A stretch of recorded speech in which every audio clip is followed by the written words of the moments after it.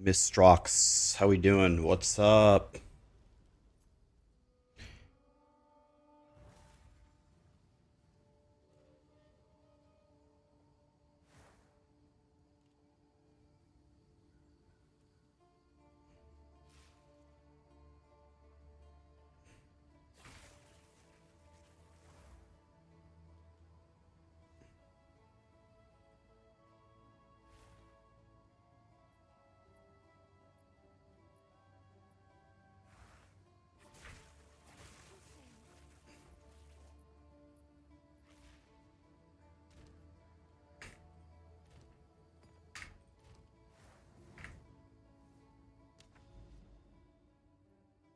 This isn't Torchlight. Yeah, we gotta build our temple, guys.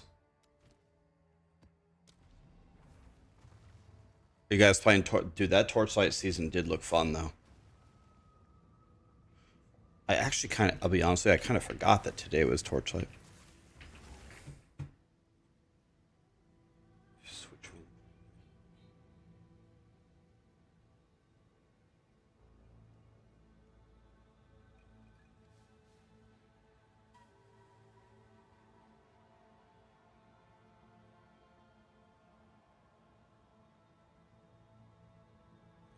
Okay.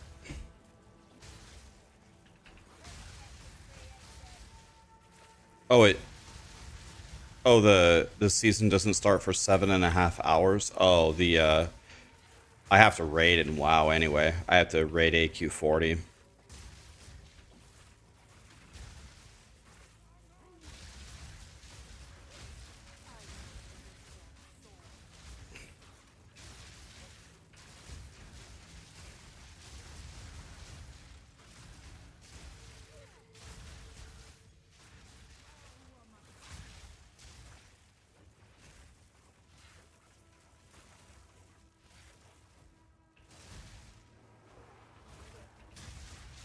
Okay.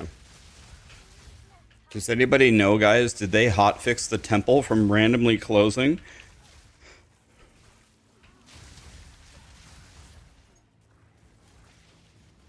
This is Spark. I'm throwing sparks.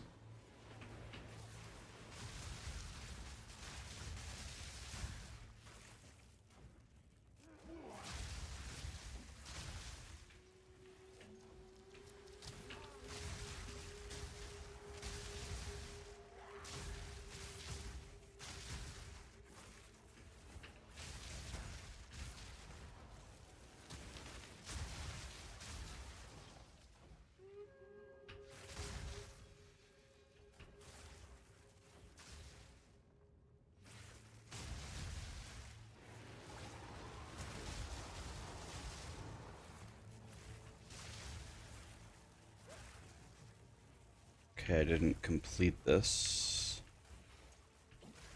So how do I complete it?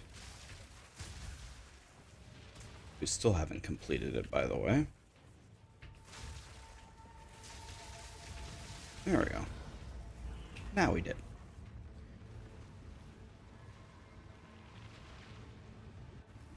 After I left the game yesterday, 10 minutes later, they fixed it. Oh, wow. Did they say, did they say what they thought was wrong with it?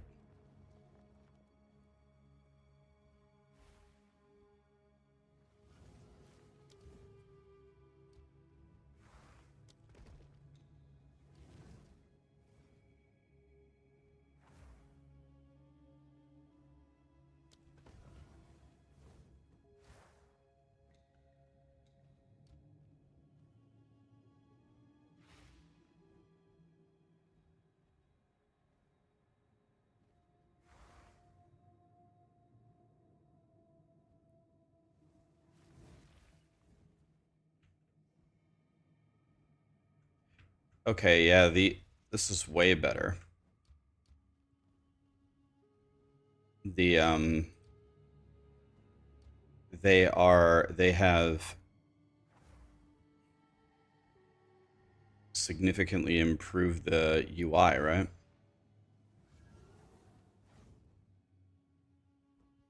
So what I want them to do is I want them to delete these two. I'm trying to think here. If I save this, this can never be deleted, right? It can't be deleted. It's not possible. If I save this, so all I have to do is jalapeno this. This cannot be deleted now under any circumstances. So then we just run and we just pray that these two get deleted. People said that yes, they did fix the temple.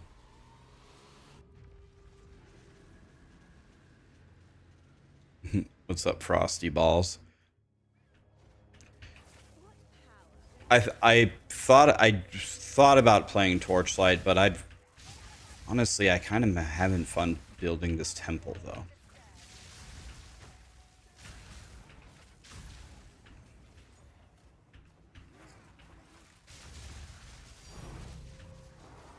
Divine Orb easy. First draw of the day, we get a Spy Master. That's mucho excelente, por favor.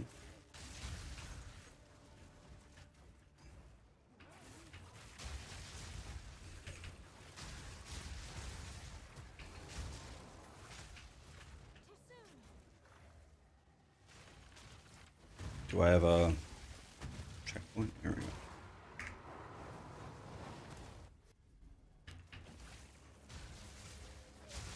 Took you 7 days to put the architect in the middle. Yeah, it's not the easiest thing to accomplish.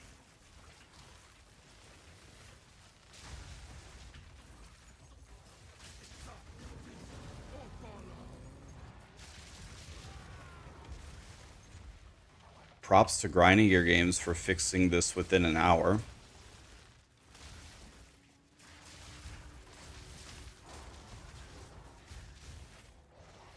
Hi, Cajun. What's up, buddy? Where's the sound for our YouTube friends?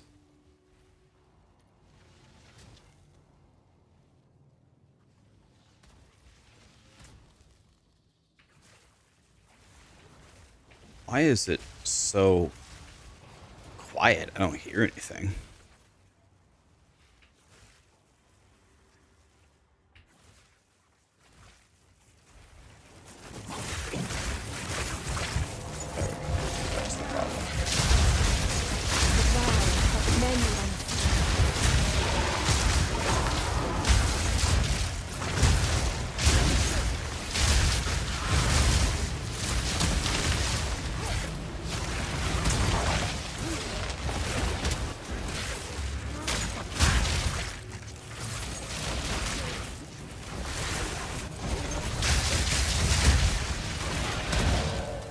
Okay.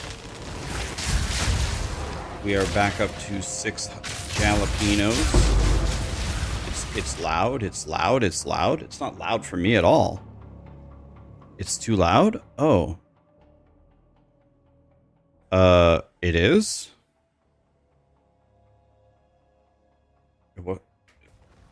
What it's like kind of soft for me. It's like not loud at all.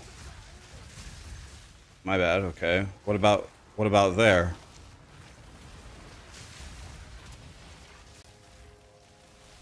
Okay, let's do this. Let me put it back up to full power. And then let me lower the volume here. How is that? Too loud?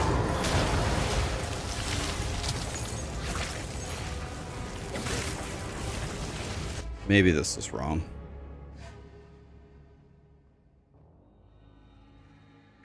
Okay, how about this? I turned it way down. How about this?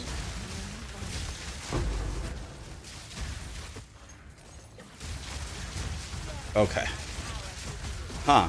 I don't know what happened with my sound. That's weird.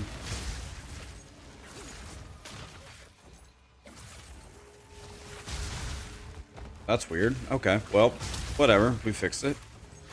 Sorry about that. I have my headphones turned very, very softly, so it wasn't loud for me at all. Oh, have we cleared it? Oh, we cleared the room. I was waiting for the room to clear.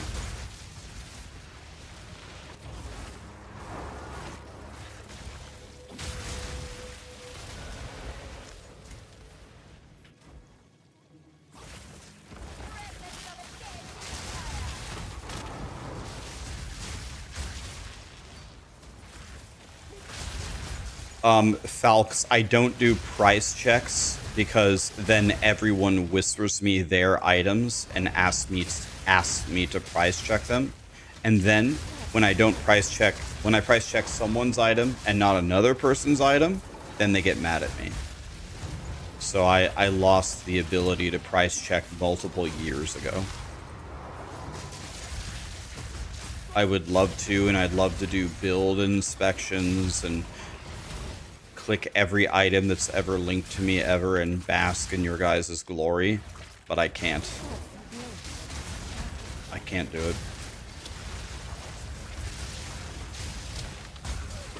Yeah, sorry, my dude. The second I do it, then people are gonna get furious at me for not price checking their item. It's like, sir, are we in kindergarten right now? But apparently the answer is yes, we are.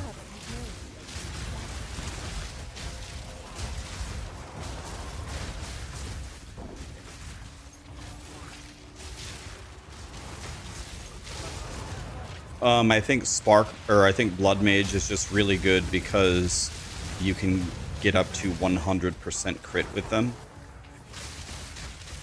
I have a 100% chance to crit on this character. It's pretty nice. He is nice.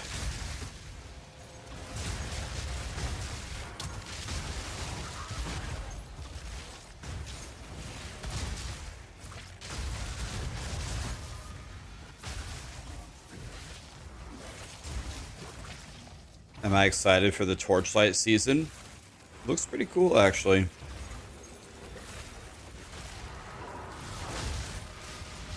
A mirror is the new Exalted Orb? Oh, I must be doing something wrong. I found 0 mirrors.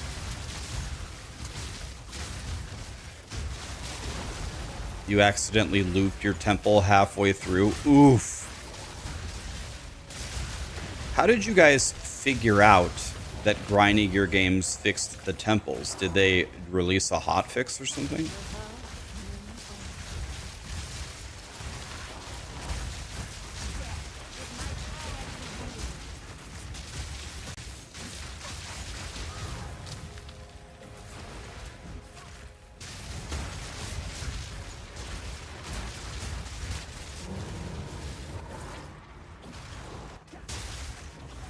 And have you guys always been able now to, when you exit the temple, able to modify it?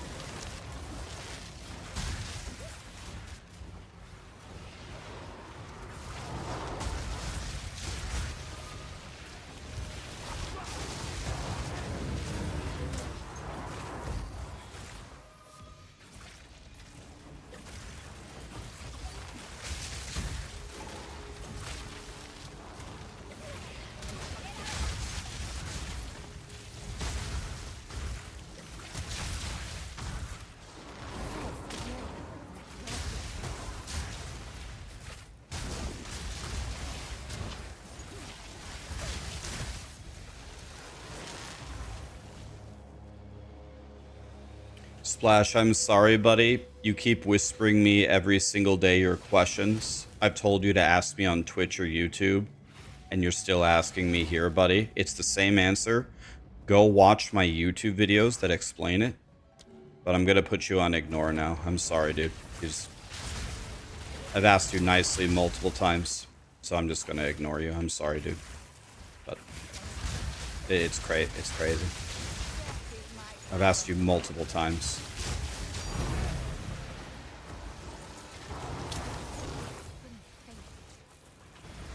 Crazy, man.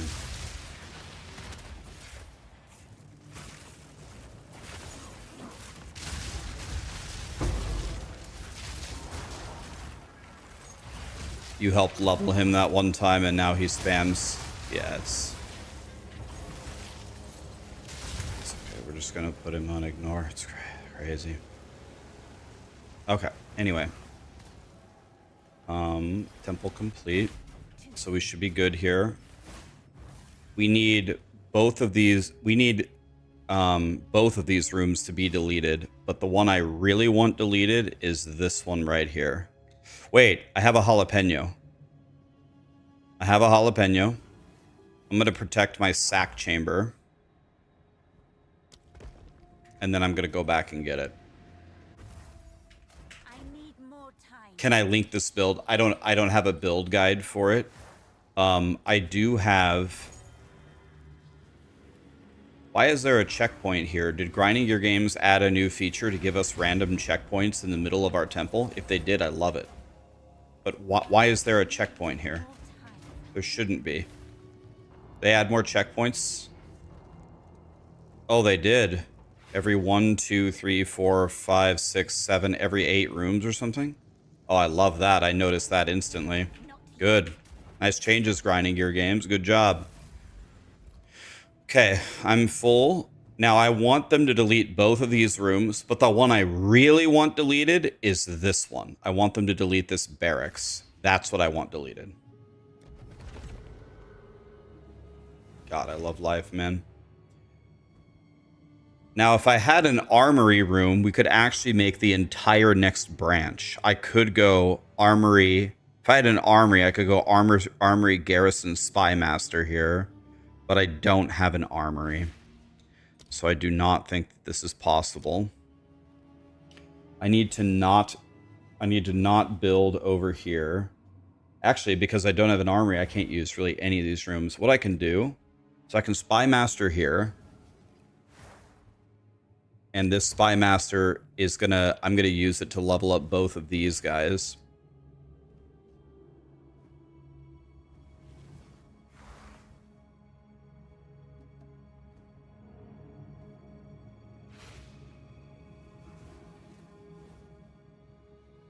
I'm almost certainly going to lose this sack chamber anyway, so...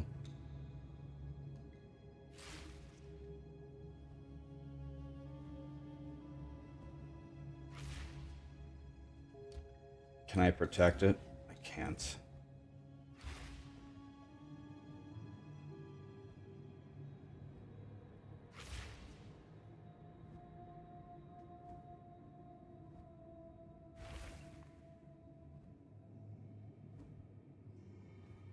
Let's put a generator here.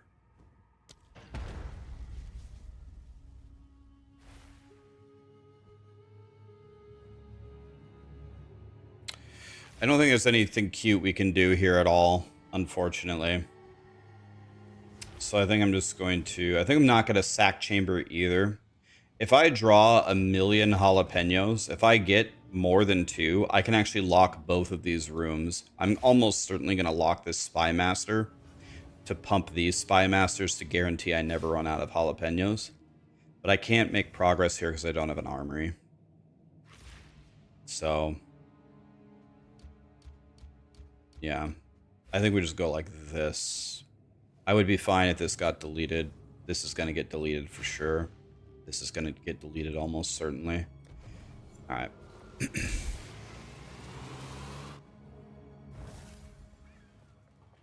These temples, always rearranging their guards. What's my tactic here, buddy? So, yeah, I can explain. So I made a temple guide, and in the temple guide, I told you guys how to build a temple. That temple is very easy to build, and that temple is the temple that I built on Plant Daddy. That temple is mucho excelente. It prints divines for me. It's awesome. Great for 90% of players. I even built it myself. However, there are new temples with slightly different variations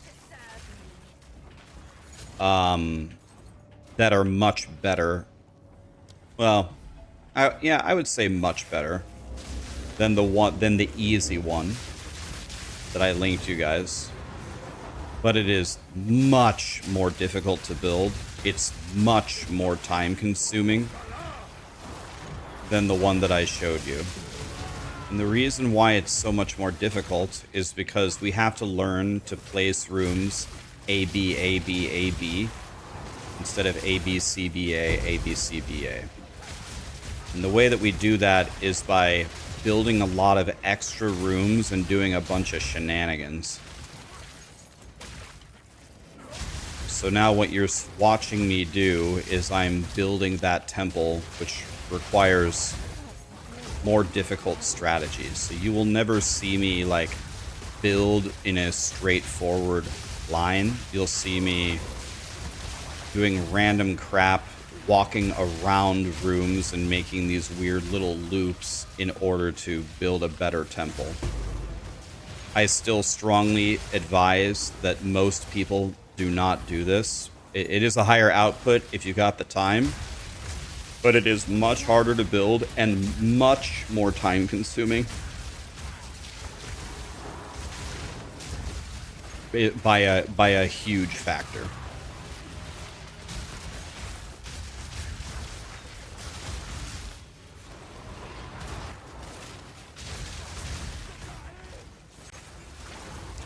Texasy, I thought you were making a temple.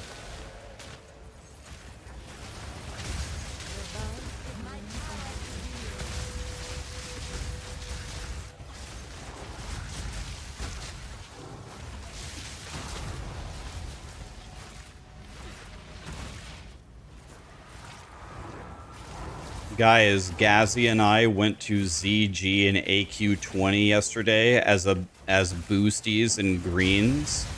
You want to know what happened when we zoned in? The raid leader informed us that Gazzy, Rax, and one other boosty are going to 3 heal this ZG and this AQ20. And Gazzy and I looked at each other like, both of us are DPSers, and we're the ones 3 healing ZG.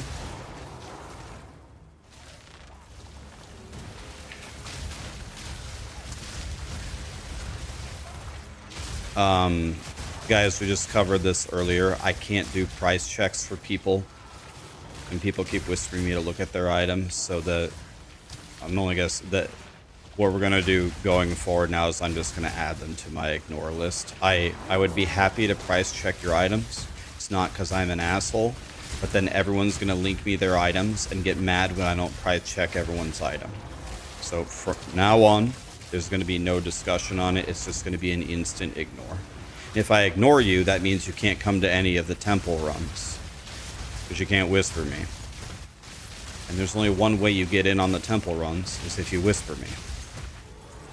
So it's not because I'm an asshole. I would love to help everybody with it, but I've explained this so many times. We're going for Plan B now. How did the ZG and AQ20 go? Now, let me clarify this statement. The reason for this result was not because of me and Gazzy, right? Had nothing to do with me and Gazzy. But actually, we completely murdered both of them with no wipes in an hour total time to clear both instances. We absolutely murdered it. But it's not because me and Gazzy were heroically raiding in healing in greens and we saved the day. It's because everybody is just so fucking powerful. Like, they just murder. Yeah, they just murder, so. I mean, Gazzy and I kept the raid up, but every boss fight was like at most 30 seconds long. That's what she said, so. Every boss fight was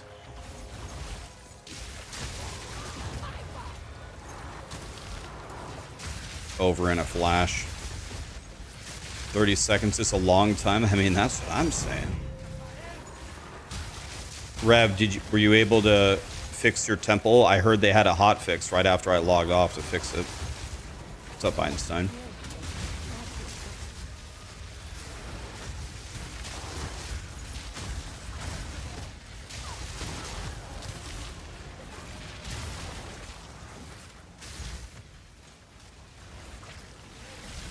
Yeah, so today we're doing AQ40, which is way harder, right? That's Twin Emperors and Cthulhu and stuff.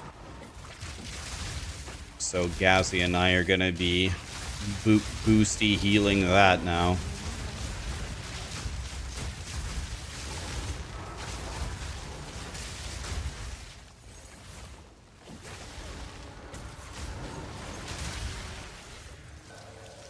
Adds a smithy. Don't need that at the moment. Hubber, Cajun. Thank you so much for the subs, guys.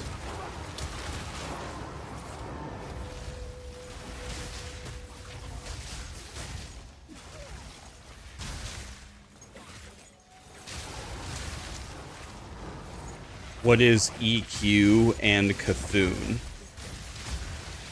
These are very, very famous raids in World of Warcraft.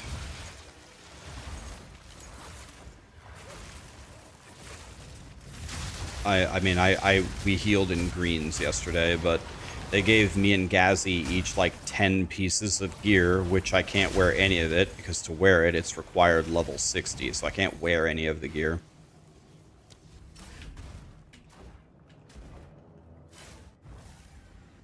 Alright, so I have 6 jalapenos. I will protect the Spy Master, I believe. I think that's worth a save. And one of these two should level up. This one leveled up, excellent. We do not have an armory, so we cannot walk forward. Put another generator here. We cannot walk forward at the moment. So this can give me a medallion. None of that can give me a medallion. So we go like this. We jalapeno our barracks and we run. AQ40 is the hardest raid. It's definitely one of the hardest, Terry, but I don't know if I'd agree with you on that one. What about Naxxramas? Saffron, Four Horsemen, Kel'Thuzad. I would say AQ40 is the second hardest raid, right?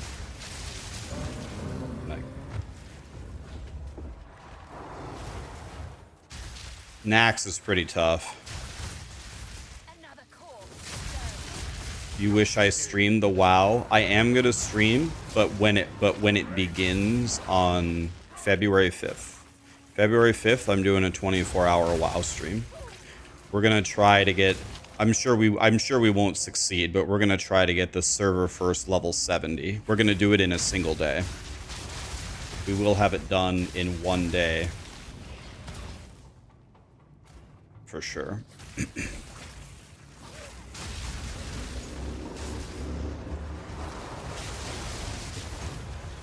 There's a quesadilla. That quesadilla will allow me to get my Spy Master to level 3, by the way. In fact, watch this, guys. Did you guys know you could do this? This works. I've done this before. I'm 99% sure this works. You step out and quesadilla the Spy Master. I've already assassinated the Spy Master. It should make it go to T3. I've done it before. Unless Grinding Gear Games changed it in the patch.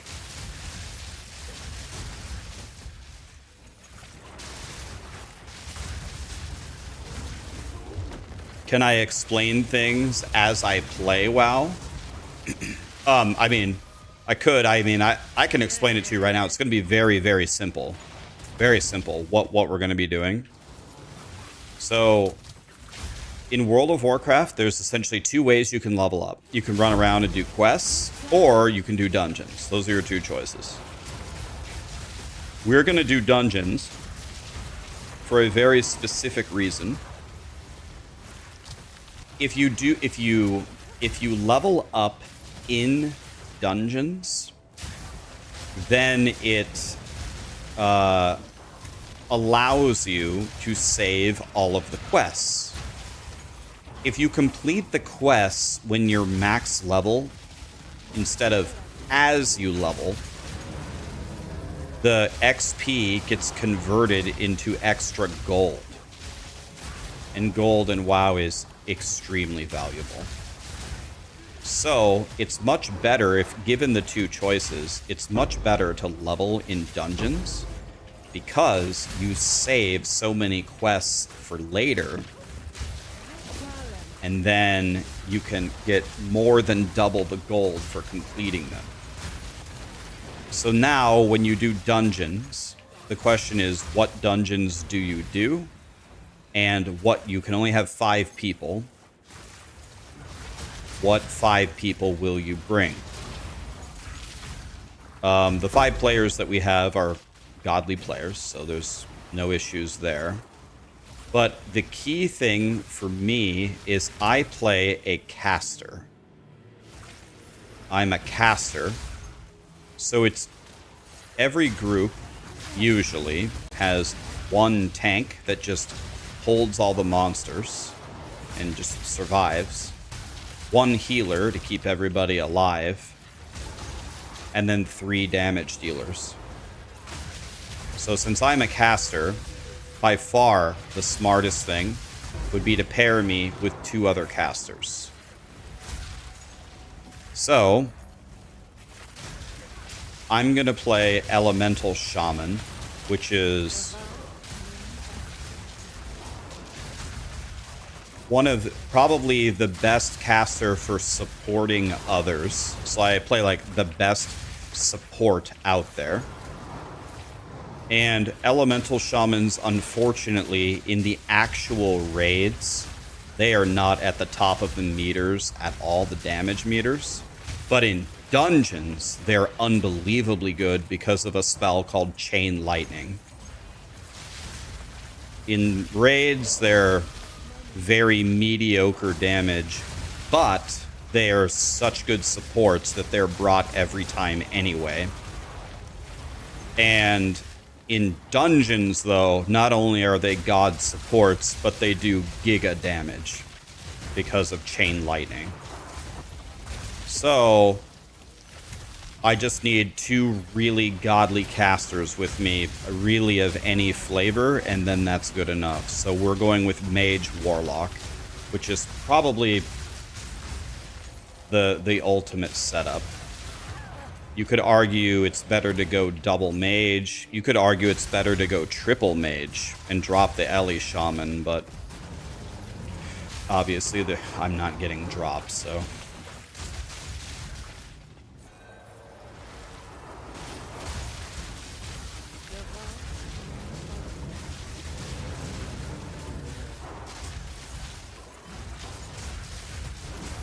Yeah, but I will never drop a Wind Fury Totem because I will be in the caster group. The Shaman that drops the Wind Fury Totem is the Enhancement Shaman. Shamans are the ultimate, like, support class. They drop totems, which make people way more powerful. And then they have probably the best individual skill in the entire game, Bloodlust. Bloodlust gives you 30% haste, 40% haste, 30% for 40 seconds. It's most OP shit ever. So people love shamans. Everybody wants shamies with them. So anyway, what you're going to watch me do is we have a spreadsheet of exactly what dungeons we need to do at what moment. And you're going to watch us just murder dungeons quickly.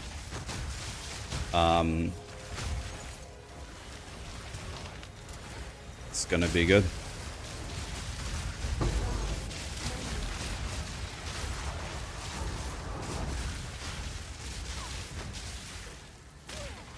Is there a caster totem? Oh, yeah. We have 3 caster totems that we drop. Our air totem is Wrath of Air. Our fire totem is Totem of Wrath. And our water totem is Mana Spring Totem. So I give you more mana, I give you more damage, and I give you more damage. The best thing about shamans, imagine like you walk out of your front door and everyone loves you. Your mailman loves you. Your neighbors love you. The girl at the coffee shop at the counter loves you. That's what it feels like to play a shaman. Everyone loves you. That's what it feels like. It's like, you're like, hey, can I come to your dungeon group? Oh yeah, a shaman? Yeah. Hey, can I come to your raid? Oh, a shaman? Yeah. People love shamans. So I'm gonna feel super loved.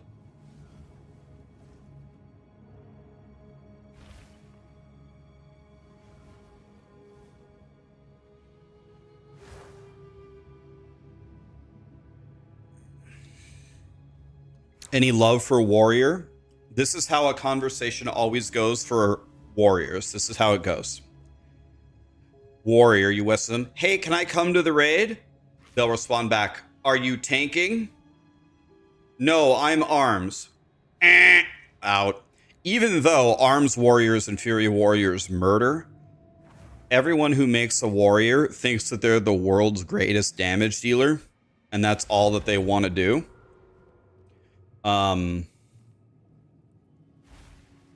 That's how conversations go with warriors.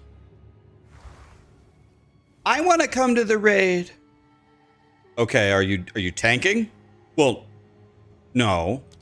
Oh, okay, yeah, we're gonna find somebody else. No, it's not actually that bad, but and warriors are godly DPSers. They are. They murder. They're like third best in the game. The highest DPS in the game is a warrior if you have glaives, but nobody has glaives. So the highest DPS in the game is a hunter. Second highest is a warlock, and third highest is a warrior. So they're good. They're good at damage dealing, but the problem is every warrior thinks they're a great DPSer, and most of them are actually terrible at it.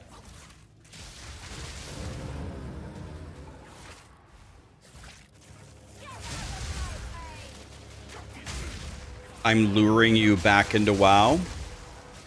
Not trying to convince you guys to play, guys. I'm not trying to lure. I got lured in by my brother and my best friend. They're luring me in. Here I am.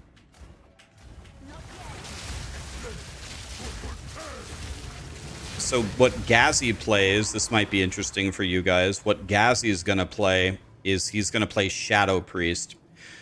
Shadow Priest is like Elemental Shaman. Doesn't do that great of damage.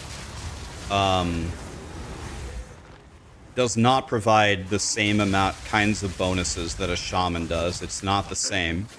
However, there is one thing that Shadow Priests do bring, which make them extremely valuable. They give you infinite mana. They can give a group of people borderline infinite mana. So there is a certain build in the game, Arcane Mage, that does the absolute most unimaginable, stupid ass, highest damage possible, but they are absolute babies. You have to cater the entire 25-man raid around them. You have to give them a full caster group. You have to give them a Shadow Priest because they run out of mana instantly. You have to give them the Innervates from the Druids, but not just the Innervates from the Druids. You have to give them the Innervates the exact moment they asked for it. And if you do all of that, then an Arcane Mage with 2-piece T5 can melt bosses like you wouldn't imagine. Just, it's almost like doing double damage of any other, even like a BM hunter. If you cater to them and you give them the mana battery and the Innervates and the Bloodlust and the Boomkin and the Ellie Shaman, and you let them just nuke with their icon of their silver crescents and their Quag's eyes up, it's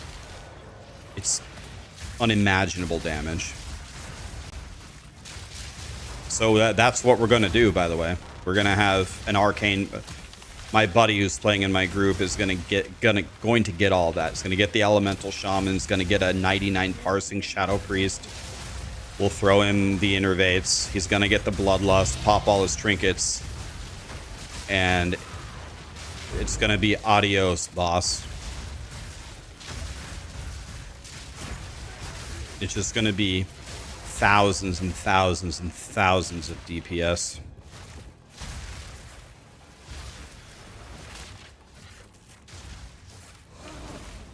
So that's what Ghazi is going to do. Ghazi's going to be Ghazi's new name, guys. You can tell him I said this if he streams. Ghazi's going to have to change his streamer name from Ghazi TV to Mana Bitch. His name is Mana Bitch and my name is Totem Bitch. Because we're just supporty boys. Have I tried Shaman in PvP? I mean, yeah, I have a high Warlord title and 5 Gladiator titles. And I have Hero of the Alliance as well title. I mean, yeah. PvP'd religiously for multiple years.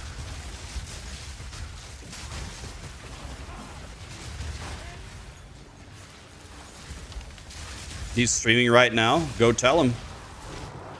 Tell him Rax just said your new name is Mana Bitch. See what he says. He's gonna agree, I guarantee it. I mean, that's his new name.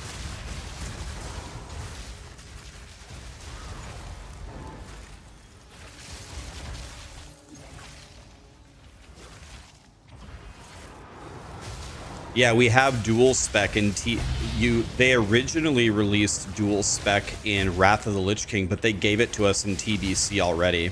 They gave it to us one expansion early. So I have dual spec right now.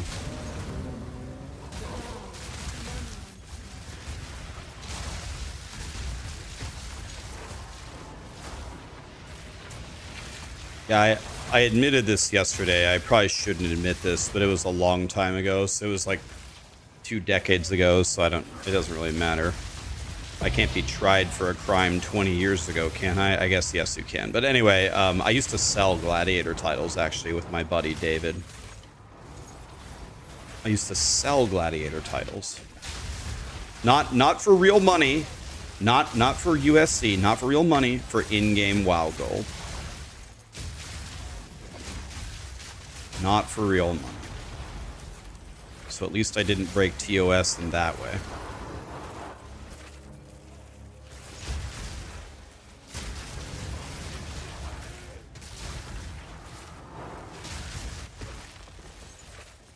Your priest name was Shadow JK lol because nobody wants a... It's cool now that you have dual spec now. So if you really want to do... If you want to do heroic slave pens for your Quag's Eye, but you're LFGing in as a priest, and they say we only need a holy priest, as long as you ask them, hey, as long as I can roll for Quag's Eye for my shadow spec, I have dual spec healing with a full healing set. If you need a healer, and usually people will let you in, so then you can actually do the heroic and still roll for your Quag's Eye. You've been trying to get Gladiator on your warrior for 3 seasons. You got to 2200. Sounds like you're a great player, man. Yeah, I mean, warrior is all about using everything available to you, right? Warriors have so many things that you can do. People just put on their two-hander and they walk forward and they swing it and they hope for the best. I mean, if you're facing a rogue, you can sword and board, and then you can go, I forgot the names of the stances, battle stance, and then you can just revenge. You can revenge with sword and board, and it does outrageous damage. If you're just revenging all the time, and that's a way to make it almost impossible for a rogue to deal with you. Like, they just can't kill you anymore because you're so tanky, and the revenge is plenty of DPS to murder them. And then, like, when you're fighting casters, you've got to have focus frames, not target them so they don't know that you can see their focus frame. and then stance, sword and board, defensive stance, spell reflect their giga cast or something, or spell reflect a poly at a key moment or something. When you get like really, really comfortable doing all of those things just on demand, when it's just like second nature to you, you'll be able to get Gladiator easily. You're pretty brain dead at Warrior. You slap on arms, and the only counter is Frost. Yeah, I mean that's the way most Warriors play. It's all good. Just think about ways to take the Warrior gameplay to the next level. Are you doing anything different with a rogue? Are you using revenge? If they're beating you, are you going sword and board battle stance? Are you focus framing? Spell reflecting on casters at key moments? I can't tell you how many times that little tricks like that won me an arena match that we were otherwise certainly going to lose.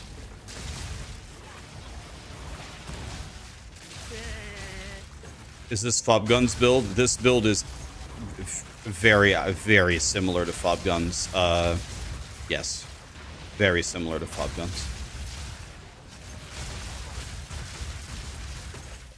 I'm going to change it once I built my temple. But for right now, it's mucho excelente for just ripping through the maps, and it's mucho excelente for ripping through the maps and just getting the temple.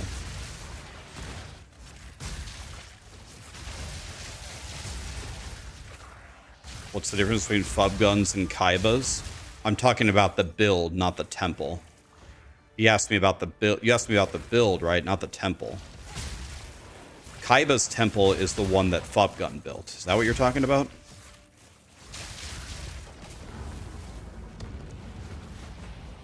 Can I post this build? I have no plans to make a guide for this build. The reason why I have no plans to make a guide for it is it's way too expensive. Posting this build would be useless for 99.9% of my audience. But people have said that there is a content creator, I can't remember his name, that made a budget version. Does anybody, it's not Fubgun. Who made the budget version of this? SparkCock? Who made it? Anybody remember? What was his name? So Nick has a guide. Does Nick have a budget version? The Farmer.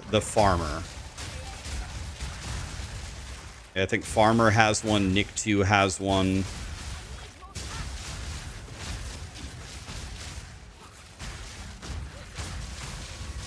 Yeah, someone quit the league and gave me the most ridiculous wand I've ever seen.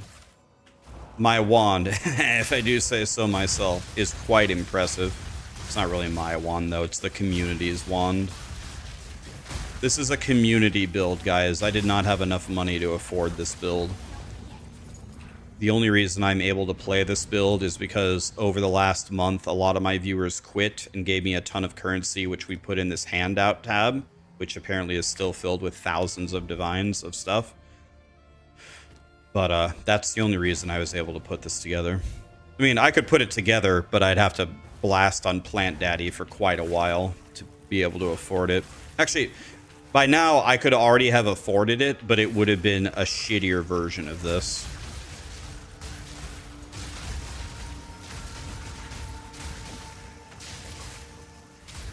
Why am I so slow?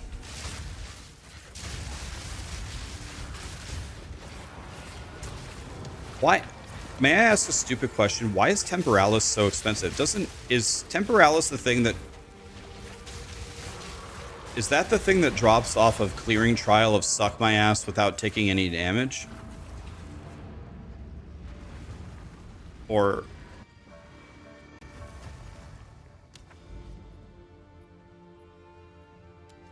Can I ask a very, very stupid question? Why is that so hard to do? Admittedly, I've never tried it.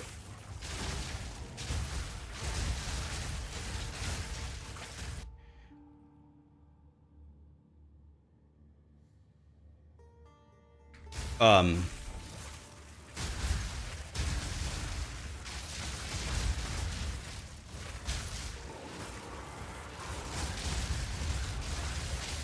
oh, I understand. Okay, I get it. You can't, it's not just doing a no-hit run, it's also doing a no-hit run when you use a one-time only super rare relic. So you have to get it on that try. Oh, it's not just fire up a trial of suck my ass and don't get hit. There's other conditions to it.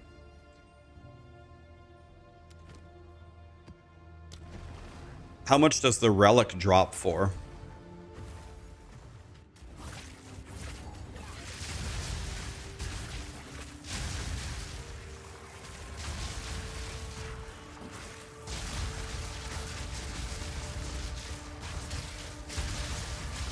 That really doesn't seem worth it at all. If it's that expensive, why would you even buy it? That's just like buying the Temporalis itself.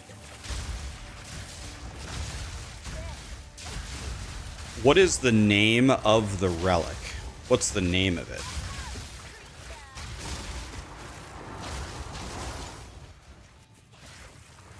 The Last Flame. Oh, okay.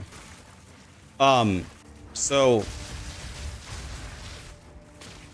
is there any way you can increase your odds of getting the Last Flame to drop?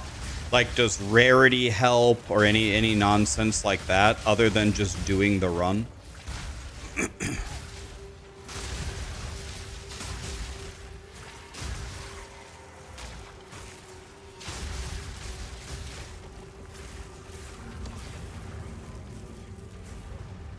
Maybe one of these leagues I should sell to you guys if you want.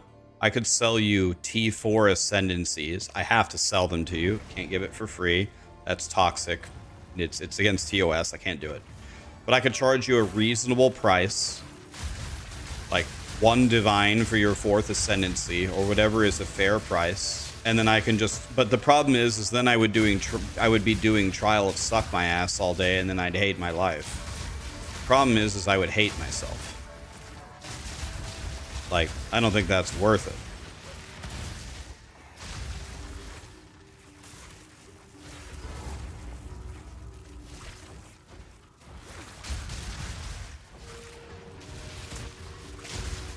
Barricade runs them for free.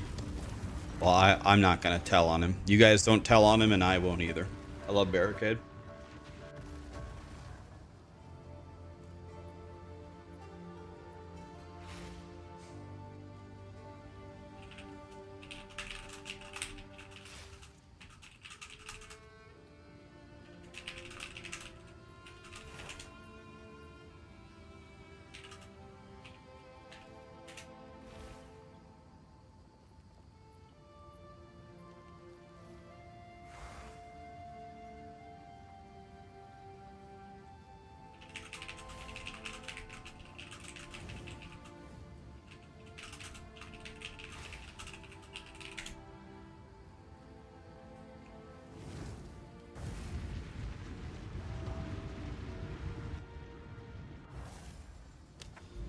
It's not any different from free temple boosts. Well, I would argue it is very different. I would argue it's extremely different. When I'm boosting someone in the temple, they are paying me a shitload of currency to be there. They're paying me. You don't have to pay me to pay me. The quantity of the temple goes, like, does the quantity of the trial of suck my ass go up for the boss if he's there? Does the quantity go up for a trial of Sekima carry? If the bosses scale, then it would be the same thing. But for me, by bringing you guys to my temple, you guys are giving me a lot of currency. A lot. So you're paying me by being there. Kind of.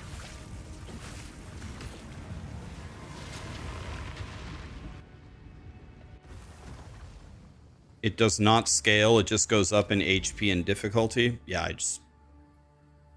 Either way, it's okay. I'm not on a witch hunt here.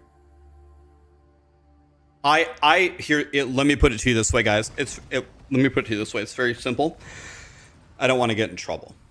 So I think I'll charge 1 divine for it, and that won't get me in trouble. I don't want your divine, but I don't want it. But I'm not talking about the temple runs, by the way. I'm talking about if we do Trial of Suck My Ass, and I'm giving you your T4 Ascendancy, I'm going to have a basic charge for it so I don't get in trouble. I ain't trying to get in trouble. I ain't trying to walk a fine line. I'm not trying to have GGG looking over my shoulder, wondering if they even want me in their community. You know what I mean?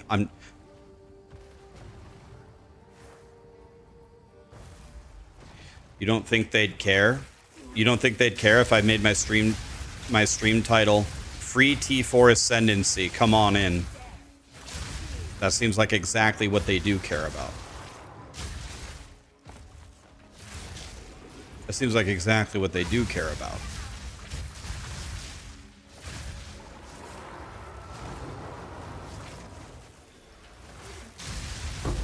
What about MP bringing rarity bots into people's temples?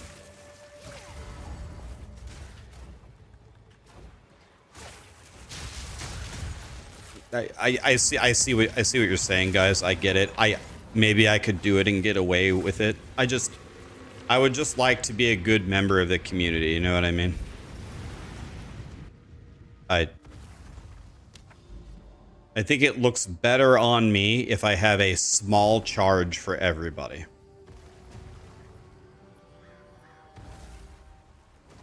We'll figure it out. We'll figure it out if it ever comes to it. We'll figure it out if it ever comes to it. We're gonna... trust me, guys. Trust me. It's not gonna be expensive. It's not gonna be expensive. I just don't want to get in trouble. And I just don't want to be a piece of shit.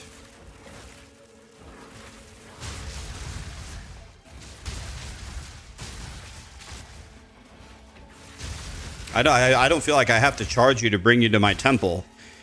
Every person that's added in there is a handful of extra divines for me. You're paying me by being there. You don't have to pay me. You're already paying me.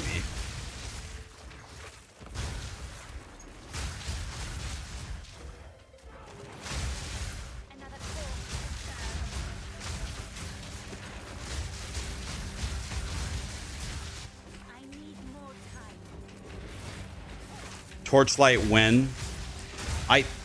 The season looks good, especially that new the new Erica build, but I'd have to buy that, right? But I'm having so much fun building my temple. I think I'm just gonna keep playing PoE, but I don't know. I might change my mind though. It does look fun. It is tempting. I have to raid later tonight. I have to go to AQ40, so I don't know. 3 games in one day, that sounds like a lot.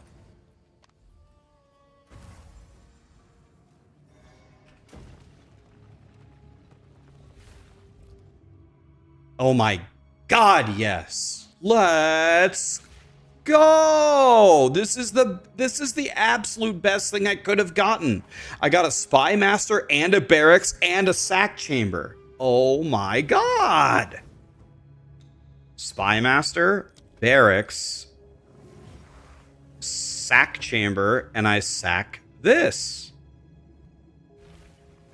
I definitely sacked the Barracks and not the Armory. Dude, that just saved us so much. Dude, that just saved us like 2 hours. We just saved 2 hours, guys. Unbelievable. I just saved 2 hours. I got everything perfect. I got the Spy Master into the delete, into a step forward in one opening. Unbelievable. That was very lucky. God, I wish every single time I opened the rooms it looked like that. That might be the last Spy Master in my temple. That might be the last one. Doesn't it just save me one lock? Oh, I'm not talking about the locks. I got enough Spy Masters. I should never run out of locks anymore. I got 12 T3 Spy Masters. I'm not talking about the locks. I'm talking about the rooms. I drew a Spy Master on the very first available room where I could place the Spy Master. How many of you have ever needed a Spy Master and sat there for hours and never dropped it? Like, that's literally my life constantly.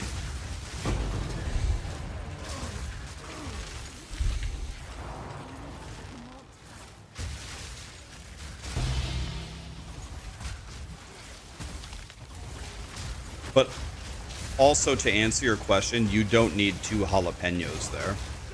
Even if I hadn't drawn the barracks, you also don't need 2 locks there. You only need to lock the Spy Master. If I hadn't drawn the barracks, it would still only have cost me 1.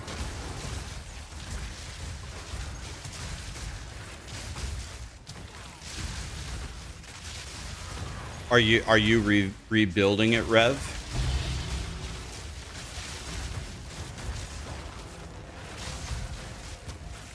Nice. Yep, we go again. Hey, at least it builds mastery. Is Stormweaver okay compared to Blood Mage? I mean, I think a lot of people play as Stormweaver.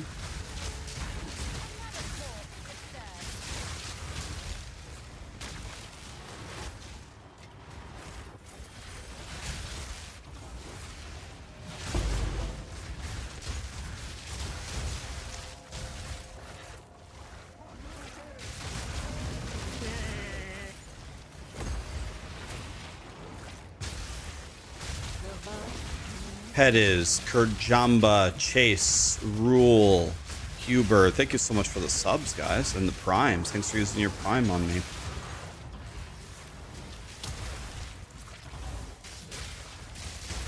You haven't found a Thaumaturge, and you also haven't found a rune that drops a Thaumaturge.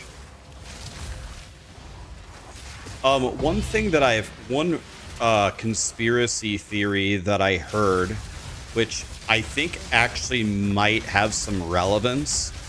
I think there is a waiting for the rooms a little bit based upon your current temple and what can be placed.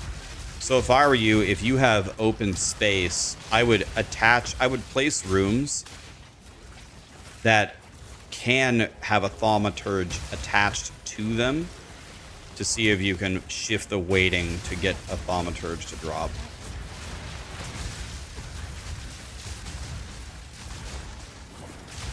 Oh my god, I just got one. See? Told you.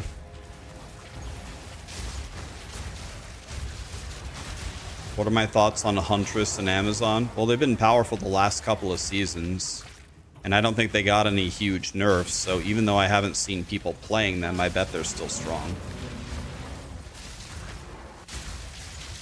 Yeah, the number one rule in life is if anything is ever not going your way, the first thing you want to do is complain about it. But I mean, like, really complain about it. You know what I mean?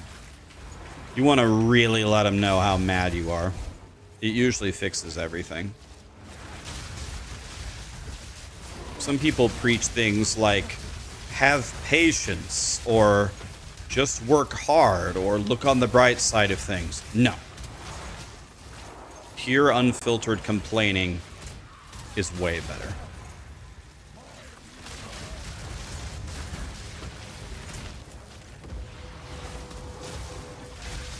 Yeah, do a tweet longer about how mad you are. Exactly. This guy's a professional.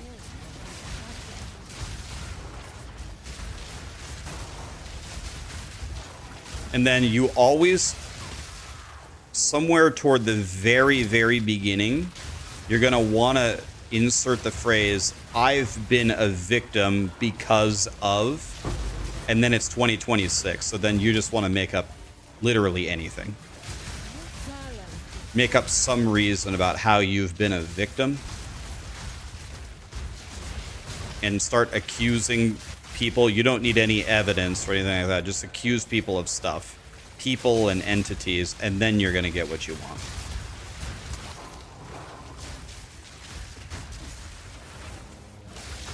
Yeah. It's also really good to start off with, I don't mean to complain, but that way you come across as a really genuine person. Exactly. Okay, we got a lot of professionals in the chat. They know what I'm talking about.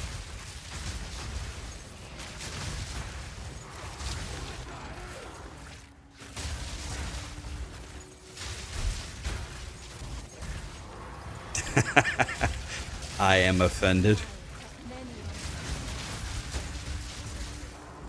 Somewhere toward the end, you're going to have to mention your lawyer. Something like, I didn't want it to come to this, but I might have to involve my lawyer.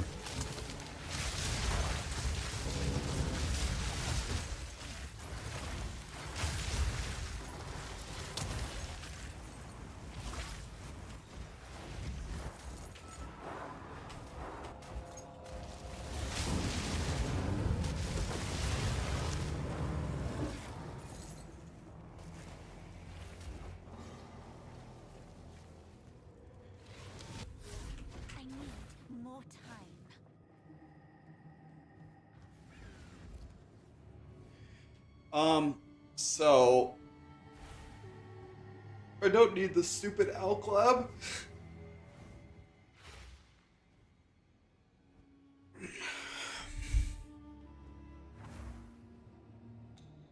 I'm in. I'll just throw it away. There's a jalapeno or a pork chop.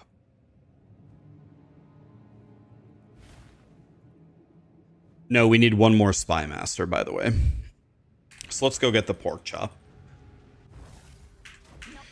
Pork chop's better than a jalapeno for me right now, I think.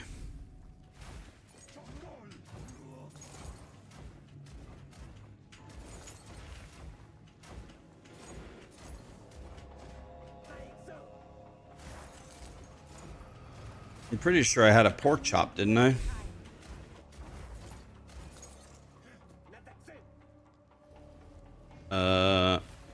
Didn't I have a pork chop drop somewhere? I thought so.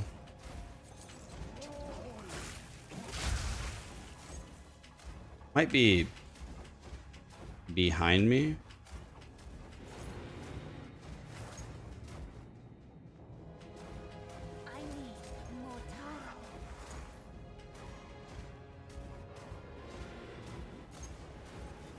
Did I not have a pork chop drop?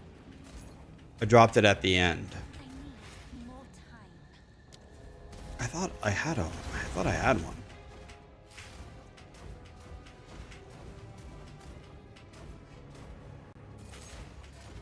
Oh, here it is.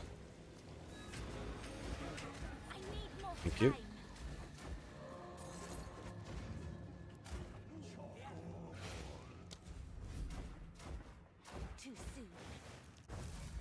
Okay, let's re-roll here. We need Armory Barracks is what we need. That is not Armory Barracks. So let's re-roll. That is not Armory Barracks. I'm crying.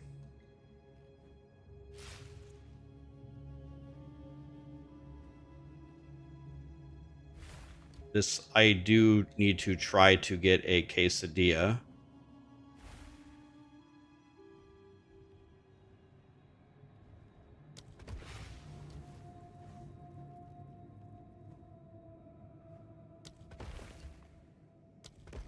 A quesadilla would be huge for my Spy Master. Temple's looking great so far, thank you. I'm probably not going to play the Torchlight season tonight, guys, because I have to raid AQ40.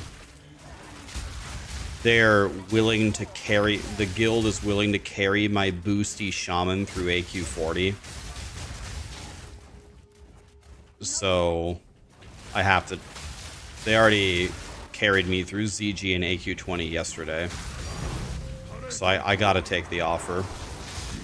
It's way too valuable of loot that they're just willing to give me. They gave Ghazi like 10 pieces as well yesterday.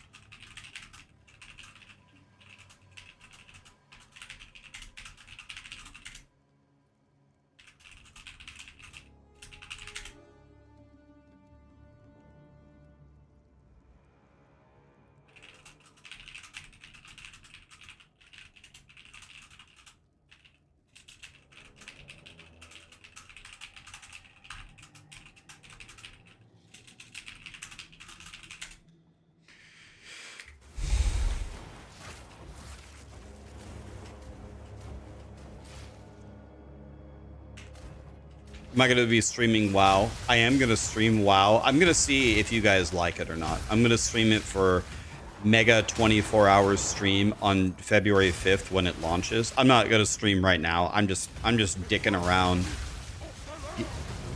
de-rusting and just gearing up, but I'll be ready. On the 5th, I'll be ready for Terminator mode. I'm ready.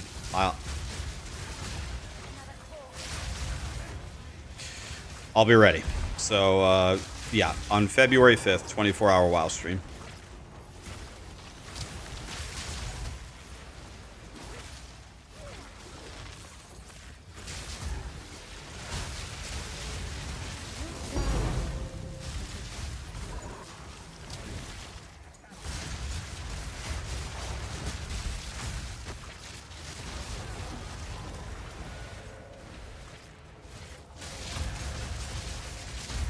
I'm pretending to type. No human can be that fast. I would say I'm a quote unquote very fast typer, but I'm not a world #1 typer. I'm pretty fast though. I think I'm in, I don't know, maybe, I don't know what percentile, maybe 90th percentile, maybe a little higher. I don't know. Let's try it. Let's see what we can do here. Let's see, what is it? 10 fast fingers. Let's try a 60-second typing test. Let's see what we can do here. All right, here we go. 10 fast fingers. Give me a typing test. What?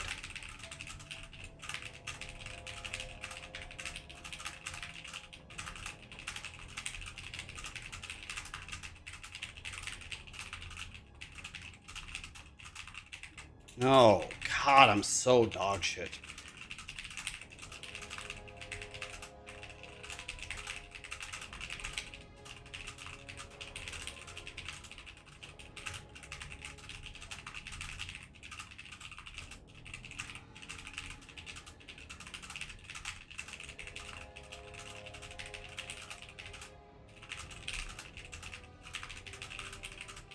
Oil. God, I'm bad. I used to be a lot faster when I was younger, but now I'm bad.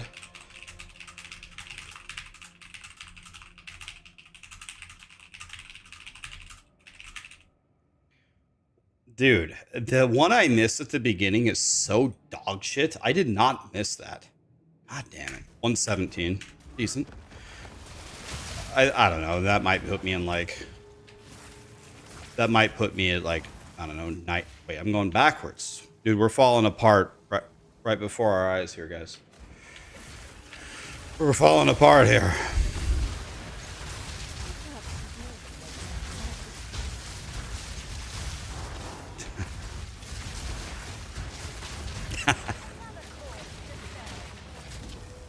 Yeah, so...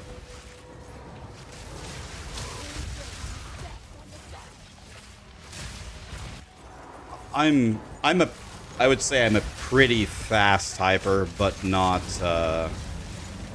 You want to know what's funny? I can actually type much faster if I'm not doing a typing test. Like, for example, if I'm, like, who I was typing to was Gaziate. He's asked me if I'm going to the AQ40, and I was typing, yeah, I'm going, and we did a good job healing yesterday. But when I'm typing to Gazi, I have a sentence already planned in my mind. I'm gonna type, yeah, I'm going to the AQ40. By the way, we did a good job healing last night. The fact that I already have that sentence in my mind, I can type it, I would say, like 50% faster than when I'm looking at a screen. They, question, follow, ask, and, at, quick, between. Like, it's just random. It's just random garbage that I'm reading from them. But if I already have the sentence in my mind, it's just a simple process of transferring what is in my mind through the fingers into the keyboard, right? So it's just like, it's faster.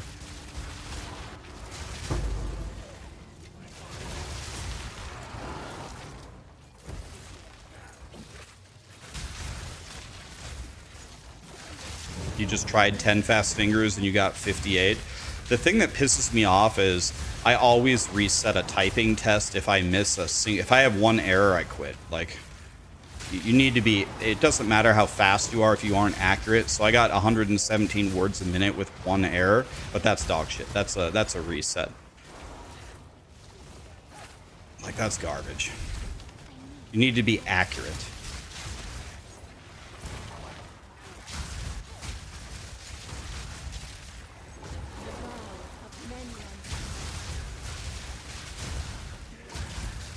You just tried and you got 89. Nice.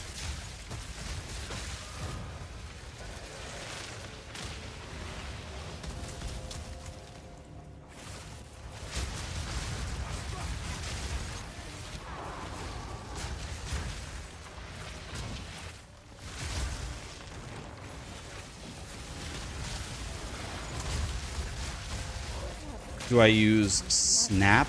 I don't think so. No.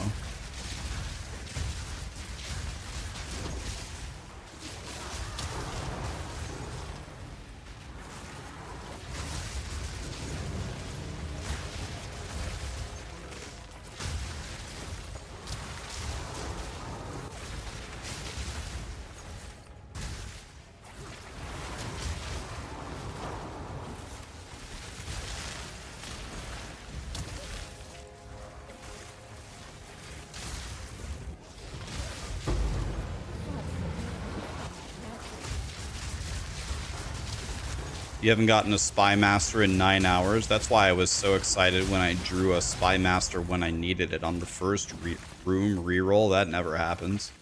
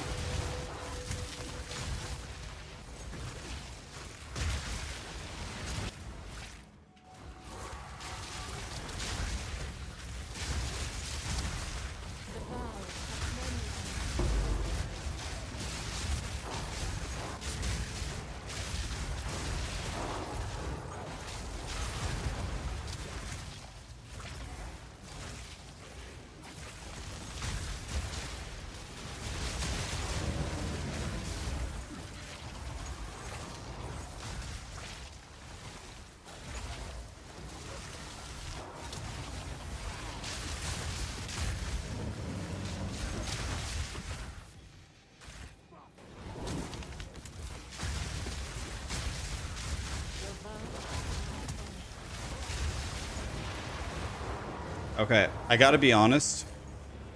I haven't been, I don't know why. I've been like totally spacing out this entire temple run.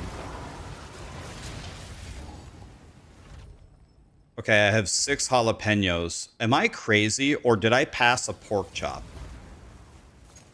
Did I pass a pork chop? What's up, Mr. Kongor? I saw your messages. I'll read them later. If that works for you. Did I pass a pork chop?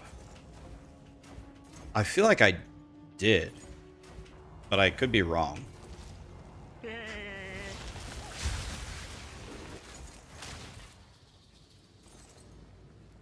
I did. Okay. I actually can't believe that I recognized that. I was like, I wasn't even paying attention. It's kind of, are you ever driving and like, you're driving, right? Like you're not dicking around or anything, but you're driving.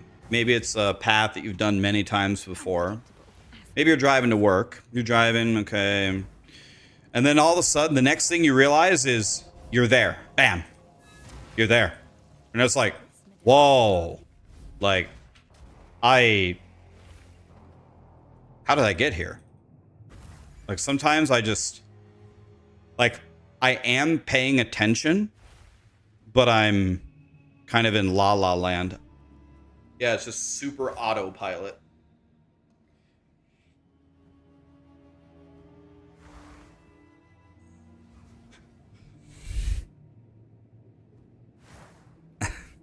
I've never gotten in an accident like that, not one time. Like,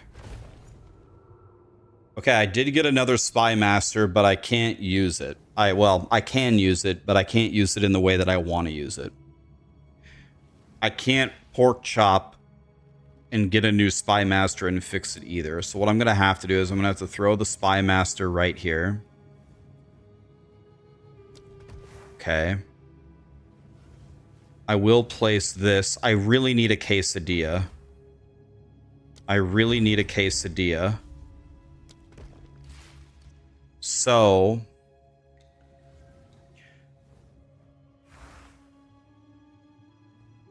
what we need to have happen here is we need to lock this. I'm going to save the pork chop for next round. And we're going to try to fish for a quesadilla. Really, we don't have very many ways to get it. We could get it here, here, here. And that's pretty much it, right? We can only get it in the very beginning. If we don't get it, if we get an extra jalapeno, I'm going to lock this spy master. That would also work. So this is... Let's see if we can get it. If we can get it, then we don't have to lock the spy master. And the spy master will auto be T3. If we get the quesadilla. If we don't get it, then we're locking the spy master. And we'll just do it on the second round. And then it will be T3.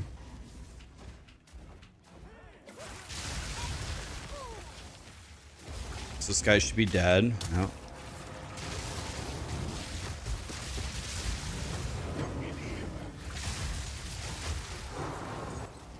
Okay, this is bad. We only have one. I think there's only 2 more chances for a quesadilla. This could be a quesadilla. Okay, so this is the last chance. I think the only other room that can drop it is this one. Come on, quesadilla. Come on. Damn it. Alright. Well, we tried. I'm crying.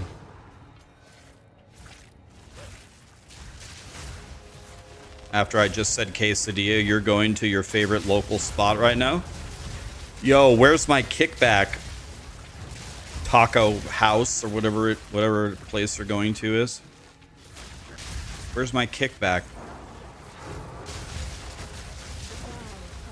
I forgot to complain. It will also work just to grab a jalapeno here.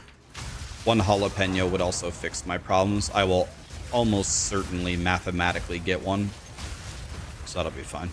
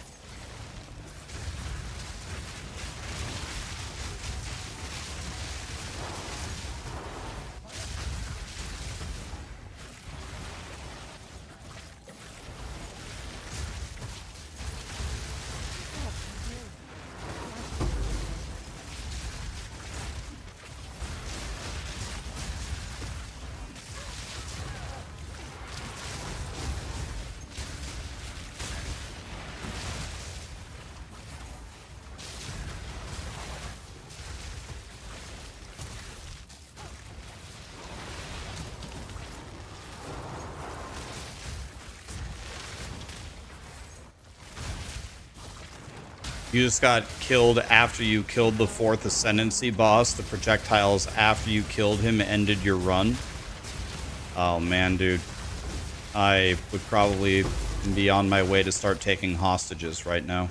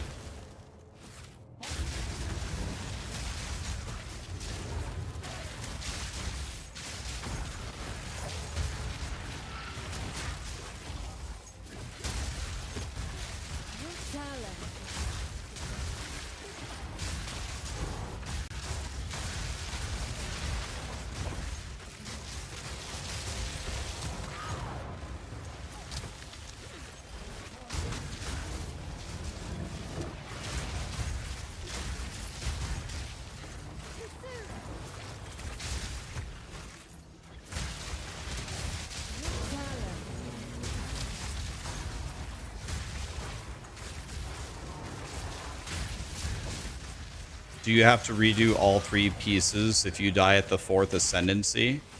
If you die at the 4th Ascendancy, you have to start over.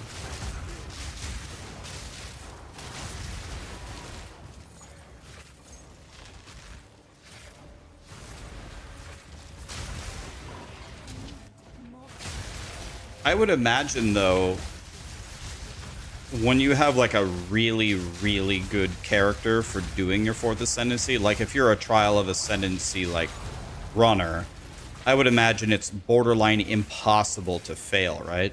Like they can't kill you, and they can't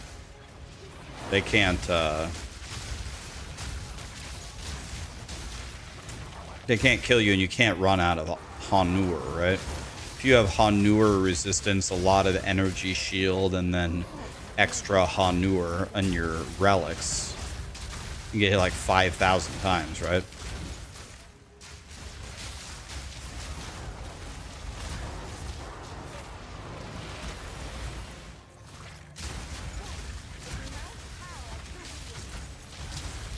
Yeah, I don't know why they didn't call it honor, but I'm just trying to I am trying to honor Grinding Gear Game's choice of words. So it's Hanur, it's energy shield, evasion, and armor.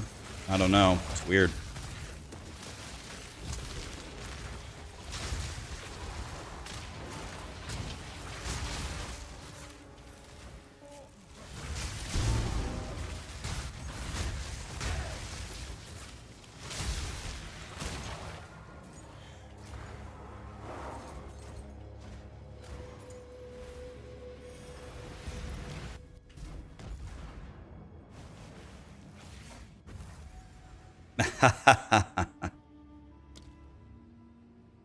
Now we lock it. Let's go back and get the jalapeno.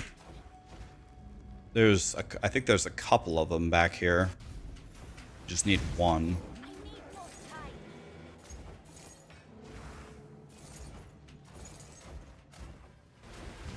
Not yet.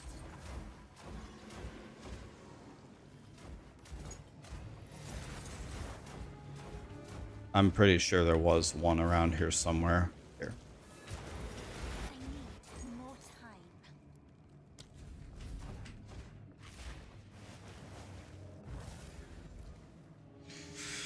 All right, locked. This will go to level 2.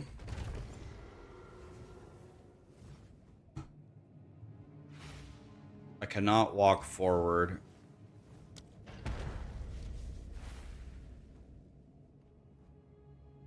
I can place this here because we're going like this.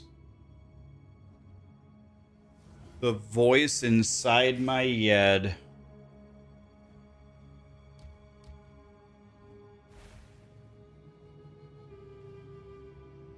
The voice inside my head. I never have been able to figure out what the hell Mr. DeLong is talking about. The voice inside my head.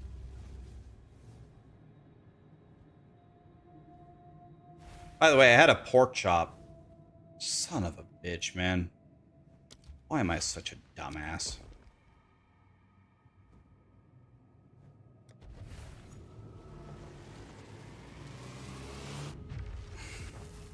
The insides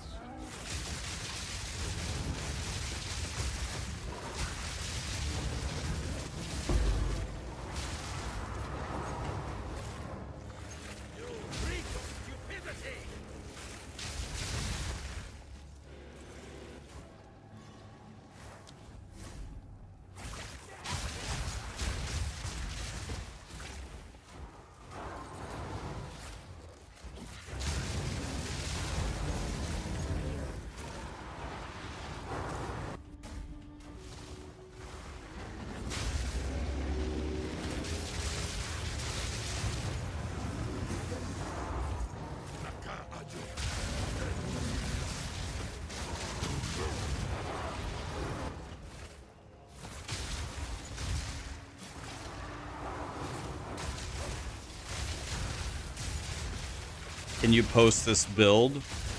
If you want to play this build, I would heavily advise you check out Nick 2's guide. Can you post it, Nick? Do you have a link to your... Do you have like a basic bitch guide like that's like cheap and like a leveling build or something that people could actually play? Problem is, guys, is this build is way too expensive, but I think Nick 2 might have a cheaper version you could actually play.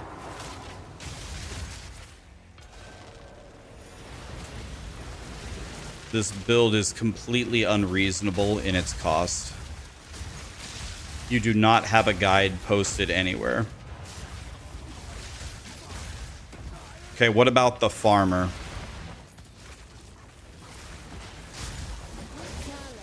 You either found an error in my plant guide or you're missing something. The expensive variant has no spirit on gear anywhere.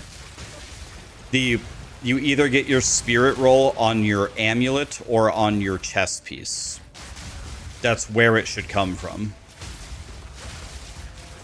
I'm Just Anthony has a good budget guide. That's the creator I was thinking of. I'm Just Anthony.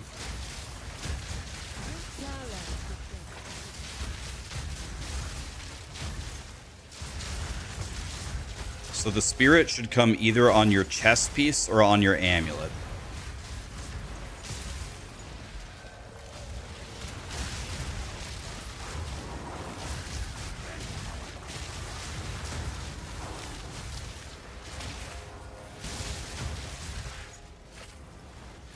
Nick's version is Oracle and not with Temporalis.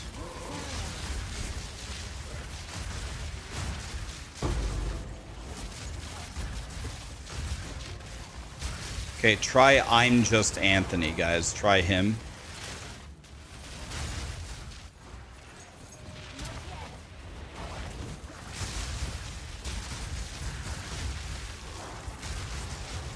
I would strongly advise you, do not play this build, play Plant Daddy. Not quite as strong, not quite as fast, but near in the same realm of strength. And it's very comfortable. You just walk forward and lay your plants and everything dies. It's the same exact idea. I would strongly encourage you, instead of playing this, play Plant Daddy. Am I going to play Torchlight? I do not think that I'm going to play Torchlight tonight, but that's not because it doesn't look fun. It does look fun, actually. But I do not think I'll be playing Torchlight because I got to go raid AQ40.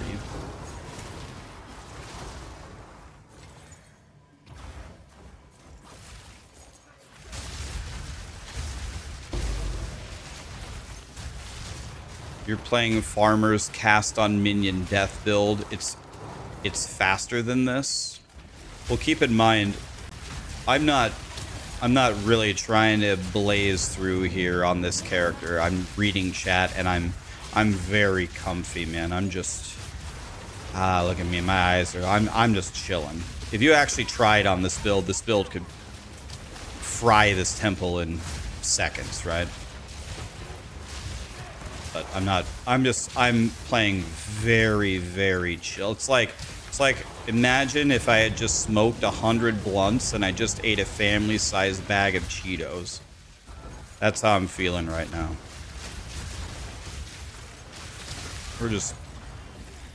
Our effort level is 1%.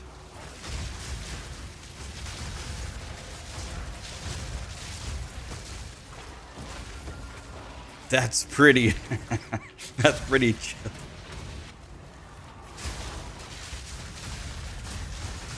Did somebody say Cheetos?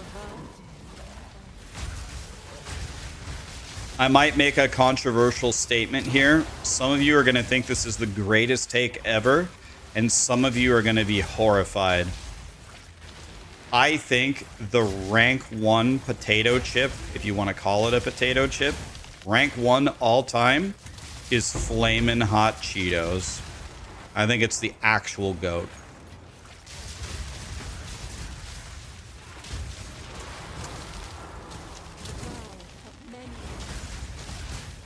I think it's the actual best. Yeah, it's not really a potato chip. Well, kind of. I don't know. We put it in the potato chip category. I think Flamin' Hot Cheetos are the GOAT.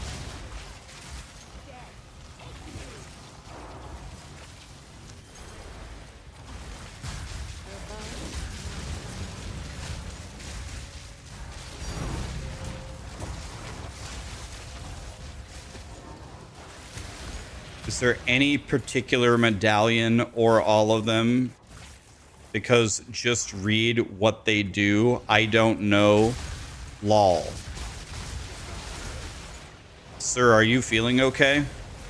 What? What's your question? I want to help you, but what's your question, buddy?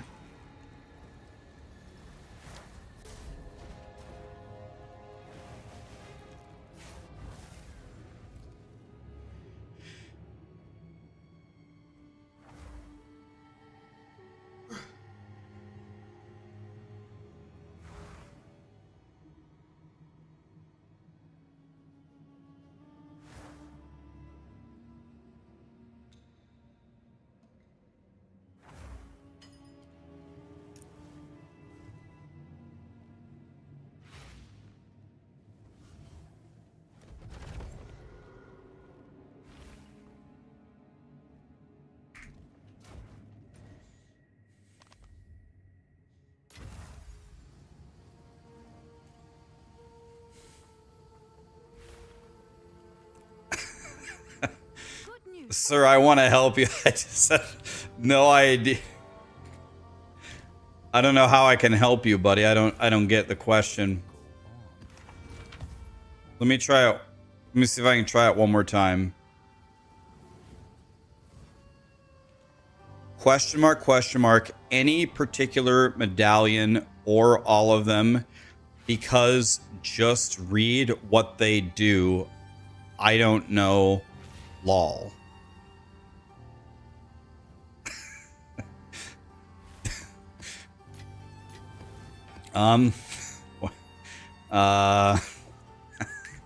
Well, I don't know. I don't know what to say.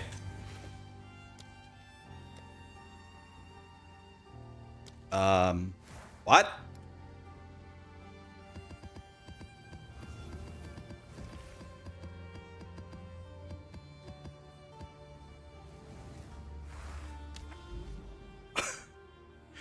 He doesn't know what medallions are. Okay, that would have been easier to digest. I don't know what medallions are. Well, they're little medallions that drop when you run and do the temple. And they each do different little powers. They each manipulate the temple in a different way to help you build your temple. No. I know you're not the one asking. I'm answering for him. I know you're not the one. I know. I'm answering for him. How can you increase your medallion quantity? First thing you have to do is kill the architect a single time. After you've killed the architect a single time, either you can chain kill the architect until you get up to 6, or after you've killed her once, and people got really mad at me. They said, Rax, it's not a girl, it's a guy. It's like, bro, it's 2026. Anybody can be anybody. But anyway, if you kill the architect one time, yeah, I believe it's the rooms that have a chance to drop advanced medallion. They can also drop you the meta progression as well. Can men get pregnant? I don't know. I mean, I haven't looked into it lately. My guess would be probably. I don't know. I haven't checked lately. Historically, no. 2026, probably.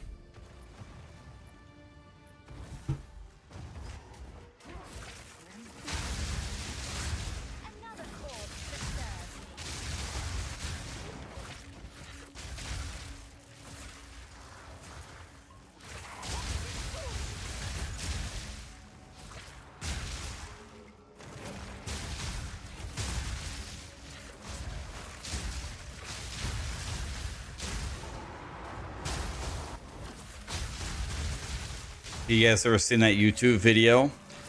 Can oo get pregante?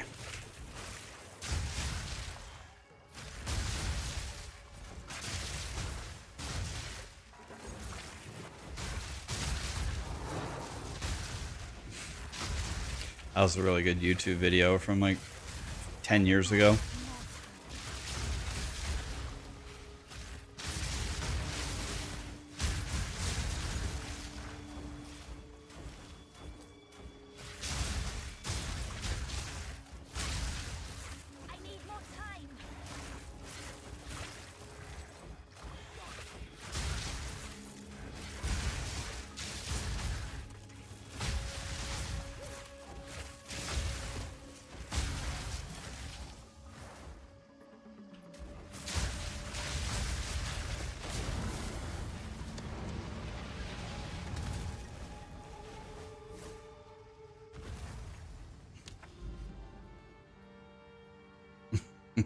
I can see a lot of you have seen that YouTube video.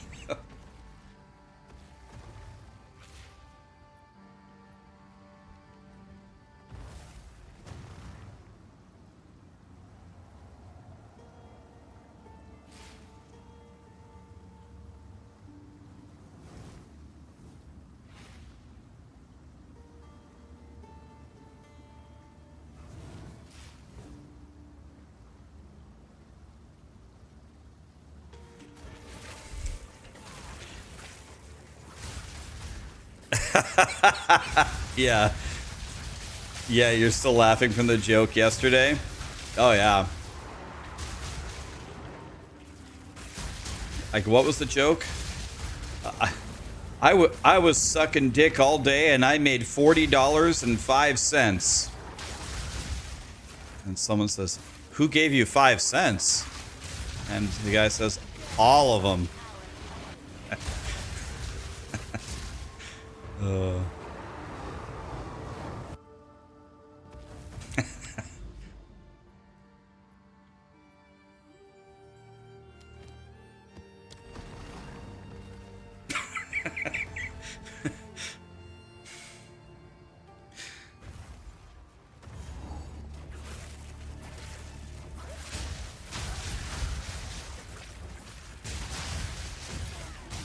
I remember that one time, not to publicly shame Texasy again, but I remember that one time I had Texasy do a giveaway in POE1, and he asked everybody a math trivia question, and then he whispered me and he goes, I actually can't give out the item because nobody got the answer right.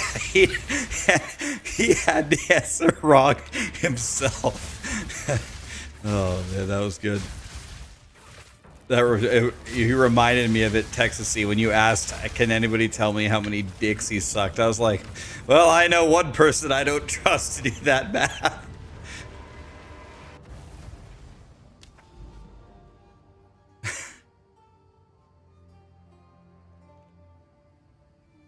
I will give it to Texasy. I'll give him one slice of credit here. The math problem that he asked people was not exactly straightforward. Like, it wasn't like 2 + 2. It wasn't like a super trivial question. It was something like, I don't know, what's the probability of that this item rolled this well on this affix or something. I can't remember what the question was, but I can't remember. But it wasn't like exactly straightforward. So we can give him a pass on that one. Oh, yeah. Okay, yeah. It was a math equation. And he said correctly apply, yeah, PEMDAS to this equation. And he had one of the things backwards. Yeah, something like that. It was something that required some calculation and some accuracy. It wasn't like a childish question. Although you do learn PEMDAS in, what, 2nd grade? Anyway, moving on, next topic. I didn't mean to publicly crucify Texasy. It just reminded me because Textasy's typed. Can anybody tell me how many dicks that guy sucked?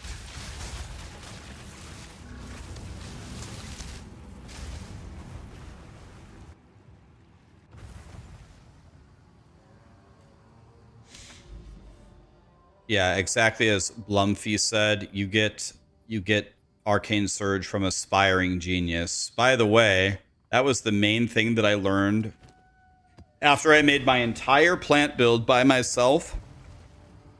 After I made my entire plant build by myself, then I looked at Dead Rabbit's build, and Dead Rabbit had a big emphasis on Aspiring Genius and Arcane Surge, and I was just sitting there, I was scratching my head. I was like, why? Like, why did he do this? Because I never run out of mana. I was like, I don't know. I don't know why he did that, but I'm not doing that. And then I played a little bit longer, and then I was murdering everything in maps, and then I got to bosses, and then my mana would run out right away, and I was like, okay. All right. You got me on that one, Dead Rabbit. Yeah, this mana is so effing annoying. Yeah, I'm definitely going Arcane Surge. That was the main thing that I learned from... Like, I would have gotten there eventually because I was so mad about the mana I'm in. It's one of the only ways to solve it. So I would have got there eventually, but... That's definitely a big inspiration that I took from his build. Was the Aspiring Genius part. It was kind of interesting. I was on a podcast recently with Dead Rabbit, Mishu. I'm sorry, I messed up his name. And Cal Torek. God, I suck at saying their names. Can I call him Cal? I call him Cal. Cal, Dead Rabbit, and Miso. Anyway, at the start of their podcast, they called me one of the ARPG goats, which was very nice of them to say. I don't think I'm an ARPG goat or anything, but it was nice of them to say that. And then the comments were so mad. They're like, Rax is an ARPG goat? You gotta be trolling me. That guy's never made a build in his life. All he does is log in and copy every meta build. By the way, this is a bad example. Right now I'm playing the most meta build in the entire game right now. So bad example to make this comment. But anyway, they're like, all he does is log in and copy everybody's meta build. That's all he does. And the thing that I was thinking, I was leaning back and I was like, have these guys ever watched one of my streams? Like, have they ever watched me fire up Oracle Plant Daddy with no guide? Everyone's spamming in my chat, follow Dead Rabbit's guide, and I respectfully say, guys, I don't want to follow his guide, because if I follow his guide, I'm just going to copy his guide, and then I'm not going to learn anything. Let me make a build, and then when I'm done, then we'll look at Dead Rabbit's guide. Dead Rabbit was even in my chat. He watched the streams. He was watching me. He was in the stream nearly every day while we leveled up and tried shit and changed the build 1,000 times. And I'm just sitting there wondering, I was like, have you guys ever watched my stream? I literally started with nothing and literally actively said, guys, let's figure it out. Let's figure it out. And then we'll look. And then there was like a big argument about it. I wasn't involved. I was just watching the argument. And then someone's like, have you ever watched his stream? There's like all these chatters in his stream and they give him tons of ideas that he tries. I was like, that's your argument against me? The fact that I interact with my chat and I try all of their crazy ass ideas? That's your argument against me? I mean, I guess you got me there. Yes, I talk to my chat all day, every day. And yes, if chat says, Rax, I have an idea for your plant build, I almost immediately try it instantly. Yeah, it's true. I don't even... I don't even understand. I don't get it. Is there a single streamer? Is there one? A single one? That's, you know, reasonably popular who makes builds that completely ignores their chat and never considers any of their ideas? Is there one? I don't know. I've never seen one. Maybe they exist. I would say that's called being a bad streamer. Quinn? Well, yes, but Quinn's not making build guides, right? Someone who makes guides, let's say. Alkaiser? I feel like Alkaiser actually has good interactions with his chat. You don't think Alkaiser interacts with chat or listens to them? Yes, Quinn does not seem to consider chat. That I would give you that, but I don't think Quinn is he's not making build guides.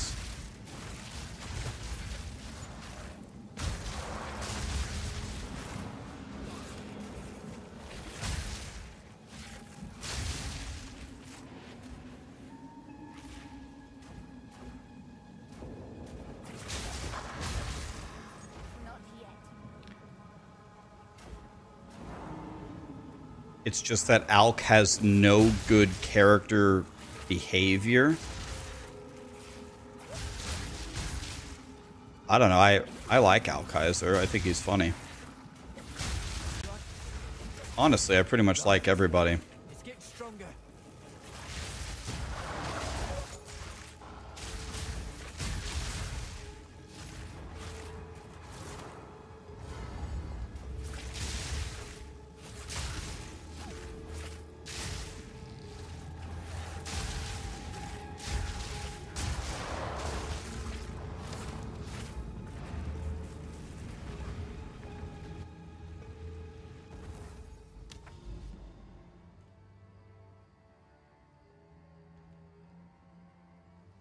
I guess, like, just to put a final thought on this point, here's the thing that shocks me, okay?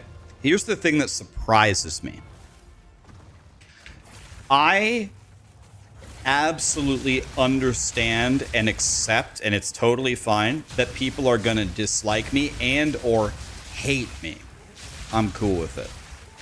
I am absolutely understand that people are gonna be furious at whatever different decisions I make, builds that I make, choices that I make. For whatever reason, that's gonna happen. Good with it. I know it's gonna happen. Whatever. Here's the part. This is the part that shocks me.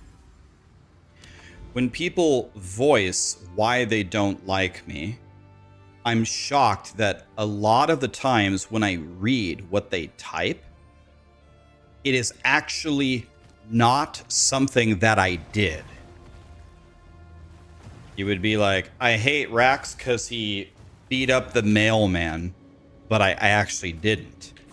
And somebody says, I hate Rax because he just logs in and copies people's builds like his plant build. The guy who literally had the guide for the plant build was in my stream cheering me on, encouraging me to just kind of figure it out and just observing how did I view plants relative to him. It's like, imagine if I had a favorite restaurant and one day I wrote them a review and I said, I hate this restaurant now. It used to be my favorite. I hate them because they stopped serving cheeseburgers. And they literally never stopped serving cheeseburgers. Like, go ahead and hate me. That's fine. But just at least hate me for something that I actually did.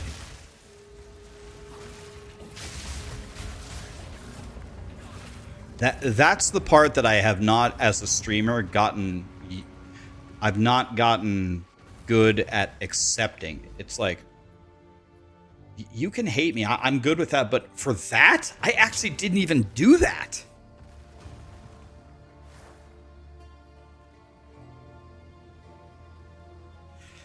Who is a monk specialist? God, it used to be me. I used to play monk. I used to have the Ice Strike monk guide, but not me anymore. I'm trying to think. Monk. The only person that I know that made a monk this league was Melky, right?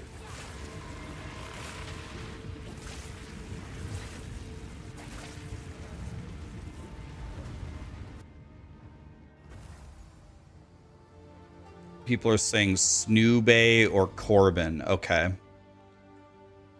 I've heard of Snoobay before, but I don't know Snoobay. I've never heard of Corbin. Is Corbin someone I should know?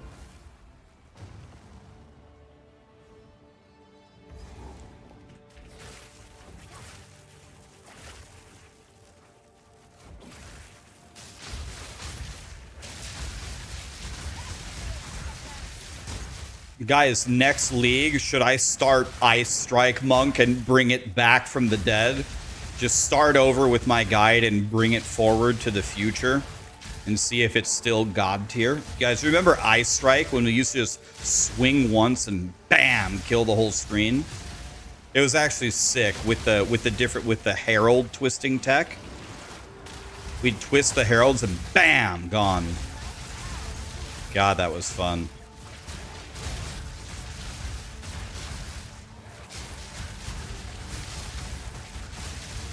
I still think that's the most famous build I ever made was Ice Strike Monk. I think more people played that one than any build, maybe any build that I've ever made. Let's see, I think the top 5 most played builds I ever made in my career were, I think number 1 might be the Goblin Blaster from Diablo 3. That's probably the most famous build I ever made was the Goblin Blaster. Then maybe Ice Strike Monk. Then maybe Plant Daddy. Then maybe, you guys remember in last Epoch, the Detonating Arrow Marksman?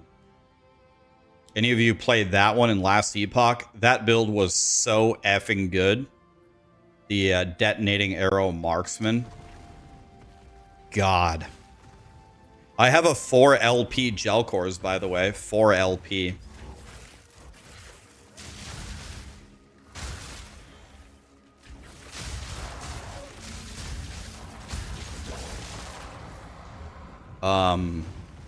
So let's see. Probably Goblin Blaster, then Ice Strike, then Plant Daddy, then probably the Detonating Arrow Marksman. I don't know what would be 5th.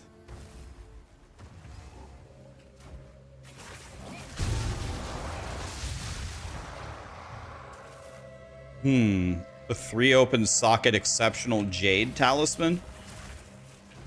Every time I get one of these, they're never worth anything, but a 3 open socket weapon, that might be good. That's a really good base too. Yeah, the Wraith Lord build, yeah, with the Harbor helmet. The problem with the Wraith Lord build is the mechanics of the Wraith Lord itself were so janky.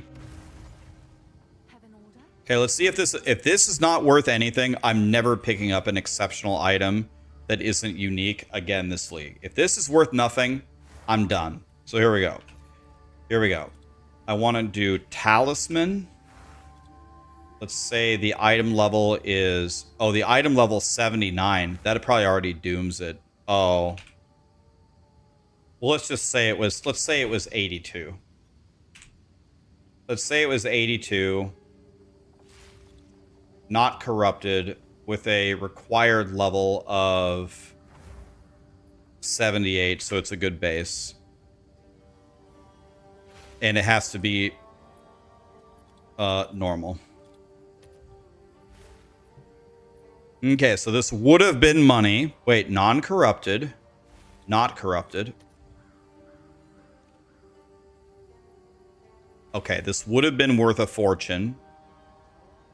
But unfortunately, here comes the bad news.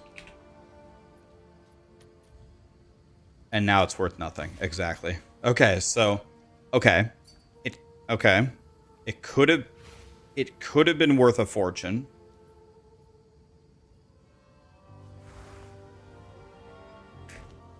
It could have been...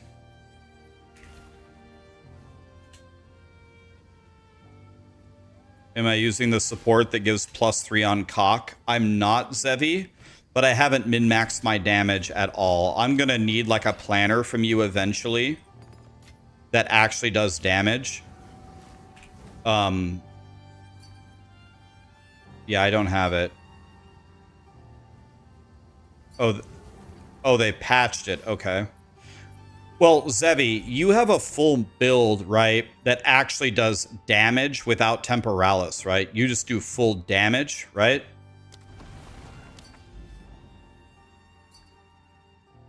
You have 19 million meteors. But how is your survivability without a rarity bot? What's your energy shield, and are your resistances capped without a rarity bot?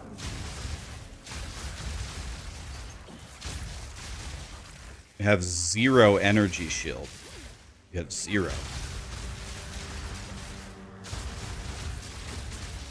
Oh.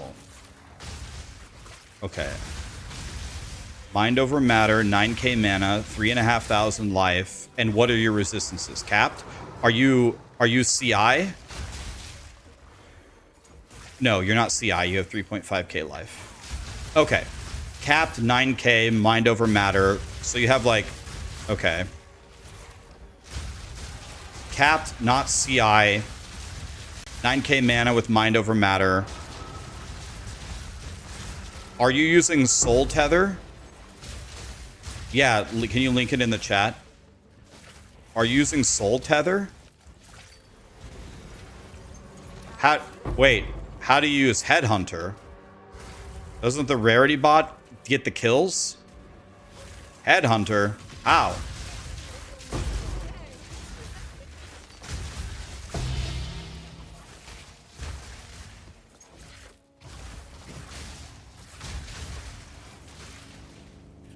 Oh, wait.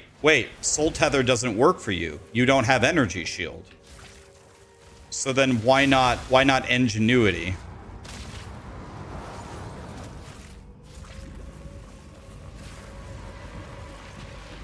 It's called Ingenuity, right? Mage, Petiz, Kurjamba. Thank you so much for the subs, guys.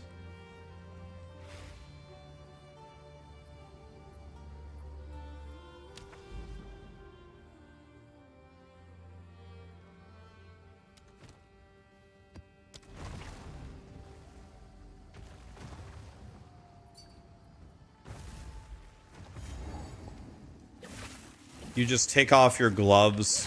He takes off the gloves on the bad rooms. What is a bad room? A spy master? Or what's a bad room? Spy master?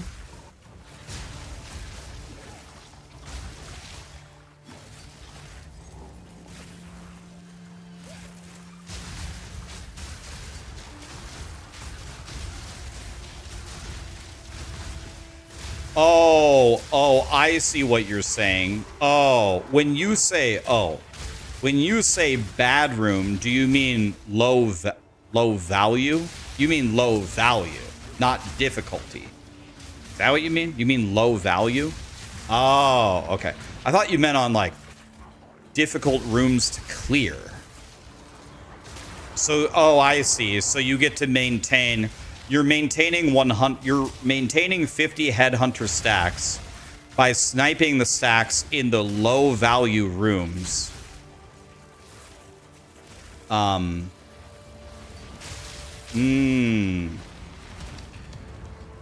That's a very cutie patootie strategy you got over there. Oh, I didn't beat this, by the way. Very cute. Very cute. Okay. Do you want to know what's the best part about that? I don't have to do anything because I'm not the rarity bot. I could just make somebody else do all the work. Oh my god, I love this strategy so much. Yeah, I've got it here from Texasy, I think. Okay, so we'll look at what Zevi is doing.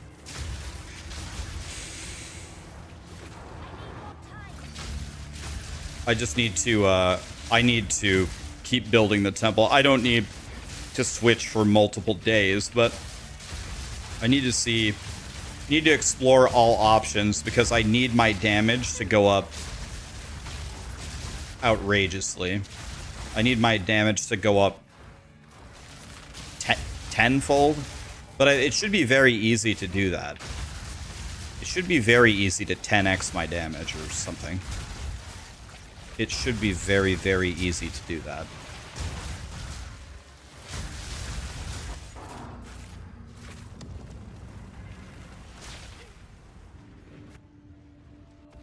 You made my build and you make 500 divine a day. I'm a genius. Well, not to toot my own horn, but yeah, I pretty much am. No, I'm just kidding. But no, I'm so glad you're having a blast, man. Hell yeah. I'm such a genius. I can make a one-button build, guys. Woo! God, I'm smart.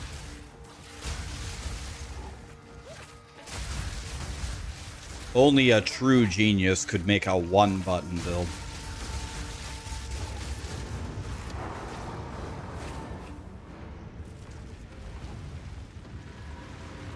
This is the updated one. So at Xeres Wrathpith, huh? Okay, so you're not going for the Dreamer. Your wand doesn't... Okay, here. Nice. I'm surprised that this wand is mirrored without the sanctification. It doesn't have Sanctify at +5? Can you Hinakora's Lock a Sanctify? Because mine has +5.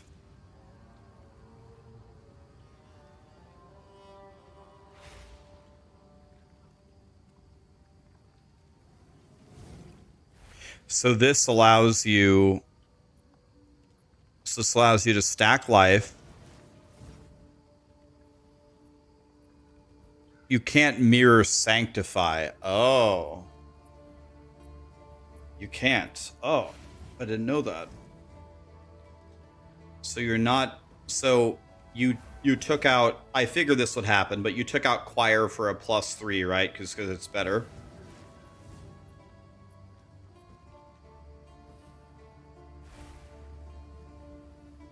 So the Arcane Surge is important because it's your survivability also.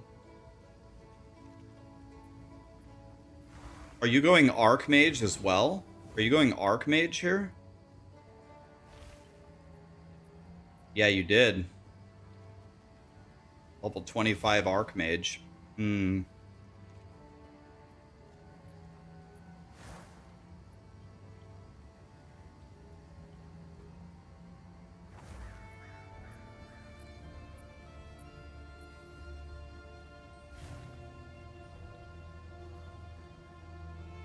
Okay, so it's 15 and 15. That makes sense.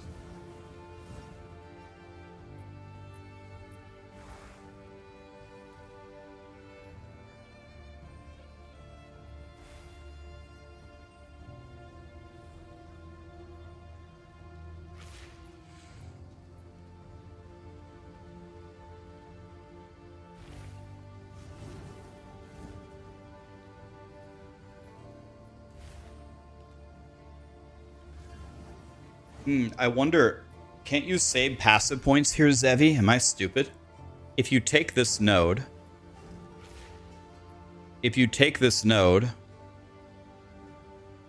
and then you unspec this node, and this node, you have the same critical hit chance, the exact same, but you gain, but you lost. Okay, so you take one, but you save 1, 2, 3. You have the same critical hit chance.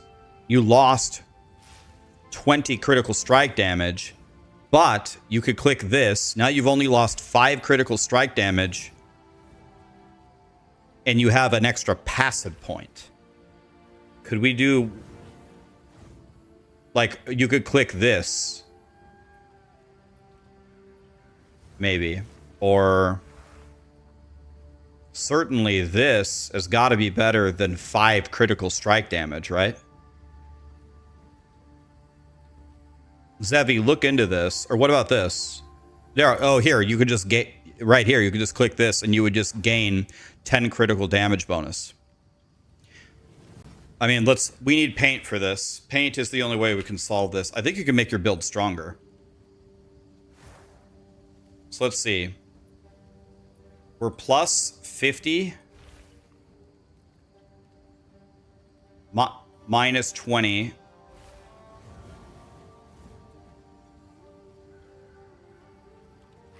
And then we're going to gain 15 CHD. And then we're going to gain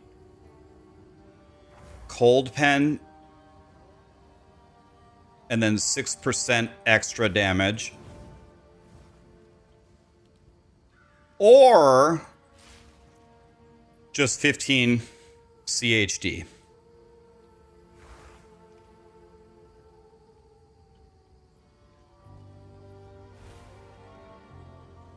And you would lose 20 critical hit chance. You'd lose 10 critical hit chance.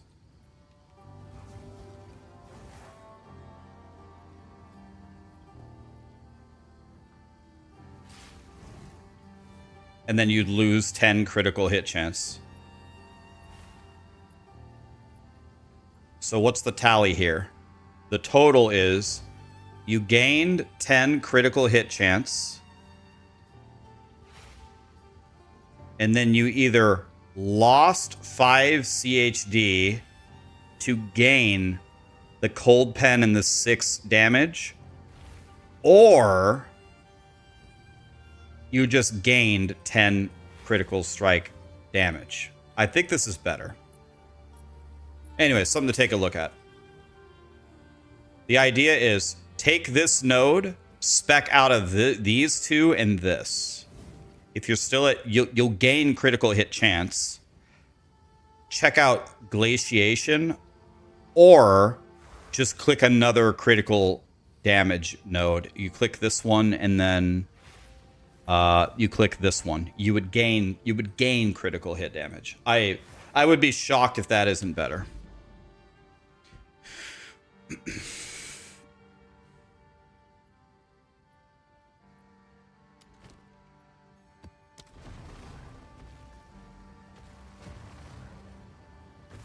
Or you could take shock immunity. Yeah, if you ever die, you could take shock immunity.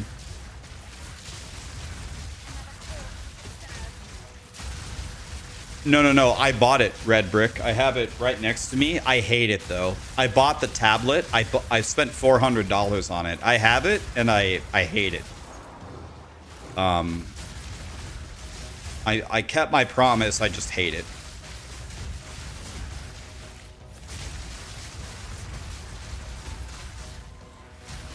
I think you certainly click that node, Zevi. Click.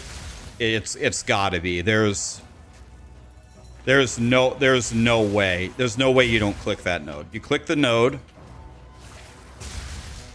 and then take a look. Certainly, you gotta click that one.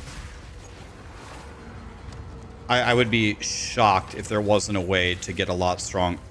A lot stronger is a stretch, but stronger for sure. Wait, what's this node? What's this node? I just thought of something. Can I move? Hello? God damn it, game. Wah. Dude, it's bugged. Let's refresh it. There we go. Now we're moving. Yeah, you have another one here as well. Wait, no you don't. God. Come on, bro. Work with me here. No, these are both bad. No, that's all bad. Yeah, so it's got to be glaciation. Glaciation. God, that's a hard word to say. Or you could also drop this as well. Dude, there's got to be some really tricky shit you can do. You can drop this. It depends on if you're at 100 or not. You could drop this. You can drop this. You might be able to drop both of these. Possibly.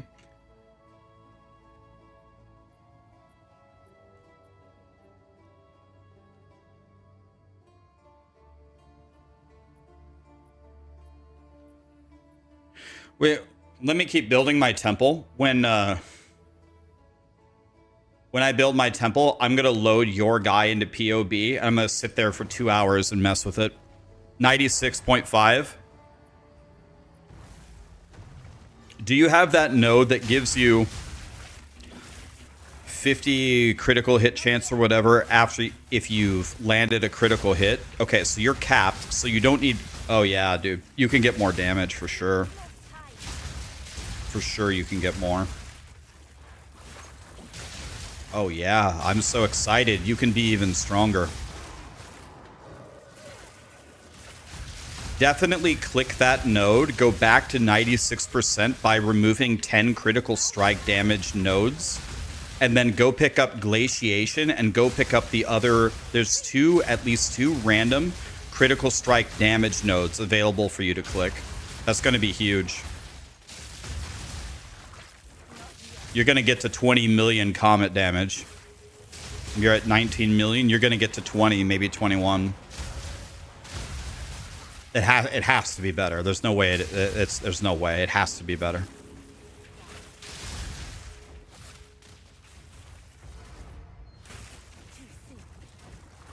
I'm a blood mage.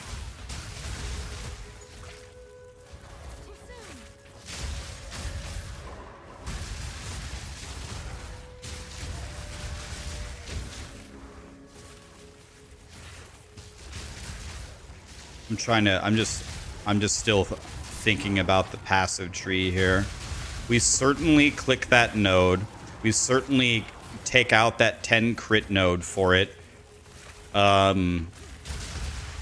We need to get Glaciation. We need to go get both of those 15 critical strike damage nodes for sure. We got to go get them.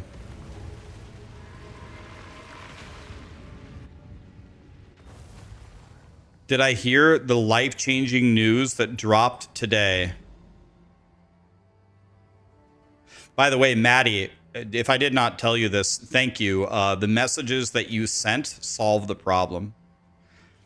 The biggie bag is now $6? No! It was $5! God damn it! Maddie, we got Zevi's Comet DPS up to... It's at 19 million. We're trying to get it to 20 or 21 if you want the PoE Ninja for it. We got 21 CoCs. I think it's going to go to 21.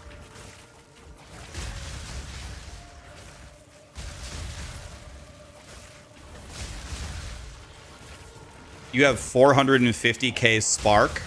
Do you have a +3 amulet with no choir? And you have a plus... What are you using? Staff, right? +7 staff, +3. Is that what you're doing? 450. On my stupid ass teleport build, I only have 62.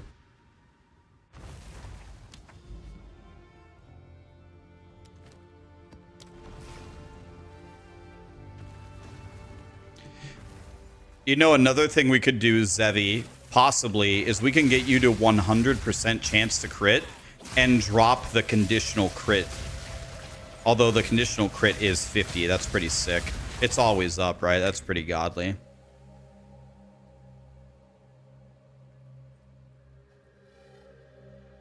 Okay, so... Okay, this is definitely a different setup. You do have the weapon swapping in there. Took all the crit nodes. So are you not doing Adorned? Or... Okay, you don't have Adorned. Okay. So no Adorned is a little bit different.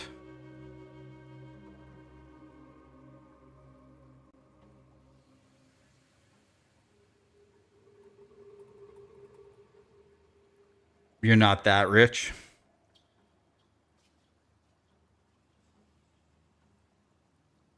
Oh, he actually has damage supports on Spark instead of projectile speed. He has projectile acceleration. It's here.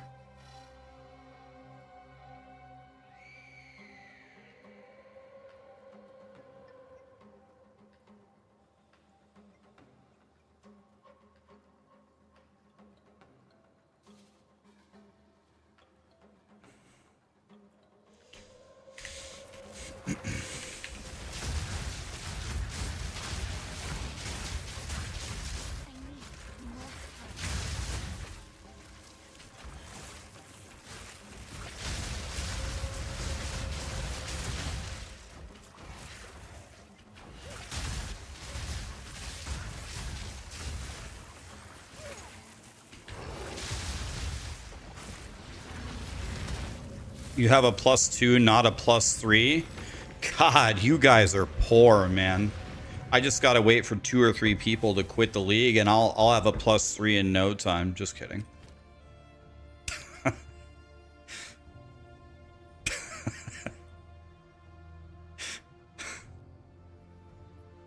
These guys have 400,000 cheat damage. I'm running around with 60.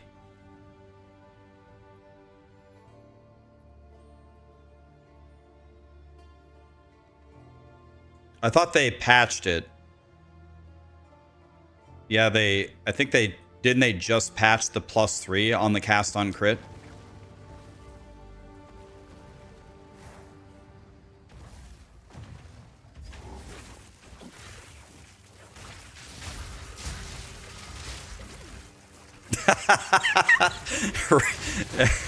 Guys, quit the league. Rax needs more death.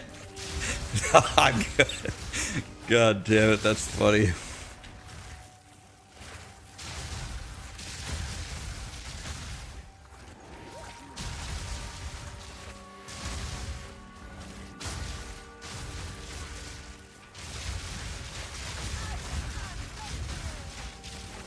Who cares about sheet damage? Well, I mean, isn't that kind of the entire reason that we're playing, is to build strong characters and to min-max and see how strong we can get? Isn't that the whole reason we're playing? We're certainly not playing for fun. We're not playing for fun. That's for damn sure.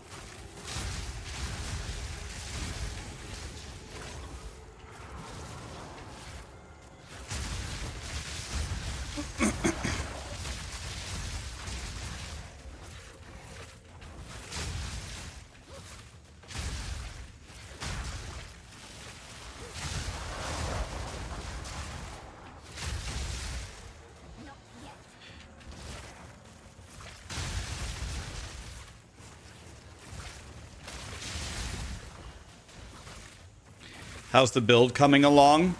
I'll be honest with you guys, like, this build that I have, it's very, very good for speed. It's not really good for damage, and it's not really good for defense. I put no effort into actually making this guy quote-unquote good. We're just zipping around trying to build a temple. The moment I'm done with the temple, we're gonna stop and change literally everything that we're doing. We're gonna get rid of Temporalis, and we're gonna try to be Ultima Mega Damage Lightning Comet Boy, Cold Boy. Right now, I couldn't care less. It doesn't matter. Look, I do pretty much no damage here, and look, they just die instantly. I don't need to fix it right now, so I'm just not trying at all. We're gonna fix it when the temple is done.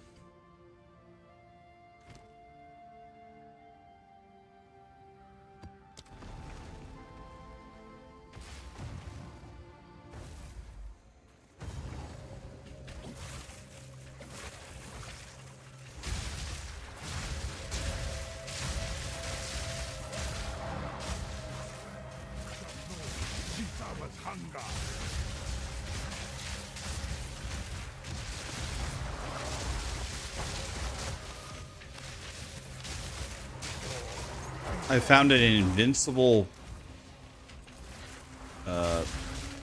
Jim Bob here.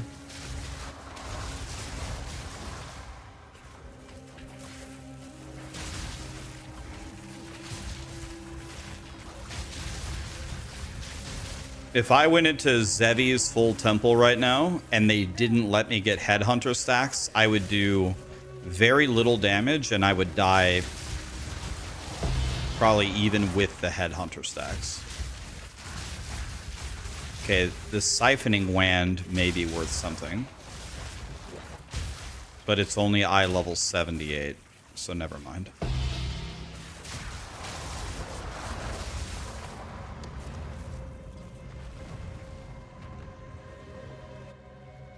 I could do that, Zevi. I'm pretty sure I could do that. I could solo your temple for sure.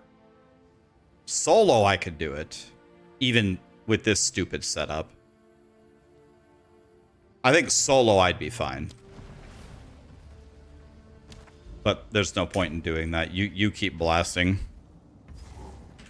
You keep printing money. I gotta build this temple, but I could solo it. I'm pretty sure that would be fine. Solo is so much easier than carrying people. Carrying people is a completely different. So guys, here's the question. This is what we got to think about. Every run, if we're strong enough, which I think we will be, we can run 4 people through the temple. I am going to be under the assumption that the other 4 people will not be able to help. Like, if they're extremely strong, they might be able to come forward with us, but let's just, for the sake of argument, say that no one can really help us. What would be a fair thing?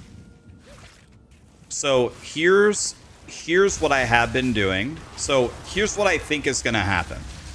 I think every run we're going to get about 300 divines.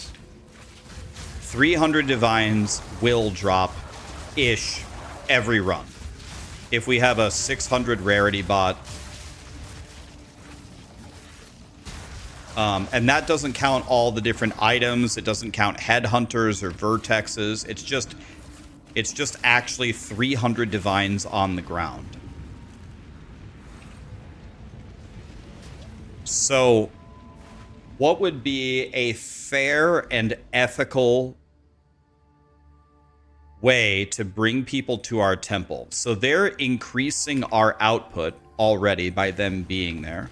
So they certainly don't need to pay us. We already are printing because they're there.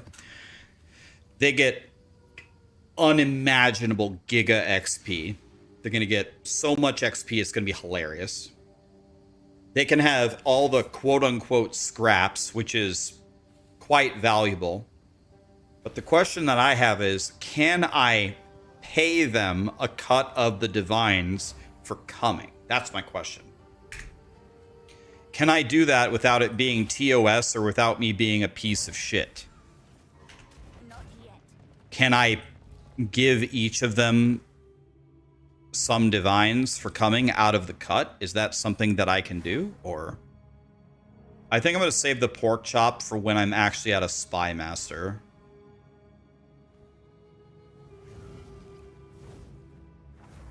In TFT, you get paid if you drop a headhunter or a mirror. Well, headhunter is worth nothing now.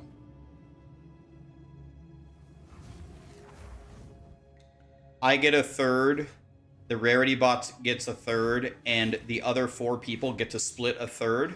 I like that.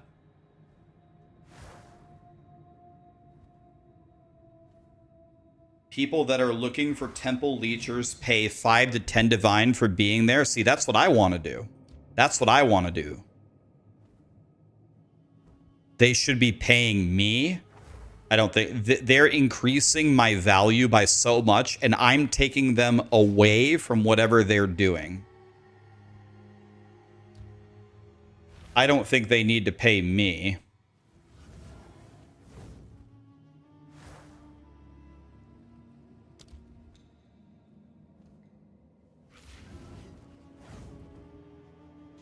In TFT, you have to pay 20 divines for a temple run. In TFT, you have to pay 20 divines for a temple run.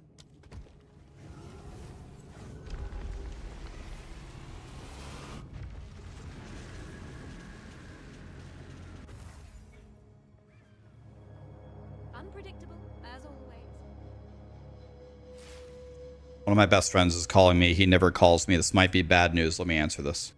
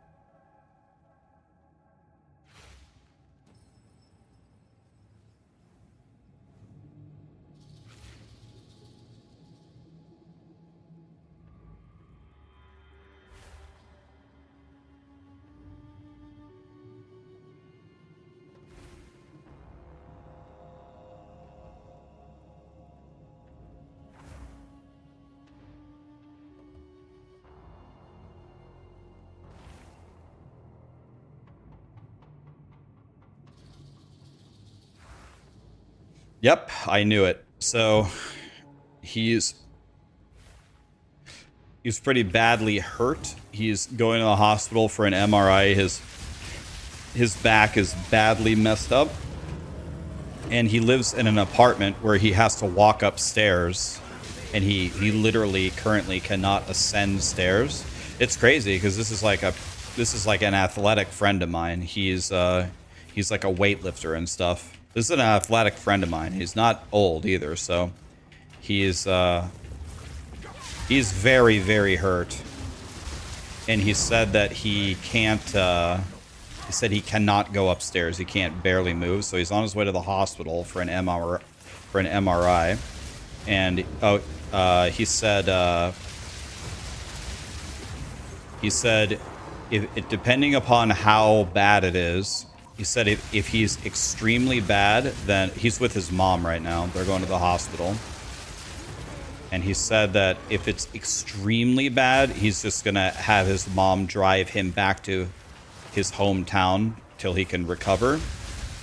And he said if it's not like that bad, if it's going to heal, he asked if he could stay with me for a few days or a few weeks, and because he can't live in his apartment because he can't go up the stairs. And he said that he's in real bad shape. I said, fuck yeah, dude, come over here, I'll take care of you, buddy. So we'll see. Might have one of my super good friends coming here to stay with me for a few weeks, but he's extremely badly hurt from his back. Something happened to him. So we'll see. Yep, I've graduated from plant daddy to back daddy.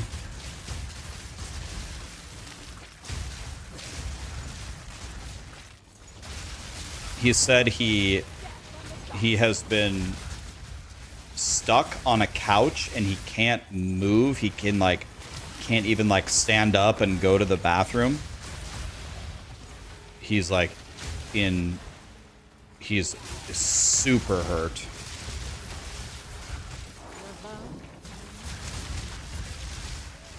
So I think it's in his lower back. And like I told you, this guy was fine. Like, he was going to the gym 5 days a week, going on multiple mile walks. Never I've never seen him hurt before, and I've known him for... I met him in 2005. I've known him for 21 years. I've never seen him hurt before, not one time. So this is... It's unbelievable how he went from totally fine to unable to do anything. Yeah, he's not... One of his friends had him help move a 100-inch TV, and I'm wondering if that really hurt him. Help, I think I'm about to brick my temple. Okay, why is your temple gonna get bricked? You have one lock, but you made a loop. Okay, so have you ran the temple yet? Have you ran through the temple where you made a loop?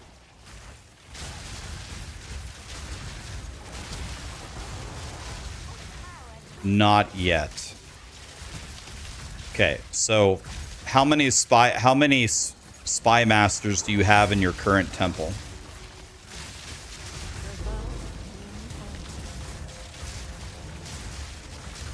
Like 12? Okay, so under normal mathematical circumstances, if you start placing locks in that looped area, right? And then you run through the temple, and let's say you get 2 more. Yeah, go ahead and post a picture. Links are allowed. You can post a picture of your temple.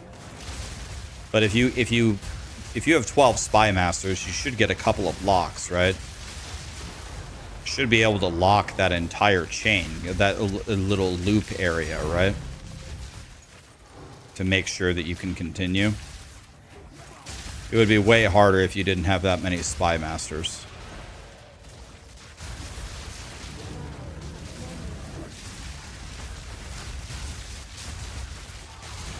The medallion drops are shit. I can't go forward. Yeah, when you don't have enough spy masters to guarantee enough jalapenos, you have to either pray and go forward with no locks, or vomit rooms in the middle to block.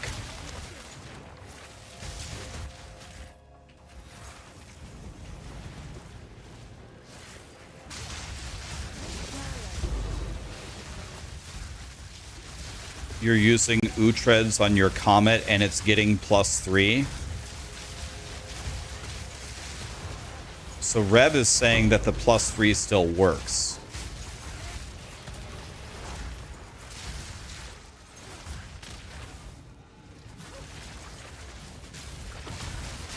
So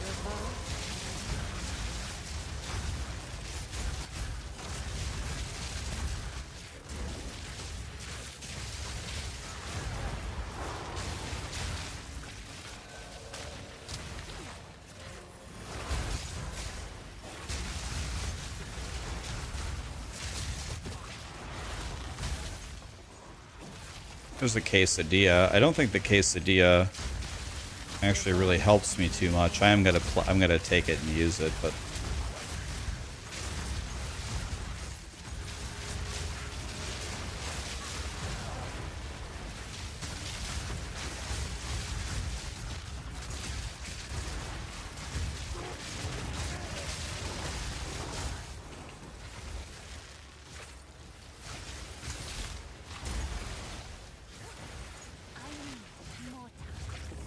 it works, but you can't cheese it anymore is the thing. Oh.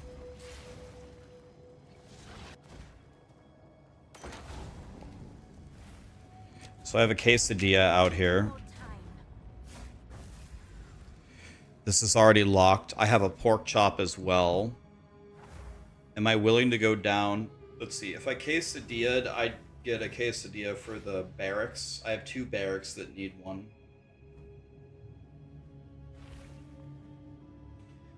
I think it's fine to burn a jalapeno here. Actually, I can burn I think I might have an extra jalapeno as well.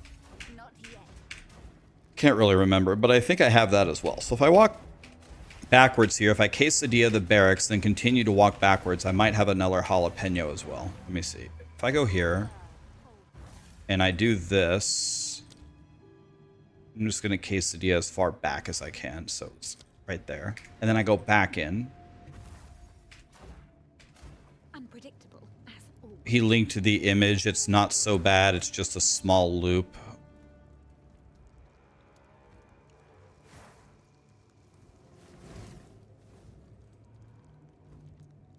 Wait, this isn't a loop. This is nothing. You're not going to lose any rooms. Or wait. There's no loop here. Am I stupid? There's no loop. Let me look.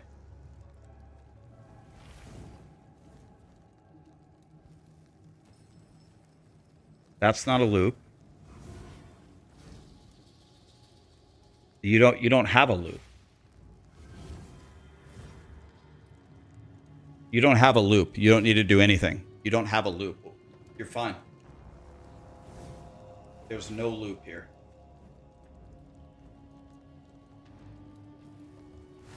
The armory and the garrison, this is not a loop. This will not destroy your chain. This is not a loop. This will not destroy your chain. This is not a loop. You will not lose your chain. Okay, guys. So, unless I'm stupid, this is fine. Right. This is fine. You don't need to do anything. Lock the end and you're fine. You will lose these 2 rooms, but these 2 rooms don't need to be here anyway, right? These 2 rooms aren't a part of it anyway. These rooms aren't a part of your chain anyway.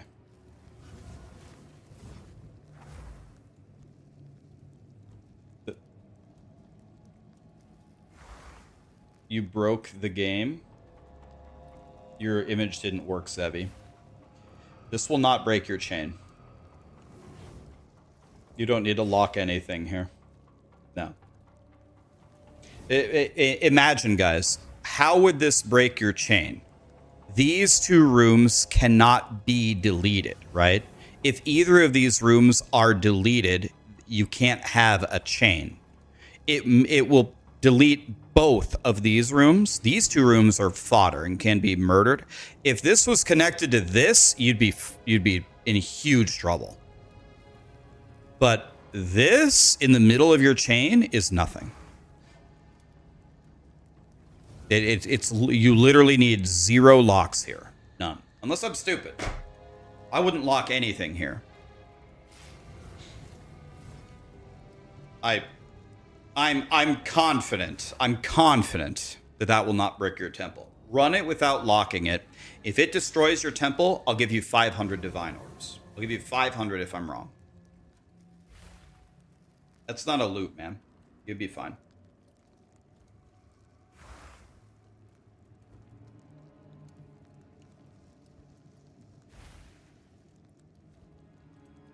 Zevi, you got your thing to negative damage?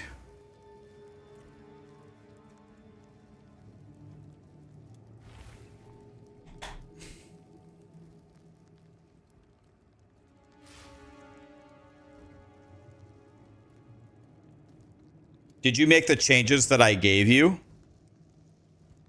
Did you make those passive changes and then this happened? Is that what happened? You got to such high damage that it went to negative damage?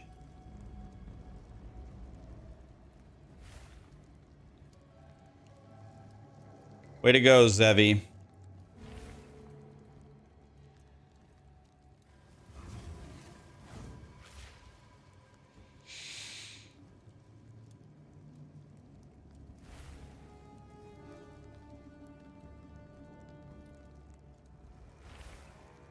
Yeah, any temple giga chads can weigh in on this image, but as from everything that I know, that will not brick your temple. You're fine. I have to go get a jalapeno, right? Yeah.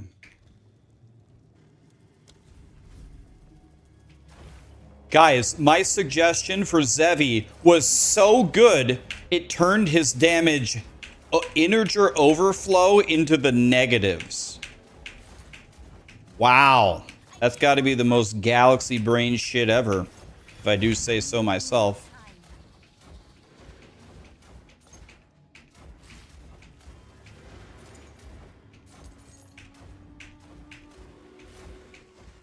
I don't remember if there was a jalapeno here or not. I'm just looking. May I can has a medallion. Can I buy a vowel? An M. Sir? I need more time.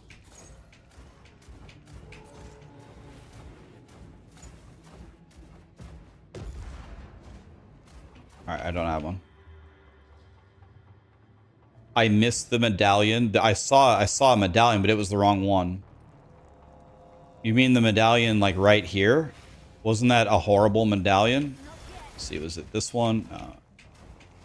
I saw a medallion, but it was the horrible one that I don't want. This one. I don't want this. This one? Yeah, this one's garbage. Thank you, though. I saw that one, but that's not what I want. I want a jalapeno. More time.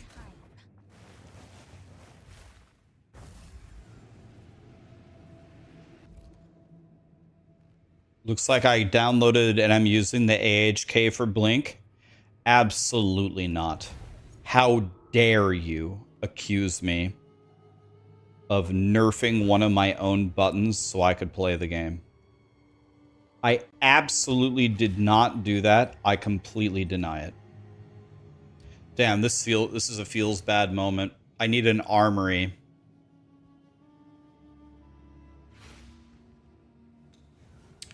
If I place the Spy Master down and then Pork Chop, if I miraculously draw Armory Spy Master, then I could upgrade it. I don't think that's worth it. I think we just re-roll. I think we just Pork Chop with full rooms here. I think we Pork Chop with full rooms here, unfortunately. It feels so bad to throw away a Spy Master, though. Alright, I'm just going to Pork Chop with full rooms here. Well, the good news is we walked forward a room. The bad news is we threw away a Spy Master. That always feels giga bad.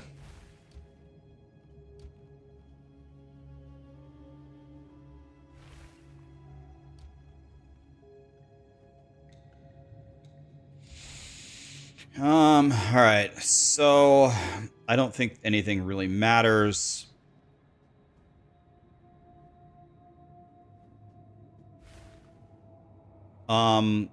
Let's build both, actually.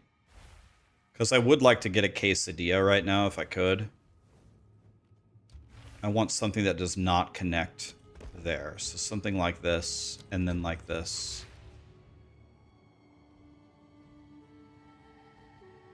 Okay, that's pretty good. And then we jalapeno here. That's good. I'm happy with that. My camera's blocking the temple. Oh, we're... Sorry. We're just in the same stupid little... We're doing the same thing we just did 12 times in a row. We're doing the same little block with the Spy Masters. This is my final Spy Master.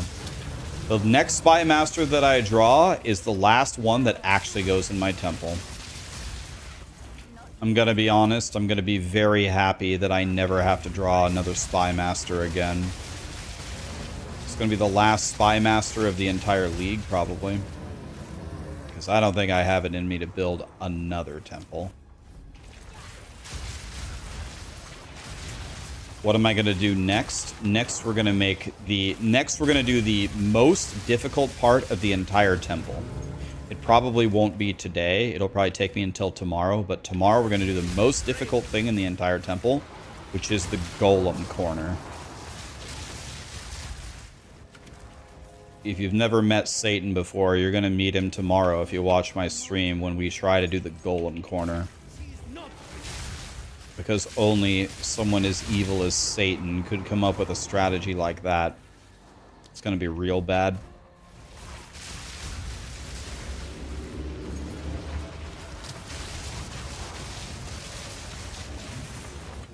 Garrison. That's good. That's a good drop. I can use that. That's a good drop. That's a good drop. That's a good drop. Now I can protect my last Spy Master if I ever draw him. I can guarantee he won't die. Well, I guess it's not a guarantee, but, well, it's a guarantee that if the garrison doesn't die, then he doesn't die. It's a good drop. I'm happy with it. It's good.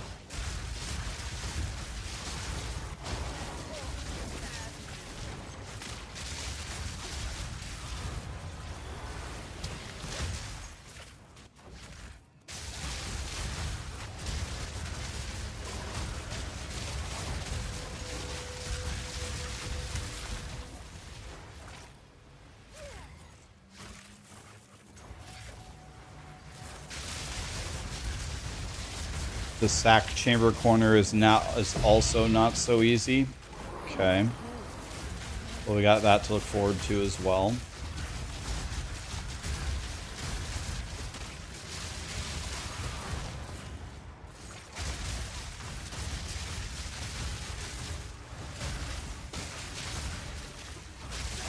If you look in the bottom left corner of the temple builder, guys, the 5-star rated temple in the bottom left corner, that's the one that I'm building. Kaiba's temple. I believe Fubgun also built Kaiba's temple.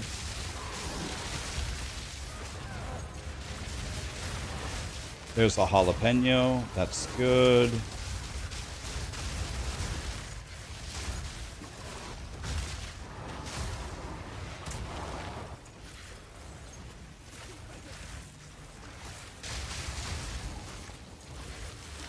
The temple command shows a different thing than what I'm making. Yes, because the temple that I recommended in my video is much easier to build.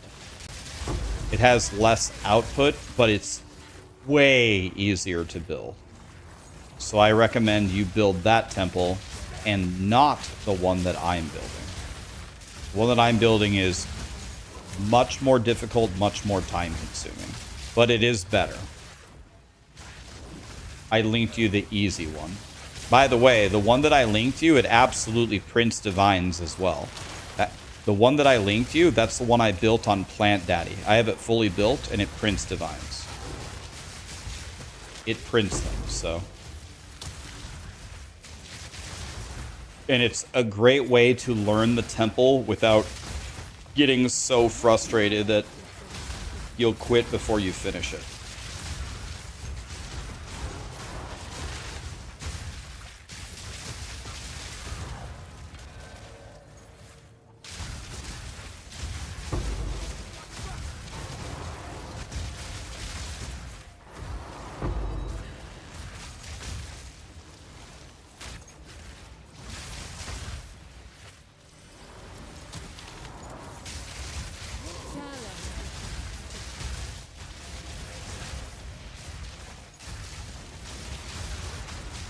When you're too far down, how do you reset the whole thing?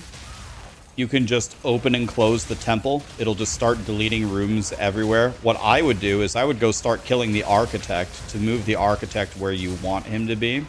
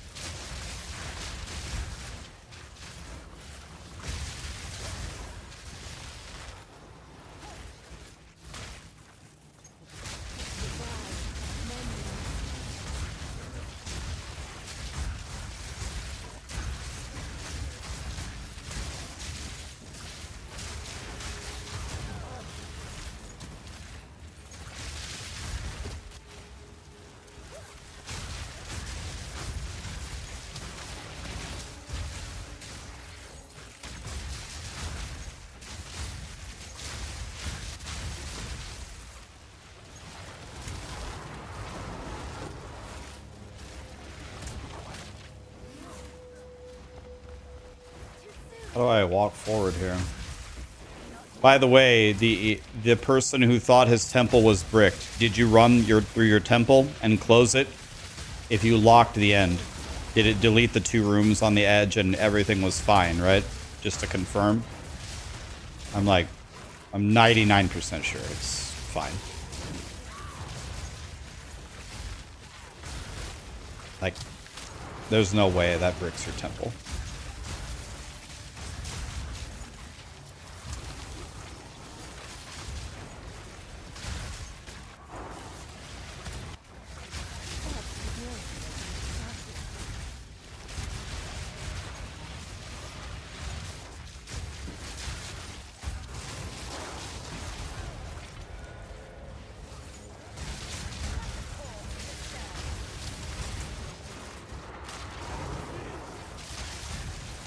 He's gonna brick it on purpose to get 500 divines.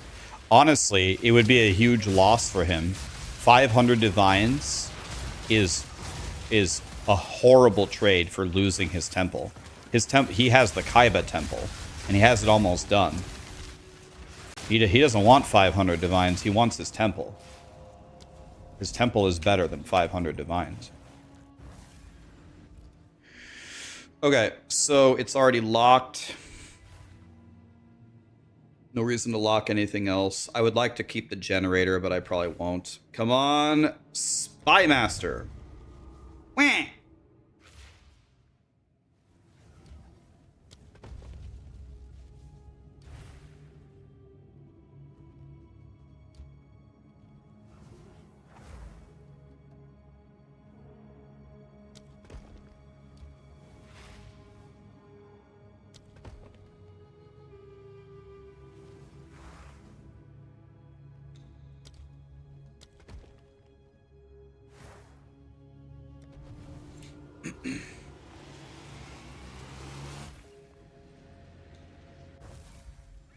Not yet.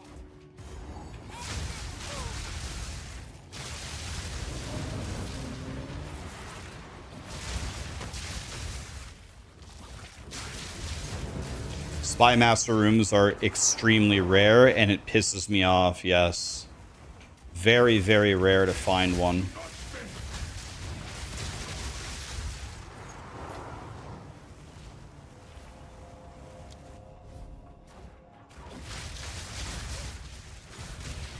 I just had one. Okay. Maxer. I'm going to have to take you back to the flow chart from earlier. Something Maxer is not understanding. We can go over it again, though. You need to complain all the time about everything to get shit done. We never say things like, Spy Masters are fine. I just had one. We don't say stuff like that. Ever. That's not how RNG works. Complaining always wins.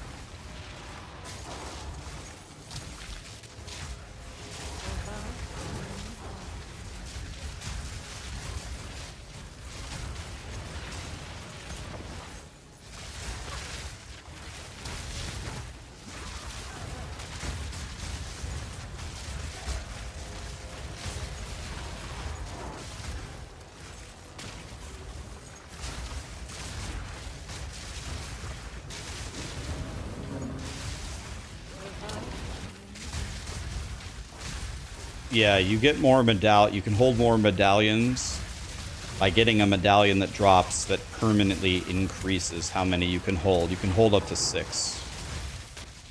After you've killed the architect one time, that can either drop from the architect or in any room that can drop advanced medallions, which is actually most of them when you level them up.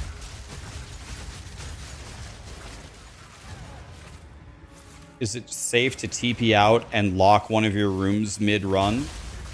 It should be yes. Grinding Gear Games that fixed it. There was a bug where it would close it. They fixed it yesterday. I TP'd out 20 times today. It hasn't closed on me one time. So it should be fine. Should be, though, is the correct... Is Melky BK's Easy Temple good for printing divines? It is. It does have a lower output than the crazy temples. Depending on who you ask, they would say by a lot, but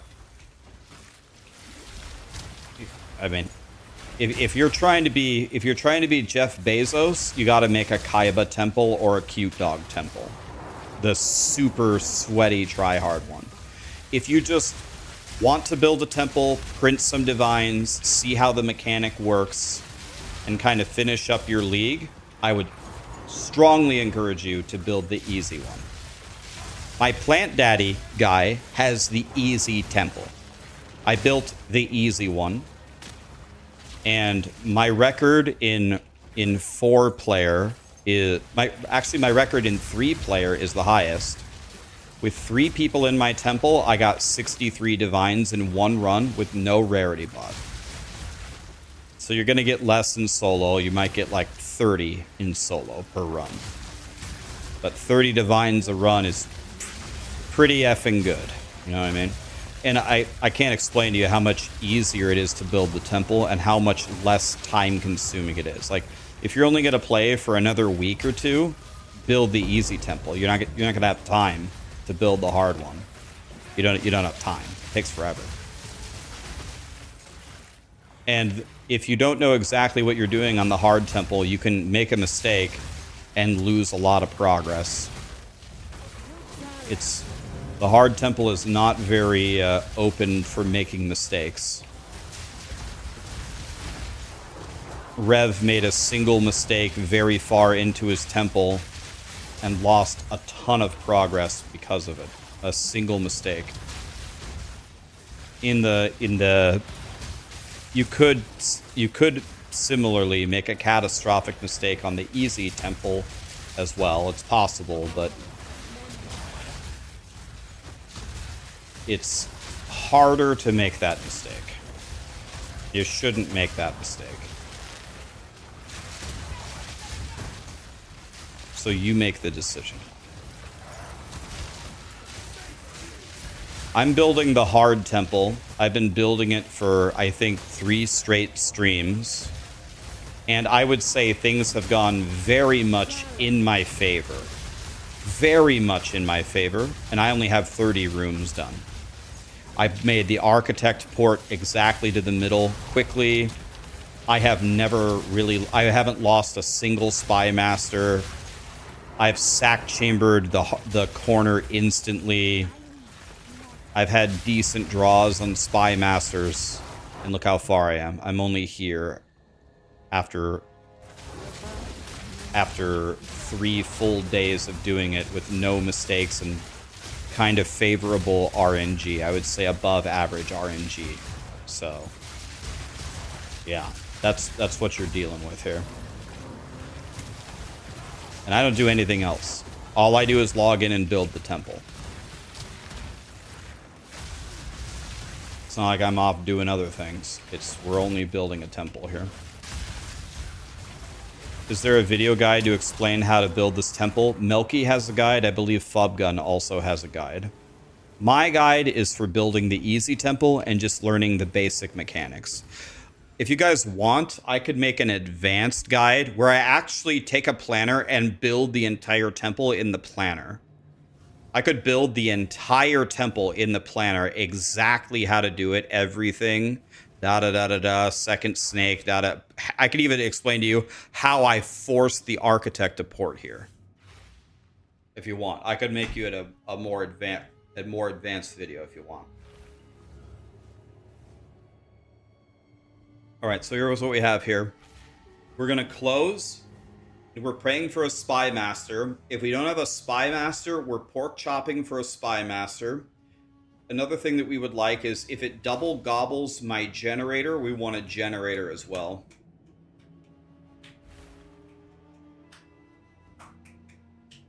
Okay, so here we go. We're closing this. We want a spy master here. If we don't get a spy master, we're pork chopping. Here we go. Dude. I feel bad, man. We're so lucky. I feel bad. We're so lucky, man. I feel bad. This is the greatest draw I've ever seen. Because not only can we do this, we can also do this.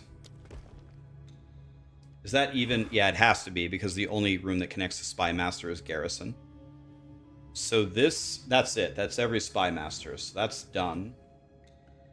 And now we're walking to Alk Lab and Thaumaturge. So this is actually Bis right here. This is Bis. I'm not pork chopping 4 rooms. We could place this. And I want to go like... Let's go here, and let's go here. And let's also go here. And now I want to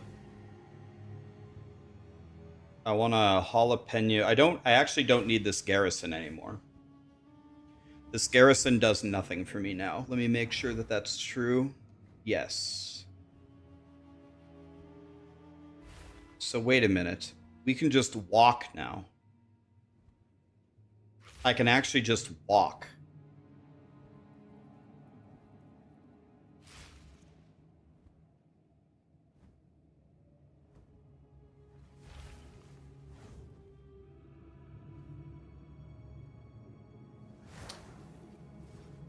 Let me think about this first. So everything's actually getting easier now. So now I just walk, right? Armory, Alchemy, Thaumaturge, Sack Chamber, Corruption Chamber, Thaumaturge, Alchemy, Armory, Smithy, Golem Works is just walking normally.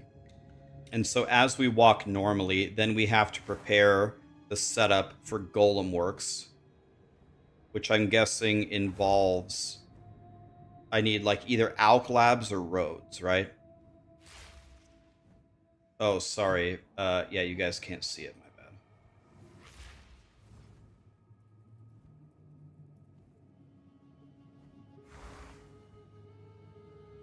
So it's... Let me just... So it... Armory, Alchemy, Thaumaturge, Sack Chamber, Corruption Chamber, Thaumaturge, Alchemy, Armory, Smithy, Golem. Smithy is just walking.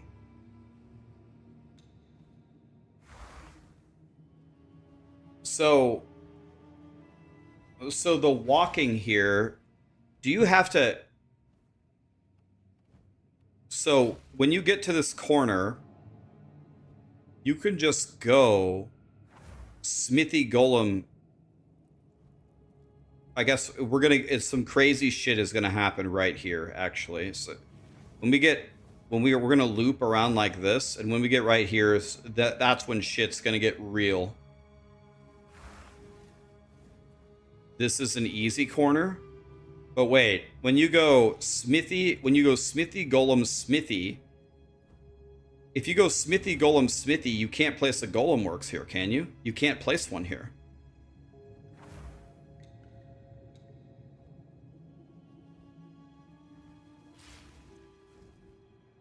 So you go... So yeah, you do the tech here. So you go Smithy...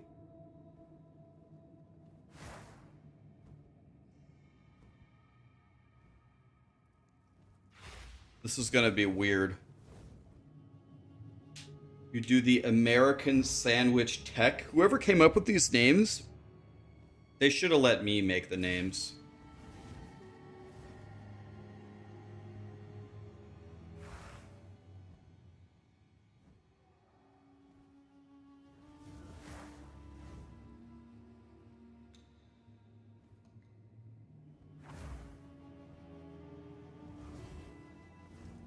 See, Gazzy knows.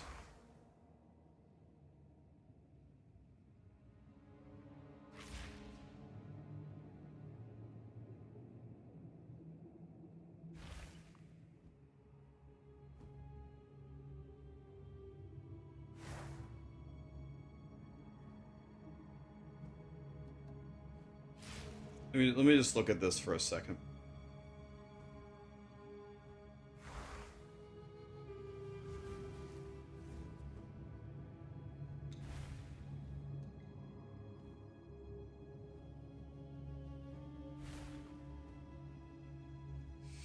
Okay, this is gonna be...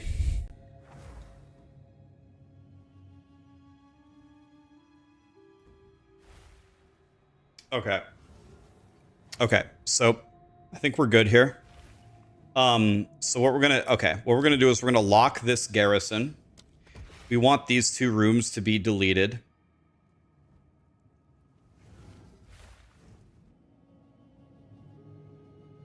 And we ball.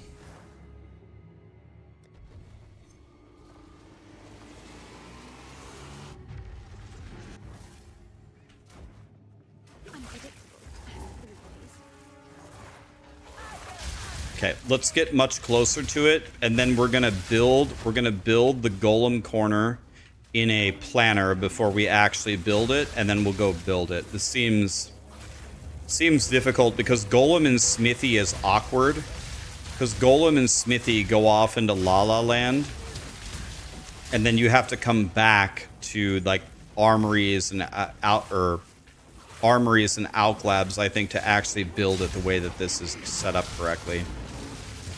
And it's also in a corner, which makes it even more difficult, and you have less space because it's not in an actual end corner of the temple, which makes it even more difficult. This is going to be pretty cute. Yeah, I use the planner. I use the planner, but I only use it like when we need it, right? Like this, what we've been doing so far has been pretty darn straightforward. But when we get to that corner, we're going to absolutely make a plan. We're going to have a definitive plan of exactly what we're going to do in what order, and then we have to somehow get the RNG gods to make it happen for us. You just got your second mirror from a Kaiba temple. I have a goal. I hope I can hit it, where I want to drop a mirror in POE1 and POE2 before I retire. So I got 3 years to drop 1 in each.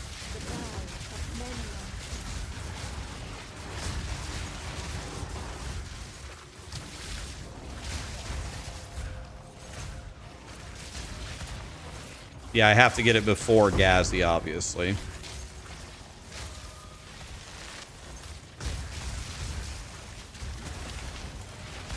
This has got to be my best chance to ever get a mirror in POE2, so...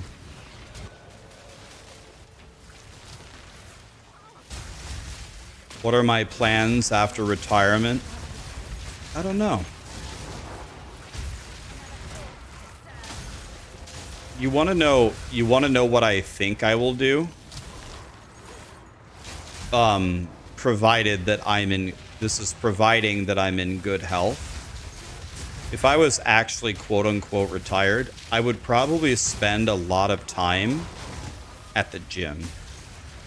Like, I think I would go to the gym daily and not just lift weights, but do some cardio, play some basketball, get in the pool, get in the hot tub. I'll probably do that, and I'll probably read a lot. I like to read. That's probably my retirement. Gym and reading. I could do that now. I do that now. I got a gym membership. I already paid 1 year for it. I do that now already. But I would do it, more. Yeah, I would just do it more. I already do that now. Yep. Yeah, I mean... I would evolve into Gym Bob, GYM Bob. But it's not to get, like, jacked or anything. I don't give a shit about that. It's just to get really, really fit. It's just to feel good, you know? Just to feel good. Not doing it for anybody else. I'm not doing it for other people's perception of me. Not doing it to get jacked. I genuinely enjoy it. I like getting on the Stairmaster, getting on the rowing machine, doing some lifts, playing some basketball, shooting some hoops, swimming, getting in the hot tub, going in the steam sauna. Dude, I love that shit, man. Love it. It's fun. I think it's fun. Makes you feel good too.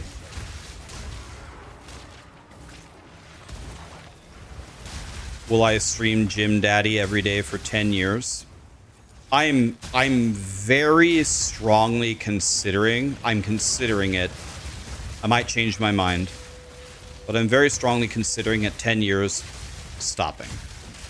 So I got 3 more years. Well, maybe those of you don't know, it's in 2 months minus 2 days. So in 58 days from now, I have streamed every single day with no misses for 7 straight years. On March 13th, so 60 minus... Actually, February is a short month as well, so it's even sooner than 58 days. But on March 13th, I streamed every single day for 7 straight years. I have never missed a day. If you go to twitchtracker.com, type in Raxxanterax, type in streams, you will see there's no misses. Check it yourself. Go ahead. So no misses. Anyway, I said that I would stream every single day for 10 straight years when I started. So I got 3 more years after March 13th. I'm gonna do it. And I don't know. Maybe I won't stop, but I'm definitely thinking about stopping.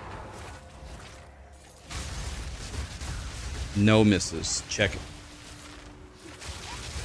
Check it. Twitchtracker.com. Type in my name. Check the streams.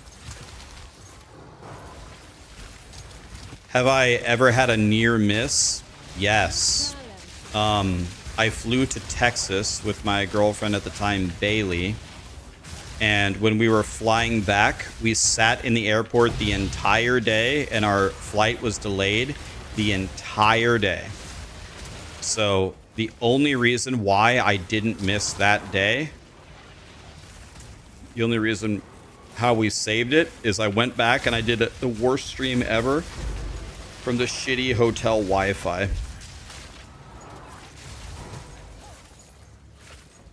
That was the closest miss I ever had.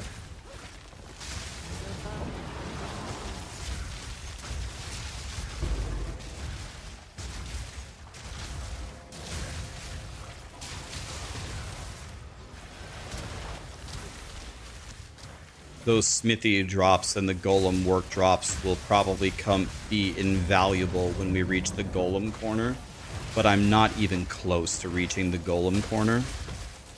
So we're just gonna skip them for now.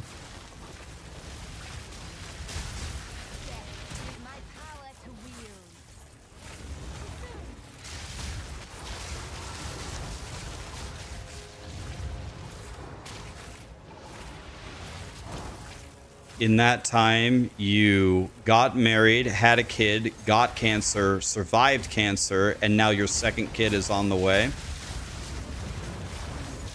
That's incredible, man. You want to know what I did in that time? I played some video games. That's what I've accomplished. So some people have genuinely asked me, Rax, do you feel like your life has passed you by you doing this? The honest answer is absolutely not. You want to know why? I will never regret doing this. You want to know why? I got to do what everyone dreams of. And no, it's not dreaming of being a streamer or playing video games. I got to do what I wanted to at the time. You want to know what I wanted to do in my 30s? I wanted to be a streamer. I wanted to play video games and hang out with you guys. That's what I wanted to do. So I can't go into my 40s and say, man, back in my 30s, I could have done this or that or this or that. No, I got to do exactly what I wanted to do, which is the dream. If my goals and aspirations change later in life, that's fine. Go ahead. But they aren't changed now. They weren't. This is what I wanted to do. So you can't you can't put a price on that. Perfect. And we are even got the correct next room. And then Alclab, Thaumaturge, Sac Chamber. The Sac Chamber actually goes here.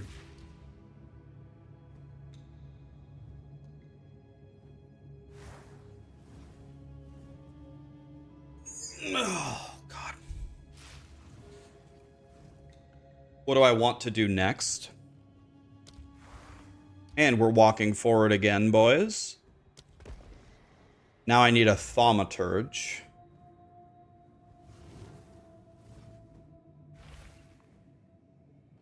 I'm gonna jalapeno this. All of this can be deleted. I couldn't care less. Although, I will place this one. And we're jalapenoing here.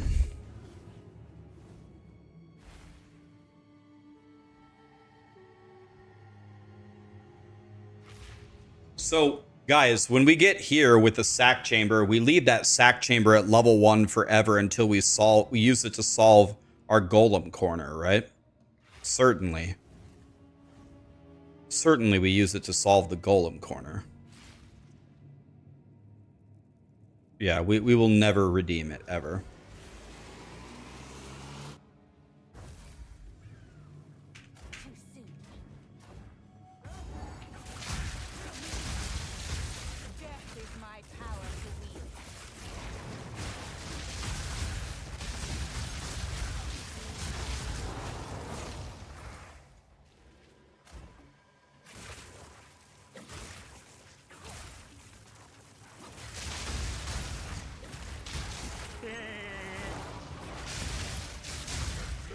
Yeah, Ronnie, you can do that with crazy tech. In my video, I incorrectly stated that grinding your games fixed the crazy strats. That was CNN fake news. That was completely wrong. They did not fix it. I think next patch, like next time we actually get a big temple update for the next season, I think it's gonna be gone, but they will not allow you to place A, B, A, B, A, B. They won't let you, but you can do crazy crap to get around it, which is what I'm doing. Wheezy, Jethro, Decili. Okay, Jethro subbed. That should mean that it worked, right? He was the one where his temple was in danger, and I said his temple wasn't in danger.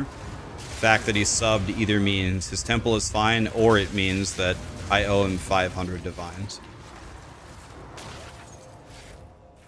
Thanks to the subs, guys.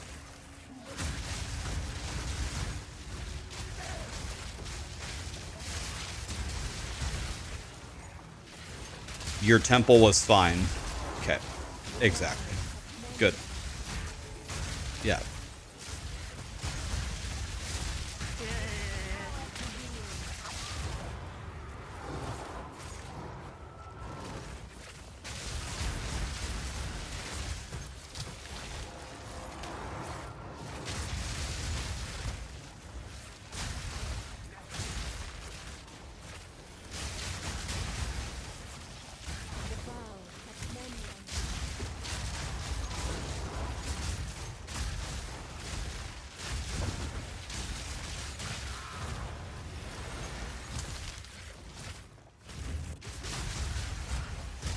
Rax, you're not going to believe this. I already know what you're going to say, buddy. Maddie already told me earlier from Starforge. Biggie bags are now $6 instead of $5.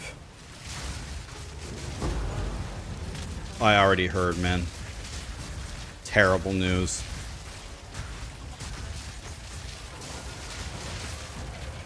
God, we even took over Venezuela and we still couldn't save the price of Biggie bags.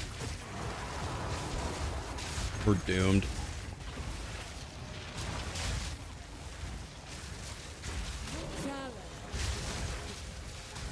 By the way, guys, remember how we were talking about like the funniest WoW names? We were talking about the funniest WoW names we've ever seen, and I was telling you guys that the funniest WoW name I ever saw was the fat female black Tauren shaman who is named Oprah Windfury. Dude, yesterday I logged on WoW for the first time in like 2 years, and I just started howling with laughter at one of the first names I laughed so hard. Dude, it's almost as good as Oprah Windfury. I logged in and there was a warrior looking for a group. His name was Donald Pump. Because everybody makes their name like they're a DPS pump. I just had tears rolling down my eyes. I'm like, fucking Donald Pump. God damn it, dude. I laughed so hard. Donald Pump. Oh, man. Dude, those WoW names, man, they'll get you every time. Donald Pump.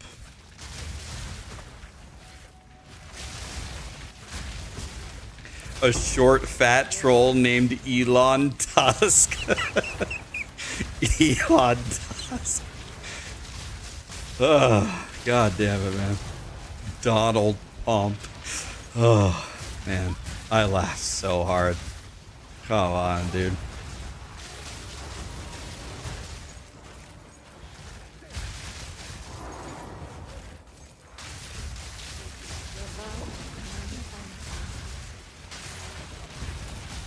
Did I finally get the AHK set up? No.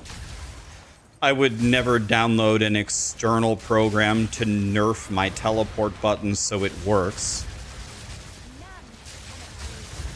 I did actually look through the TOS to make sure it is actually not, again, there's no TOS violation in using an AHK that nerfs one of your buttons that you have to press yourself that does not do a sequence of buttons and is not repeatable. It's actually, I don't think it breaks a single thing of TOS, so it's fine, but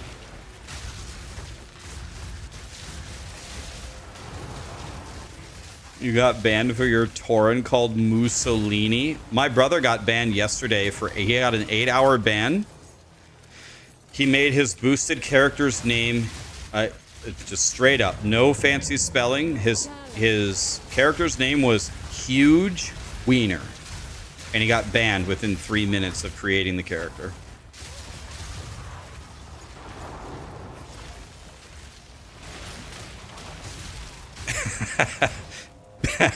Pat Phoenix.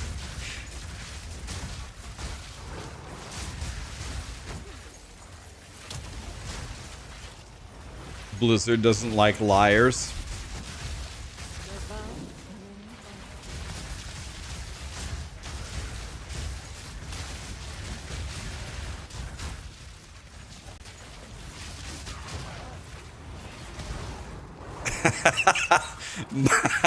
Mike Oxlong. Oh man, it's like Barry McCockiner. God. Oh. Dude, I saw Donald Pump last night. On real. God, I laughed so hard. Donald Pump.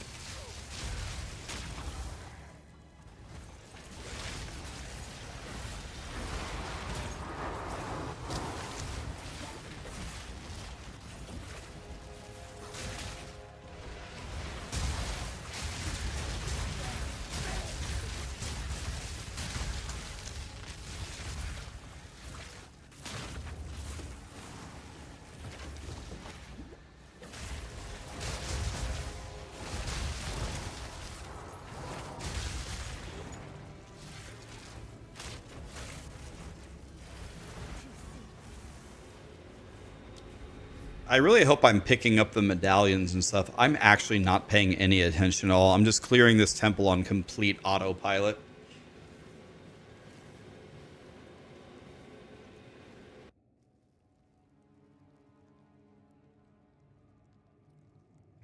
If you build a big temple, Justin, you'll be able to afford it immediately. Like 2 runs and you can buy it.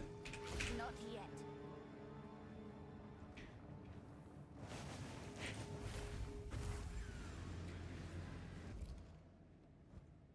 Oh, okay.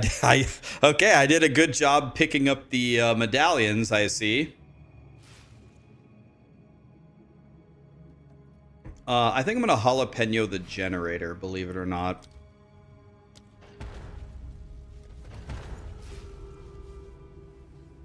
So now I need a thaumaturge, which I don't have.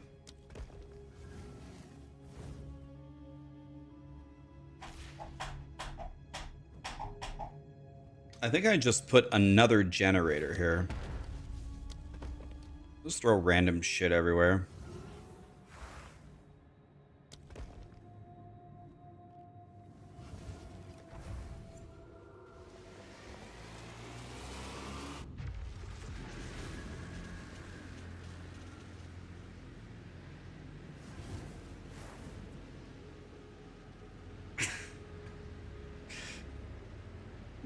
My favorite actual story,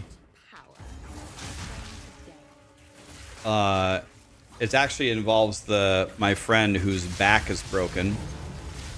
We were at his one of his high school football games, and the announcer for his the announcer for his football team was like an absolute troll. He was one of the teachers in the school, and he just trolled all the high school kids constantly.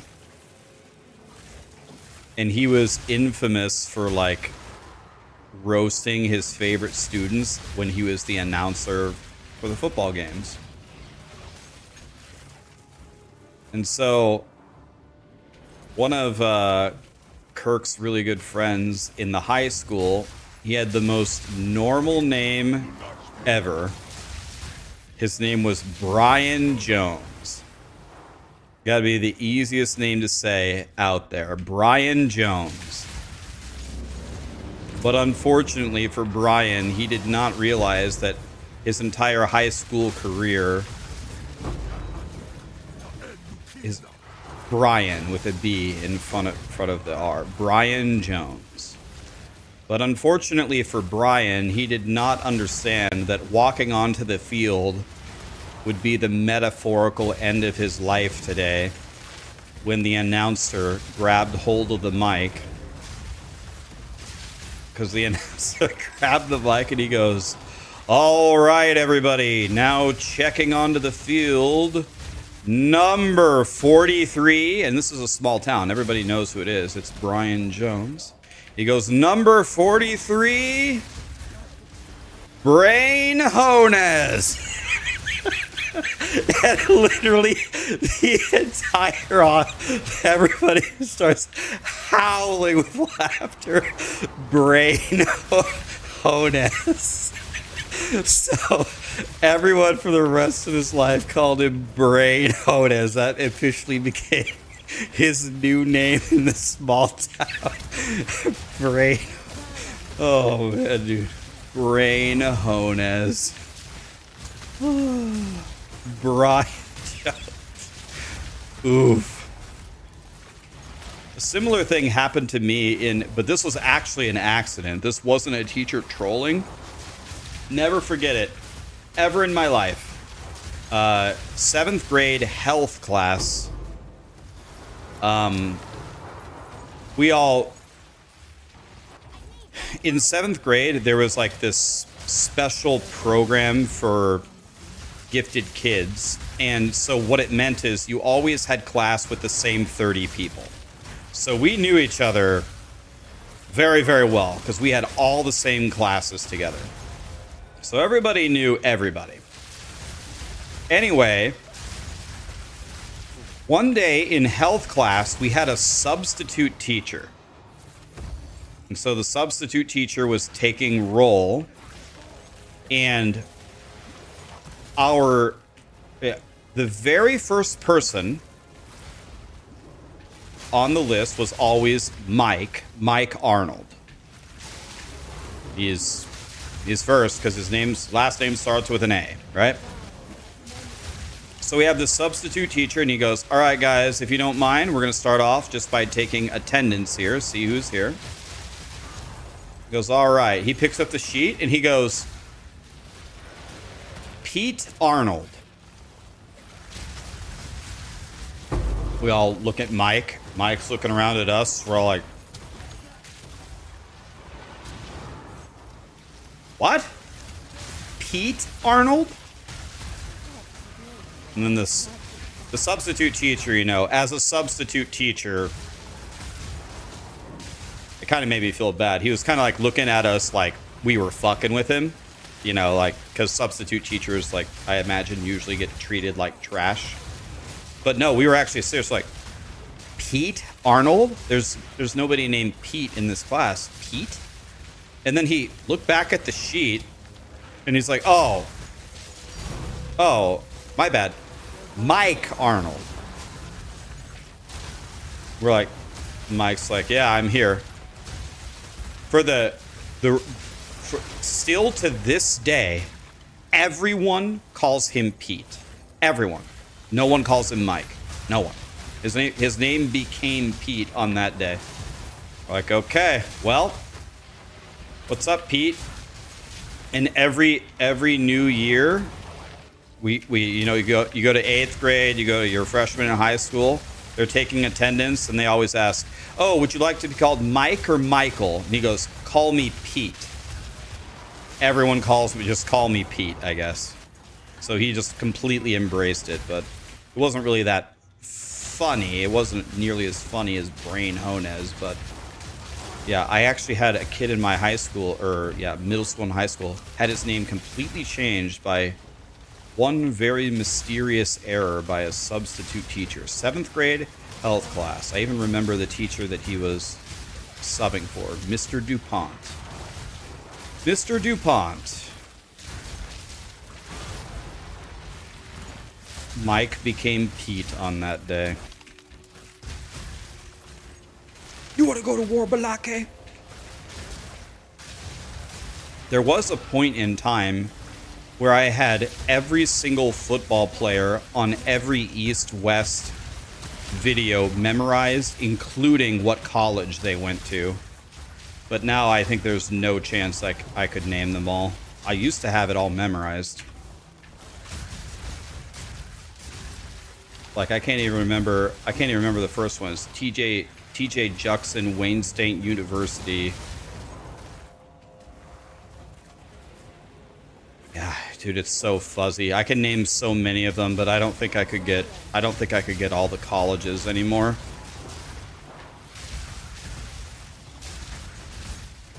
There's the Carpatron Duke Marriott, Florida State University. Exquisitine Buble Schwinslow, University of Nebraska. Javaris and Lamar.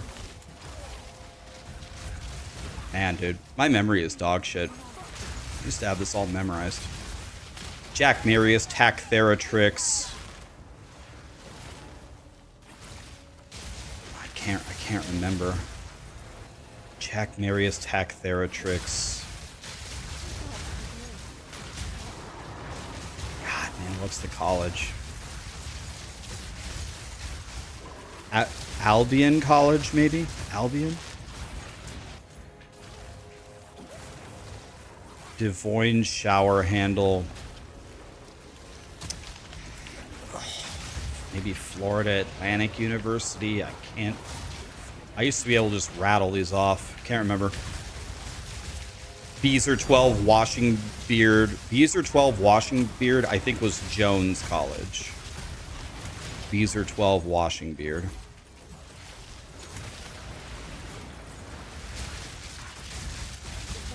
Where can you check your crystal count? By clicking here at the bottom middle. 22 out of 60. Cartoons, plural. I have no idea. Can't remember. Let's see, maybe Donkey Teeth was Florida Atlantic Or I don't know. I can't remember. I could name almost all the names, but the colleges, I can't do it anymore. Just, let me watch. I'll watch the videos tonight, and then maybe that'll be enough. Then I'll remember it all. Some of those names are from the Key and Peele skit. All of them are from the Key and Peele skit. Used to have them all. Used to know them all. I could probably, at least for the names, I could probably name 95% of the names. But I'd probably be lucky to get 30% of the colleges. Upsetting. Oh well. Let's close here. I have a pork chop. Close. We want thaumaturge. That's not a thaumaturge. Let's re-roll here. Pork chop. That's not a thaumaturge either. I will take this. I'll take this for a quesadilla. This can't drop a quesadilla, so that's good enough. Let's jalapeno the outclap. Donkey Lips is... No, Donkey Teeth is from Key and Peele. Donkey Lips is from Salute Your Shorts. God, I love that show. Salute Your Shorts.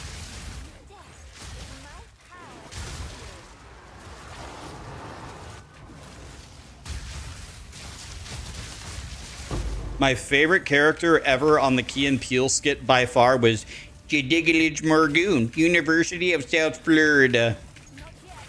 Jedigalage Morgoon. Now that's a name from that Mount Olympus right there. Jedigalage Morgoon.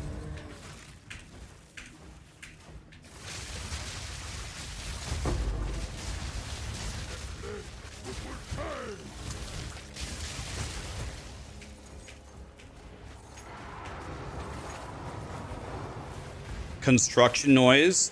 Do you mean torque construction noise Lewis? Nevada State Penitentiary. Torque construction noise Lewis is Nevada State Penitentiary. I'm pretty sure. Yeah. Oh, the slap butt guy, slap ass. Yeah, I've seen that. That was funny.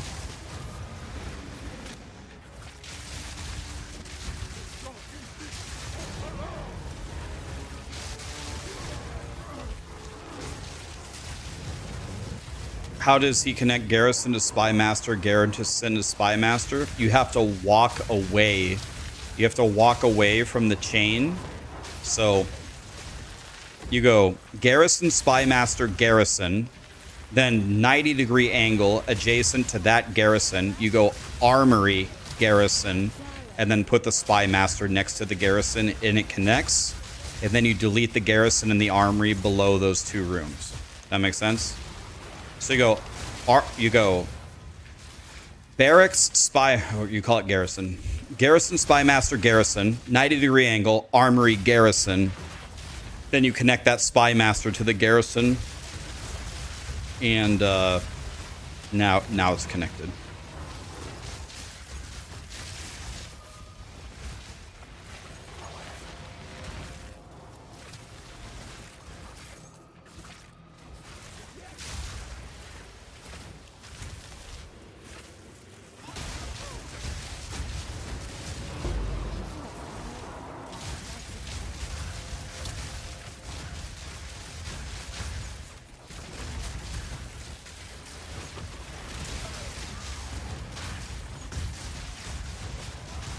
You love my builds. You just started POE2. You've been following my YouTube videos. Awesome, man. Which build did you make? Did you make Plant Daddy? Which one did you make? I'm not going to play Torchlight in a few hours, guys, because I got to go raid AQ40. I got to go get ready for TBC.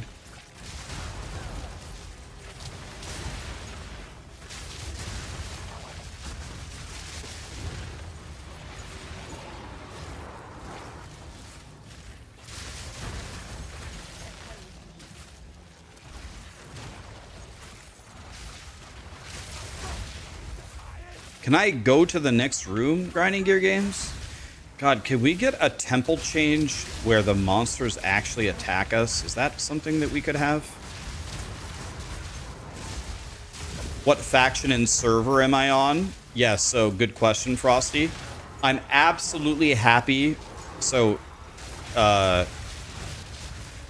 check this out, guys. A lot of people have been asking this. So here's the situation. You can absolutely come on my faction, and you can come on my server. It's Dream Scythe Alliance.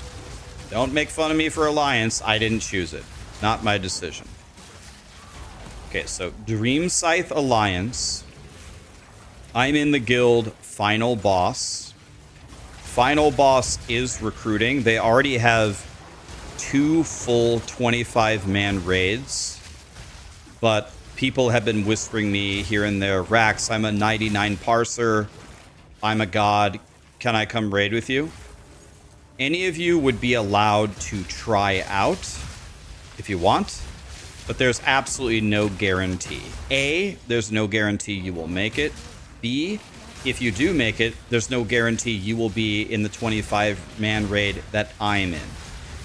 Gazzy is also in our guild. DM is also in our guild. Karn is also in our guild. Nick2 is also in our guild.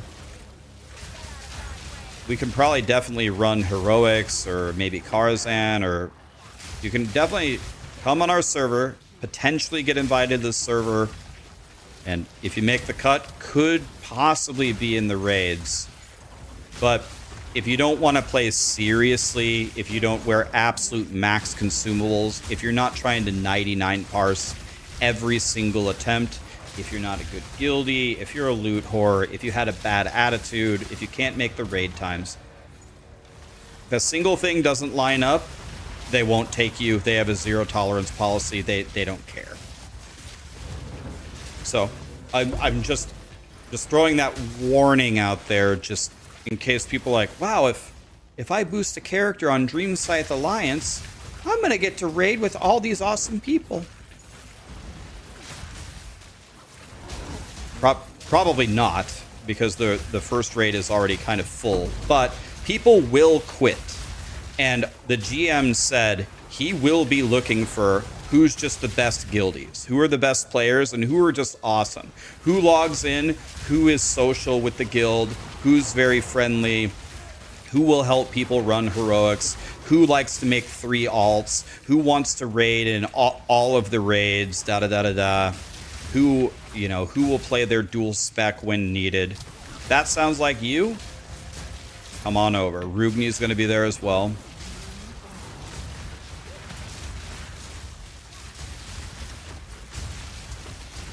So if you're interested, what is TBC? TBC is the Burning Crusade. It is the first expansion ever for WoW. They're re-releasing it for the 3rd time. And it's a lot of people's favorite expansion ever, that or Wrath of the Lich King, which is the next one. So a lot of my IRL friends play it and asked me to play, and then I asked Gazzy, and we asked DM, and then Karn joined, and Nick2 joined, Rugni joined. So I asked Woody, he thought about it, but Woody said the raid time is terrible for him in Bulgaria. So Woody's out. He thought about it for multiple days, but he decided no. So Woody is out. So we technically do have room for a rank 1 BM hunter. If you are the ultimate Giga Chad hunter of all huntards, then come on in.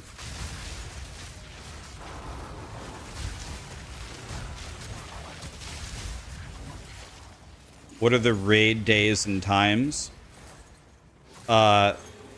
Raid team green goes on Tuesday at I actually don't know the exact raid time, but I'll be within an hour either way. I think it starts at like 8 p.m. Central. So that would be like 4 hours ahead of now is when the raid would start.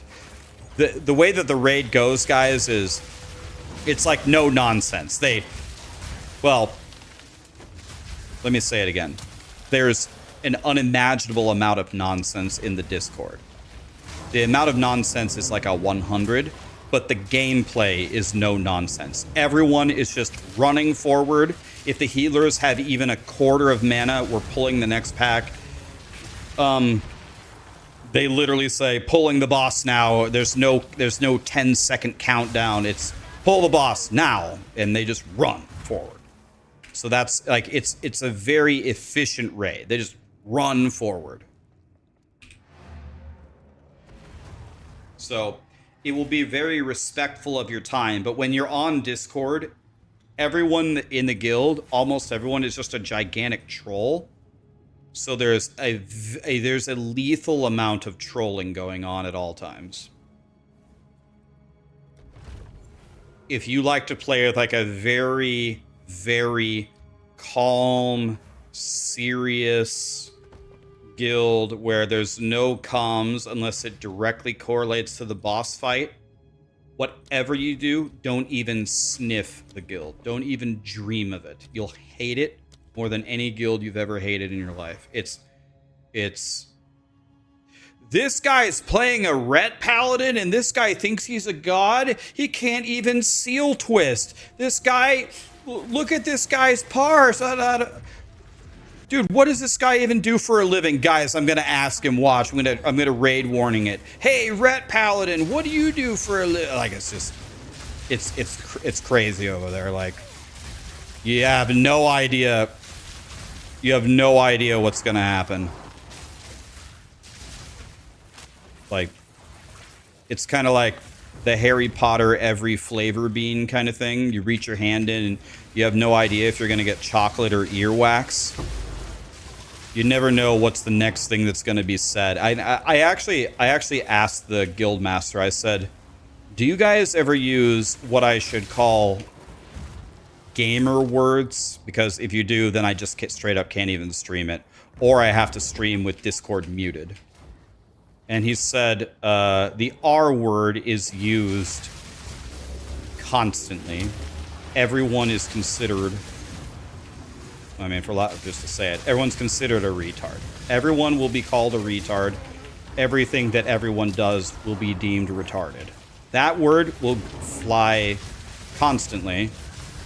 And that's it. There's nothing else. There's no racial slurs. There's no sexist terms. There's nothing homophobic. Nothing like that. And I was like, okay, well, I'll think about it.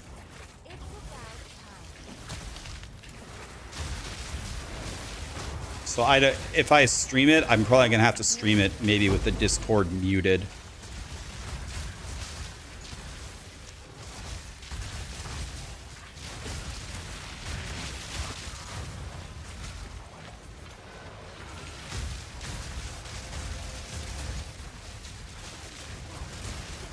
You would be interested. You're a BM and a marksman hunter for 15 years, but you can't get into the raid due to work. You have a very, very unstable schedule. Yeah. And that's understandable. Yeah, we have some amazing players. I met a guy yesterday. We were doing strat. They're trying to help me level up. I played with a guy named Neil yesterday, and he's a bartender, but he said his schedule as a bartender is crazy, so he can't commit, but he was very good. We were playing strat, and he was actually dual boxing. He was healing on his boosted shaman while he was playing his Nax geared warrior. It's like, okay, this guy's a baller. He's playing two completely different, he's healing and he's warrioring in the strat at the same time. This guy's not playing games. And like, I think he, for example, said, yeah, I love WoW, I murder everything, but I won't be like a main raider in either of the raids because I can't with my schedule, but I'll always just be sitting on the bench and someone inevitably won't show up and then I'll get in. I'm like, holy God, this guy is the backup. Oh, this guild's gonna be great. This guy's the backup? Jesus.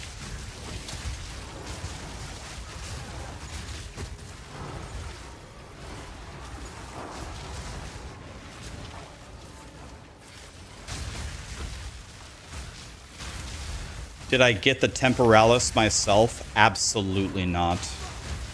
I was gifted it by a viewer who quit the league, and I should just make a command for this because people ask me this every day. This is my I've had this philosophy for 2 years in PoE, and I mean, it's actually open to change. If you guys want me to change it, I absolutely can. I don't really care. But the philosophy is, if you want to give me a handout, if you're quitting the game and you want to give me your stuff, I will take it. You want to give me your divines, you want to give me your godly gear, whatever, I'll take it. I put it in a tab in my bank called handouts, and I don't touch it for the first month of the league. I only play my own characters. Then, at the end of 1 month, if we want to do something fun with all the divines that have been given to us, we can do something crazy. We can make an expensive build, do something, I don't know, whatever we feel like doing. Some crazy-ass build or a crazy-ass project, whatever it is. Because about a month into the league, it seems like almost nobody cares. Almost everybody's quit by then. The economy has already done its thing, and it just doesn't matter anymore. So what we're doing this league with the handouts is I'm going to build the God Temple, and then I'm going to run you guys through it. We're going to do full 6-man runs every time. I'm going to bring 4 of you every single time.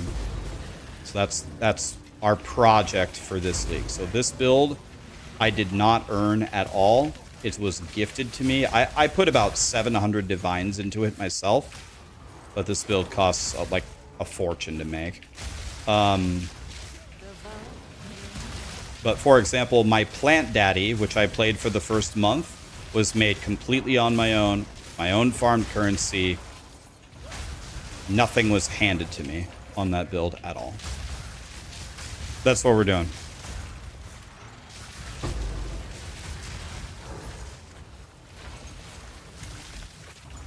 You're a level 14 hunter?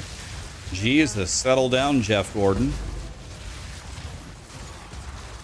Yeah, so if you guys are a really good player, and when you have time, you'll do the heroics and you'll do the Karazhans and you'll have good gear and it's enchanted, and you want to be like on standby, I can talk to Dan.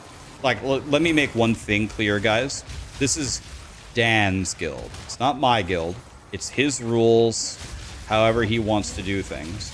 But I can ask Dan, hey, Dan, do you want to make would you like to make a role in the guild called, like, I don't know, standby or on deck or something, of good players who will gear out their characters with weird-ass schedules, who can't necessarily make the raid times, but would be happy to be fillers if we're missing something. And he might really like that idea, or he might hate it. I have no idea, but I could pitch that to him.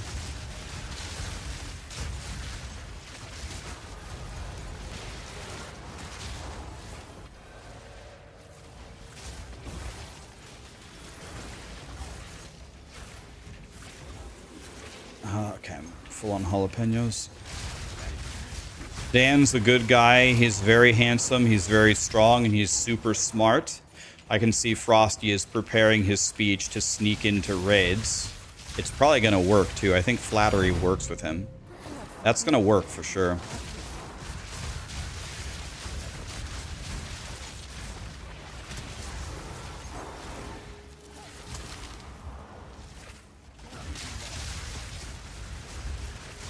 This is mythic, isn't me? I don't understand the question, Neon.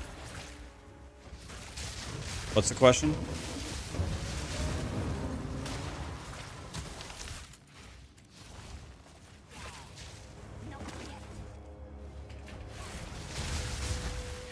Are there mythic raids? There are no mythic raids in the Burning Crusade. There's no such thing. It's just Serpent Shrine Cavern. There's no difficulties to the raids. There's no tiers to it. It's just Serpent Shrine Cavern. It's just Serpent Shrine Cavern. It's just Tempest Keep. There's no heroic Tempest Keep. Heroic is there. In TBC Anniversary, they added heroic.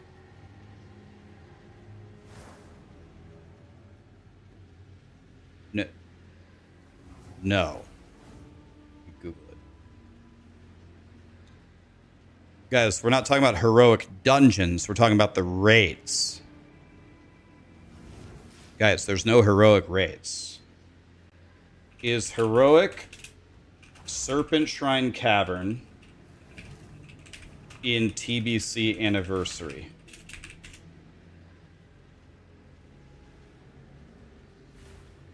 Yes, Serpent Shrine Cavern is a raid in the Burning Crusade. That is not what I asked. It only has a normal difficulty. There is no heroic Serpent Shrine Cavern. No. There is those people are noobs. They're not noobs, they're just misinformed. Cluster, the things that you're speaking, they're completely wrong, my friend. It's completely wrong. They changed it later in the game, maybe. In TBC, there are no heroic raids. There's heroic dungeons only. Guys, I've full cleared TBC twice. This is my third time doing it. There's no heroic Serpent Shrine Cavern. Doesn't exist. Maybe it exists later on when they changed the game in the past. It does not exist. There's regular dungeons, heroic dungeons, Karazhan, which is a 10-man. Guys, I know all the bosses. I know them all. I can name every boss, and I can name the whole roadmap for the whole expansion. Yeah. No, there's no mythic. There's no heroic raids. Unless they just added it as a bonus for fun. Like today, no, not a thing.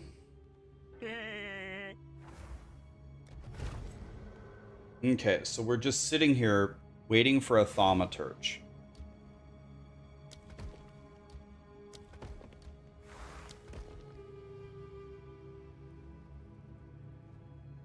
Do I need this alch lab?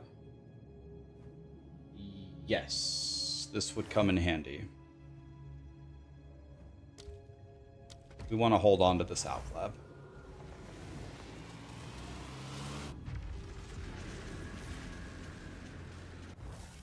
Am I going to play Classic Wrath of the Lich King? I didn't play last time, but I guess let's see what happens. But I'll probably play Wrath of the Lich King Anniversary.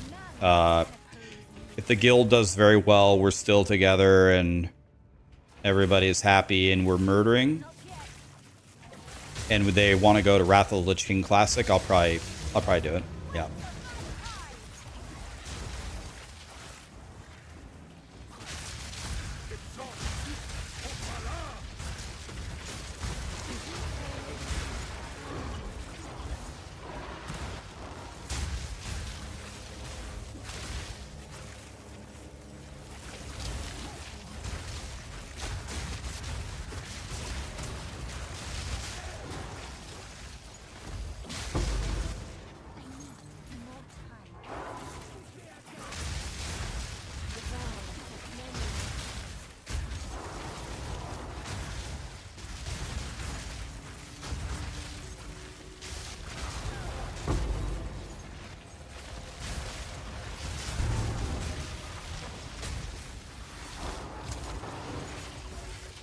Another thing that these guys have planned, if this is something that you enjoy, admittedly, this is something I don't really do in WoW, but every Saturday they have quote-unquote fun raids. Like, I don't know, I think they'll go clear Molten Core, or they'll go do Nax or something, you know, for the lols.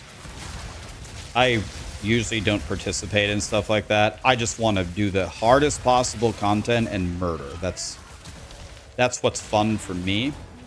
But if you enjoy just logging in with all the broskies and just having a fun raid, let's go do AQ40 with our T5 Serpent Shrine Cavern gear and just murder it in 30 minutes for fun. If that's fun for you, they're going to do that.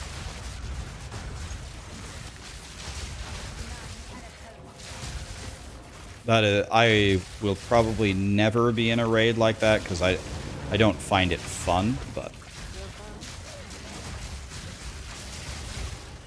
maybe if like I could understand like if we're going to Tempest Keep to go get an Alar mount, that makes total sense. Can people apply to your guild? You want to run Enhancement Shaman? Let me...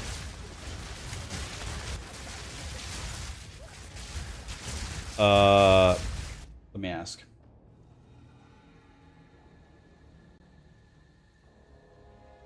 Ask Dan exactly how he wants people to apply to the guild, and I'll make a command.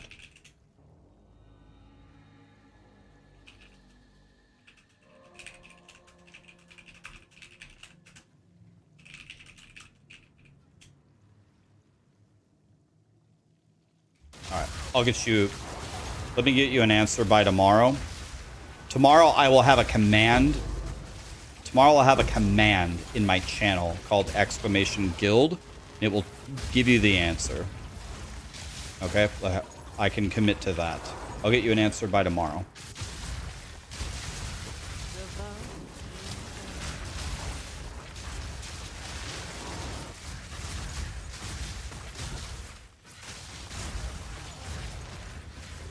I have a feeling that we may have an enhancement shaman opening for one of the raids, maybe. If I may be so forthcoming, are you a good player? Do you come to the raids full consumables, ready to absolutely murder? You know all about totems and how they work and da da da da da. Like, are you the John Wick of enhancement shamans?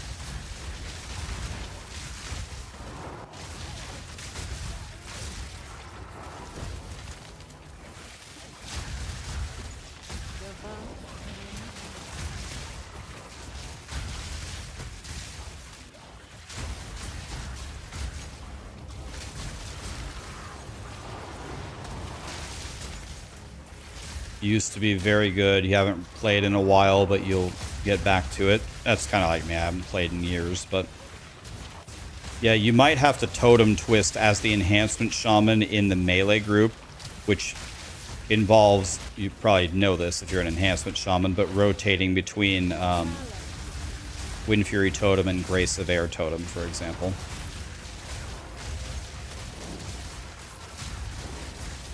So the whole melee group gets both buffs at all times.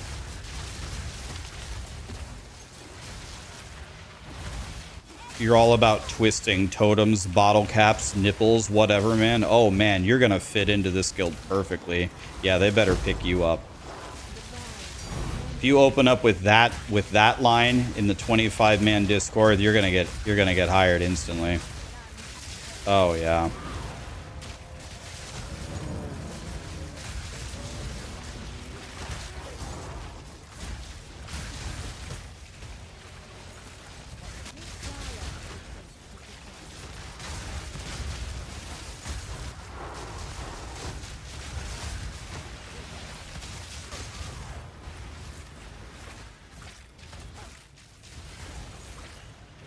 Alright, never mind. I got an answer for you already. Here you go.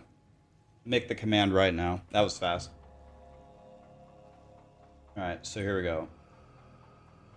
Commands, add, !guild.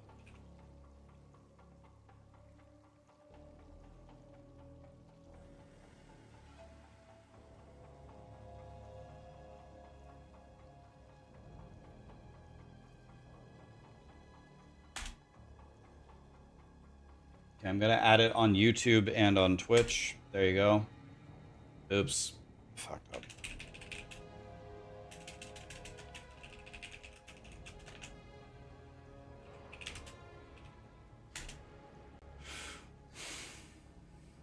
Okay.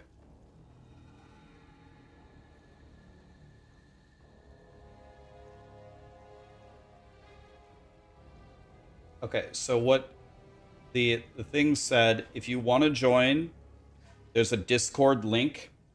It's the guild recruitment Discord, and you make a post in gear, logs, and experience, and just give them your 30-second elevator speech about... Give them your 30-second elevator speech about why you would either like to be a full-time raider in the guild, or...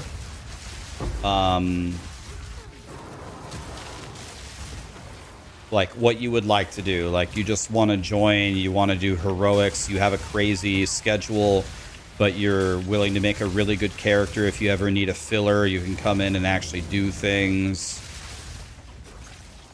The one thing that I would say is, if you would consider yourself like a person who is very easily offended, that's totally fine, but this might not be the very best environment for that. Just, I'm trying to give you an honest warning. It's not like people are not going to make fun of you, nothing like that, but everyone in the guild seems to be a gigantic troll, so you just understand what you're walking into here. It's everybody's trolling about everything. It's not distasteful, it's pretty lighthearted, but just that's the end of the warning, I guess. I need more time. It's a lot of banter, a lot of trolling, not being like seriously disrespectful, like disrespectful in a trolling way. So if you're very, very sensitive, probably don't join. You'll probably be offended, which I don't want to happen.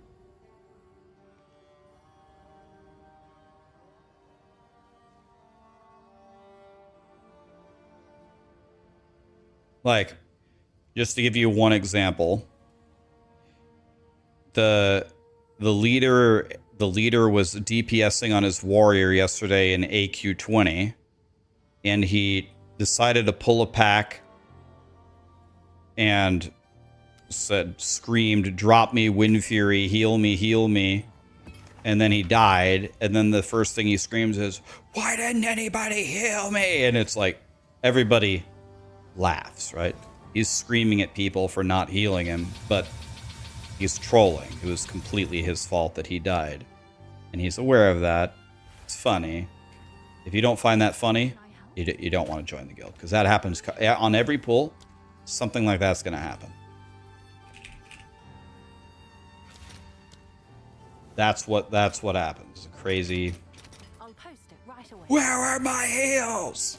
And like literally everyone was trying to heal him, trying to save him from the stupid ass pull he made.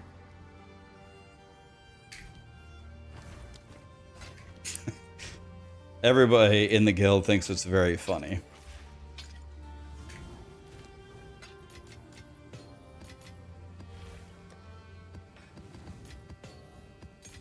It's kind of like Chris Farley and Billy Madison. No yelling on the boss!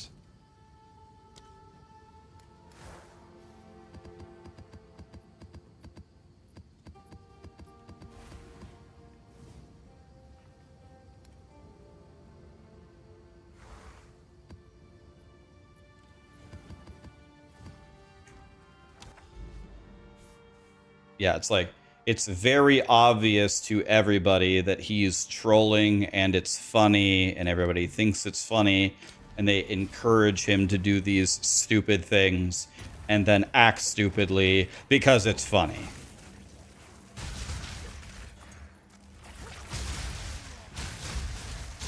Like, I'll give you another example. A guy was actually trying out for the guild. He said, "I heard good things about you guys. I'd like to play with you." And this is in front of the whole guild. We brought him to a ZG. He's just sitting there. He's sitting there on the Discord. And the GM's like, "All right, well, what class are you going to play?" And he goes, "I'm going to play Ret Paladin." He goes, "Okay. You're going to play Ret Paladin." Okay. And are you going to have any alts? And he goes, yes.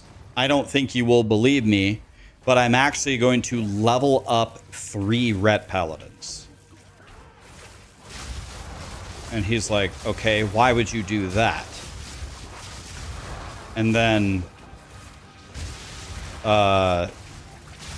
he's like, well, RNG can be kind of a bitch in the early heroics or whatever. So I'm gonna level 3 Ret Paladins, and whichever one of them gets the very best gear, that's the one I'm gonna raid with. I love Ret so much, I'm leveling 3 of them. All of them will do all like the lockouts, and whichever one has the best gear, that's the one I'm bringing. And the GM literally said on Discord, he was like, so let me get this straight. You're going to level up 3 versions of pretty much the most useless and lowest damage melee to try to get good gear for nerfed tier 1 raids that we're going to slaughter anyway. And then he literally, and then the paladin just kind of laughed and he goes, my god, dude, you better be dual specking Prot or Holy on some of these, because if it's just you gotta be Ret all the time, always da da da da da, this is like the motto of every bad paladin we've ever met in the last playing this game for 20 years. And the guy took it well. He was kind of laughing. He goes, I totally understand. Like, I'm willing to tank heroics or Kara. I want to main Ret. It's my favorite thing. I'm good at it. I can seal twist. I get that every Ret paladin is dog shit, but I'm good. Try me out. And the guildmaster said, okay. Then we went through ZG, gearing up some of his boosted paladins. And he's like, oh, another pole arm. This guy needs 3 pole arms to determine which pole arm he's going to get. And, you know, the guy was just laughing the whole time. He's like, yep. And so, you know, my point is this guy was getting trolled right from the beginning the whole time. But they brought him to a raid. He had a good attitude. He was laughing. He got a bunch of loot, actually. Very first raid. There's, oh, another pole arm. We got to give this to this guy's 5th paladin. So if that kind of stuff is funny to you, that's you're gonna like the guild. And he goes, and he asked him, he goes, you're gonna level 375 blacksmithing 3 times? You know how expensive that is? It's thousands of gold. And he's like, yeah, I'm balling. Okay, Mr. 3 Ret Paladins.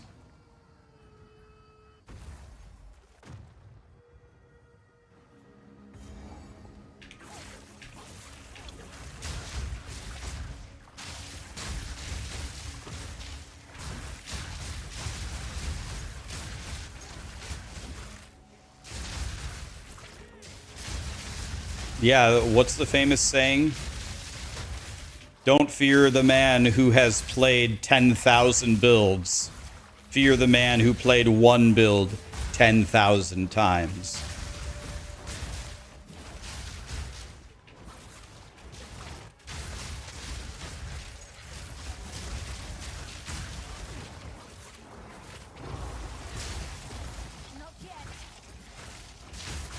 In the first TBC, I was a warrior. In the second, or excuse me, in the first TBC, well, I guess I was also a warrior. First TBC, I played Shaman Warrior. Second TBC, I played Shaman. And this time, we play Shaman. 3 TBCs, 3 Shamans. My confidence level is high. Very high.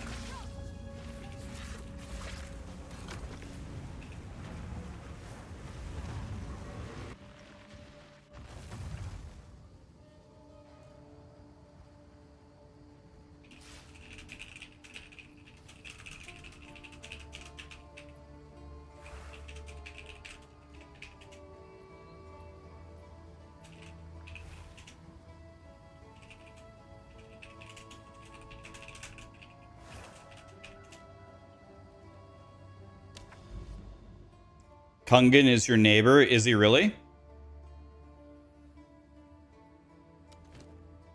That's the GOAT tank from back in the day for Insidia and SK Gaming, right? I'm playing Shaman again, yeah. Shaman's my thing, man.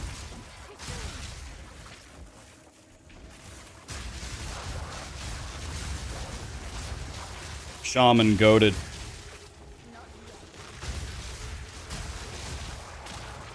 I'll play Shaman in Wrath of the Lich King as well. Yeah, Nihilum, SK Gaming, and Insidia, right? Didn't they have multiple guild name changes? Yeah, I'll stream the raids if you guys would like to watch them. If I stream the raids and 200 people are watching, that's going to indicate to me that you guys don't like that content, which is fine. So then I won't stream it anymore. But if we have a decent turnout and you guys are enjoying it,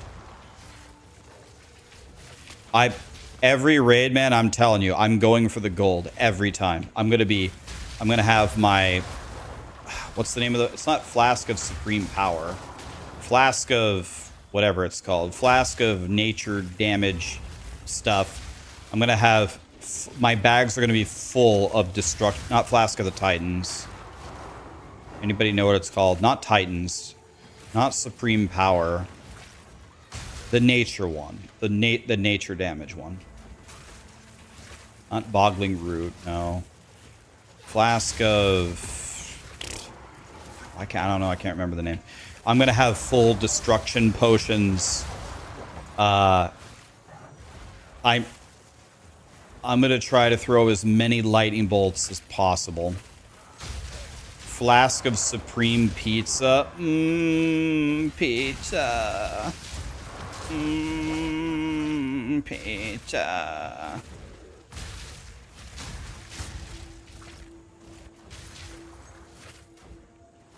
That's it. That's it. That's correct. Flask of Blinding Light. That's what it is.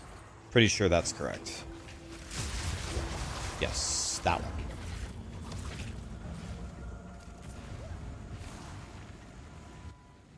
A Flask of Blinding Light.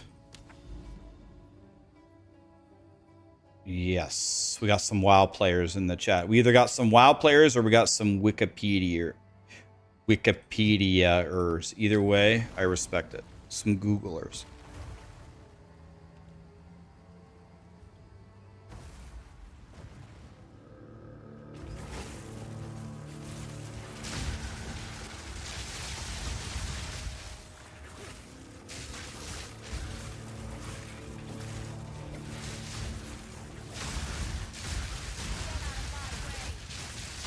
Did I see the hotfix? I got my wish. Yeah, I saw that. I messaged the by the way, first of all, I don't think I'm important at all. Like, that's not the purpose of this message, but I felt very glad that I sent Grinding Your Games a message about it. I said, hey guys, this is like completely kind of busted, right? This is a big problem, and I explained it in a paragraph or two.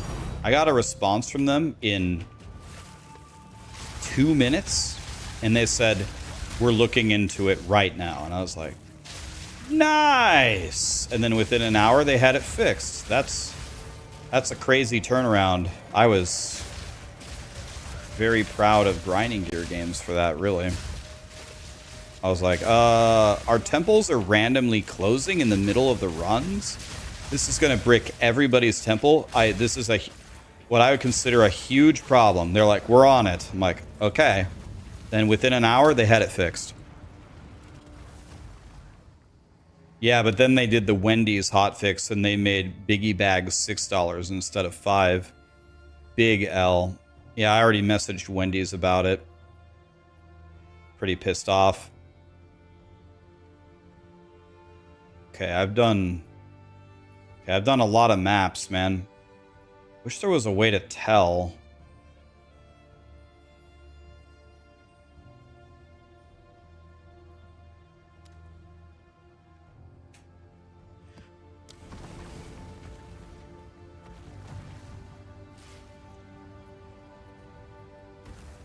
You just destroyed your temple with 0 locks? Wait, what? What happened? NR Lelica Wheezy Ithriel. Did I say that right? Thank you so much for the subs, guys. It's not fixed. It can still auto close. Well, I believe you. Maybe it happened to you, but it didn't happen to me one time today. Have you guys had your temple auto close on you today? It hasn't happened to me once. I've been doing it all day, but I bet.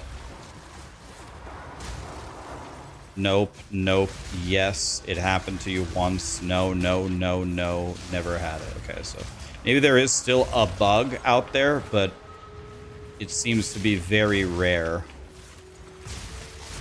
So they fixed most of it.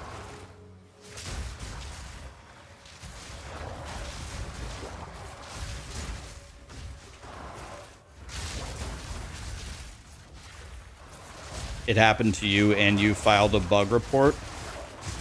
Nice.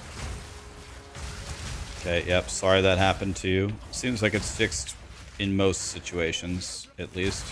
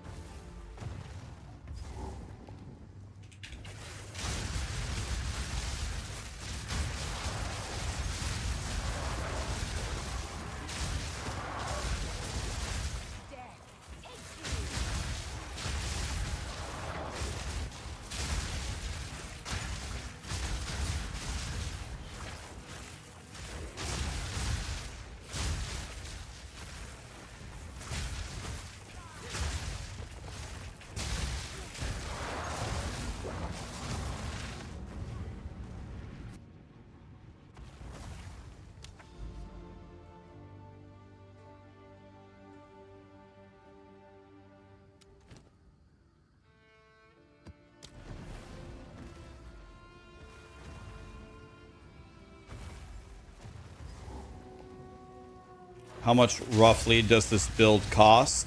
As you see me playing it, I haven't price checked it, but if I had to guess, I would say about 20,000 divine orbs currently. Because I have a Temporalis and an Adorn setup. Whatever Temporalis plus an Adorn setup costs is the meat and potatoes of the cost.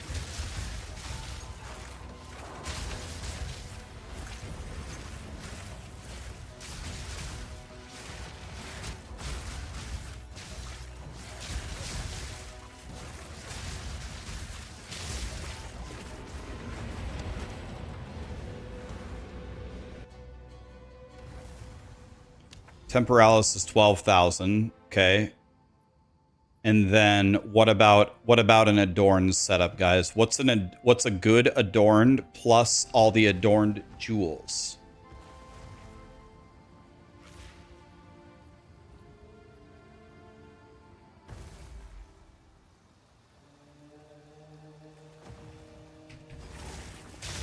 Link is still messed up. Yes. Mine's 137, I believe. Mine's 137. So 2 mirrors. So whatever, what's the mirror at right now? Is it 3K, 4K?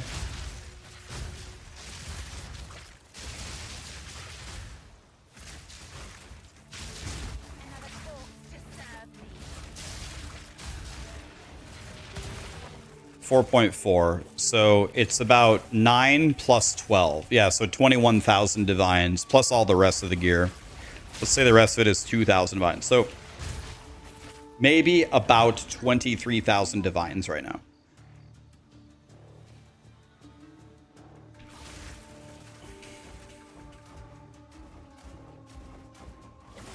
23,000 divines-ish.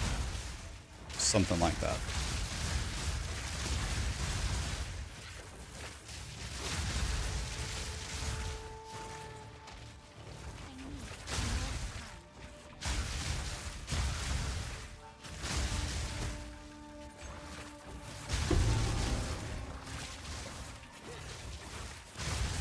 I don't even want to show you guys my wand. I guess you could just go over to OnlyFans and see it, but you guys don't even want to see my wand. If you really want to shed some tears. It's sanctified to +5.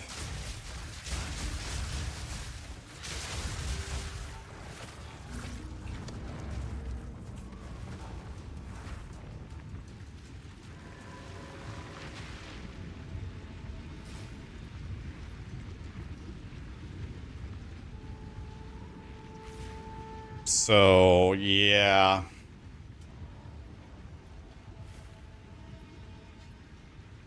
I think all spells is +4. All spells, I think, is +4.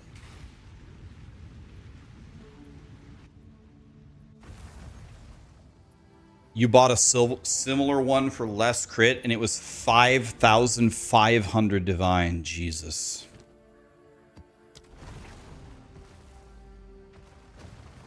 Sanctification in PoE is a way to giga juice your items to go even further beyond. I think you only get one shot at it, and I believe the way that it works, someone can correct me if I'm wrong, is it increases the affix magnitudes by either -20% all the way up to +20%. Something like that. So if you hit the top roll on a +4, 4 can go to 5.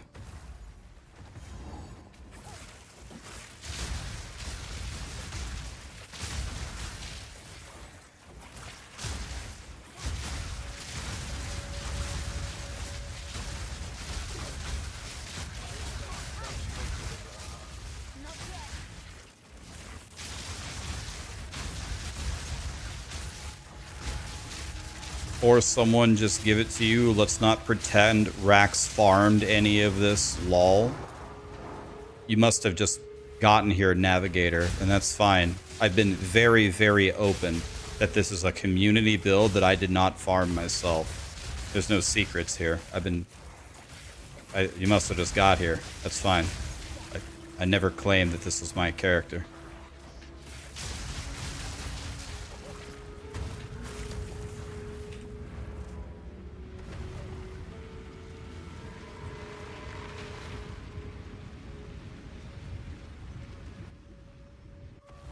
Oh, fuck. Here we go again. Yeah, we're not going to go down this rabbit hole again.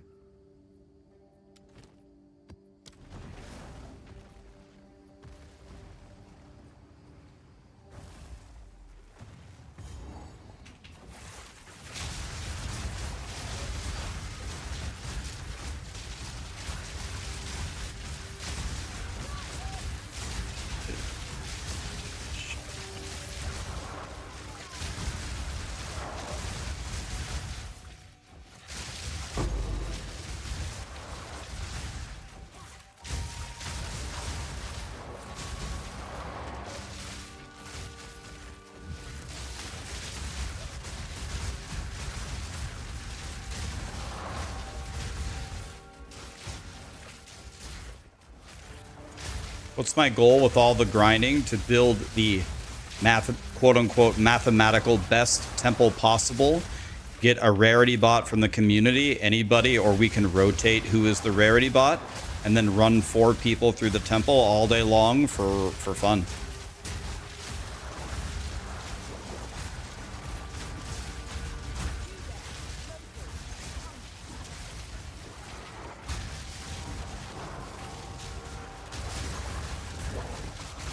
Can you use Spark and Lightning Bolts in a cheaper build? Someone said there's a content creator, Just Anthony, that has a guide that's a much cheaper version. I haven't looked at it, but people are recommending it. So if you want to play the budget version of this build. Check that out, maybe.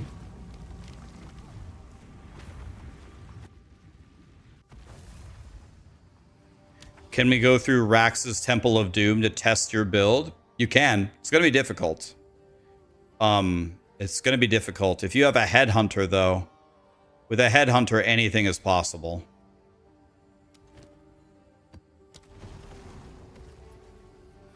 Indiana Jones in the Temple of Doom. The sequel is Rax in the Temple of Doom. It's going to be very difficult. Like, to give you an example, one of the monsters with a single life mod is going to have 180-ish million health. That's just going to be a boss in one of the rooms, 180 million health. So that's more than 10 Uber Arbiters of health.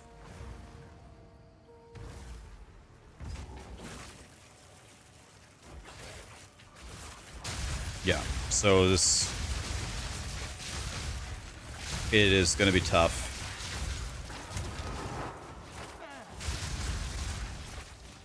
How do I know that shit? Because I already ran through the temple.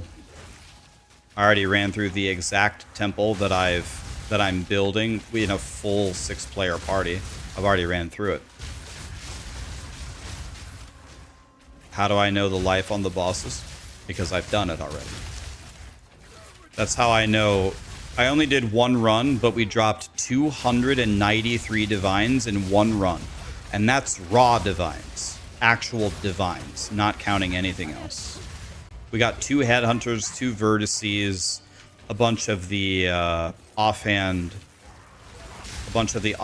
Jim Bobs, the sacred focuses, altar robes. Yeah, we got 293 in the first run. Yeah. That's what we're building. That's what it will do. I know for sure.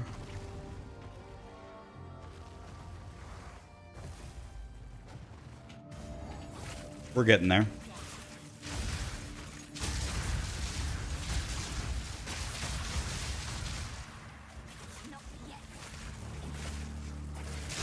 Back from work and ready to ban? Let it fly, Vince. See someone you don't like, ban him. Still 15 days left in January for moderator of the month. It's just whoever bans the most people, really. Usually in the first half of the month, we usually like to attach a reason to the bans. But we got to make quota at the end of the month, so just like a used car salesman, just do what you got to do.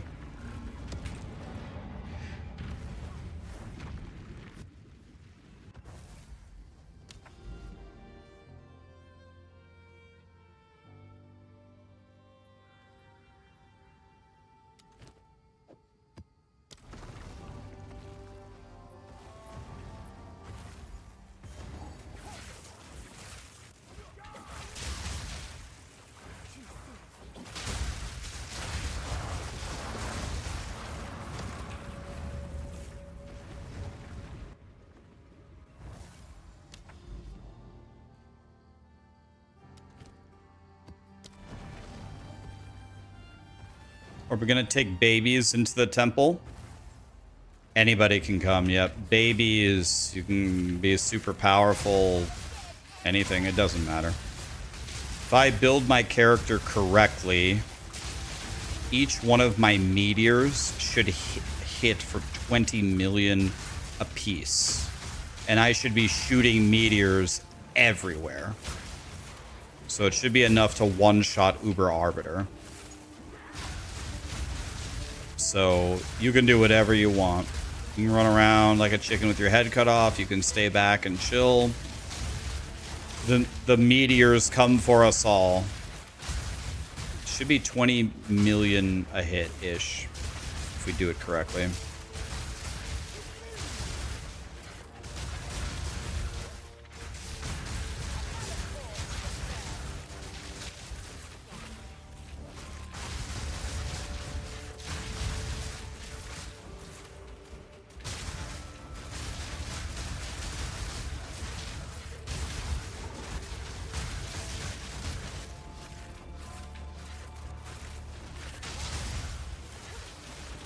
when the build is full power, will there be no challenging content left? I mean, I would argue I mean, a fully built temple is challenging content. I mean, they got 100 million HP.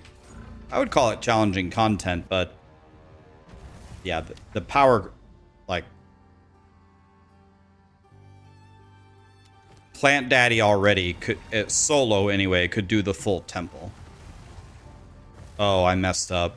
Damn it. I messed up. Oh, well.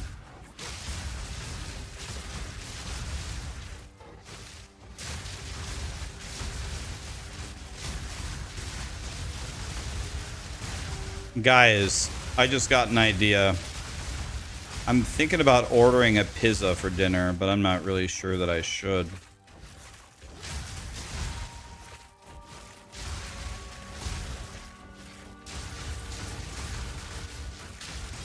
I can't remember the last time I ordered a pizza.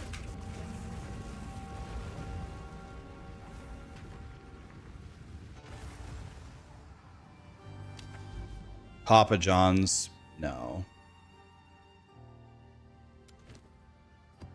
Hopefully we can find someplace better than Papa John's. Why don't I order pizza? Is it not healthy for you? Yeah, it's the main idea. Trying to eat healthy. Trying to go to the gym and be a healthy boy. Exactly. Can't go to the gym today. I gotta go to AQ40, but we'll be there tomorrow. How are the gym goals going? Currently, I don't have any goals. I'm just getting into the swing of things. I go to the gym. I do a little weights here or there. I do a little cardio. I do a little swimming. I'm just getting in the swing of things of going to the gym. Once we've de-rusted, then I'm gonna start actually paying attention. All right. I really like the cardio. There's four cardios that I like to do. I like to play basketball. I like to swim. I like to do the rowing machine, and I like to do the Stairmaster. I always start with the Stairmaster first because it's the most difficult. And then I do rowing second, because it's the second most difficult. That way I can't give my... If I do the easy ones first, then I'll just say, I'm tired. I don't want to do the hard ones. So I do the hardest ones first. So there's no excuse.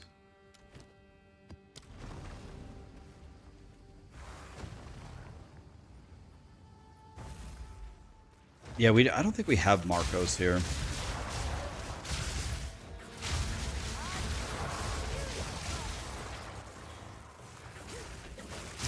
That's exactly right. It's exactly that. Yeah, that's a more eloquent way to say what I'm trying to say.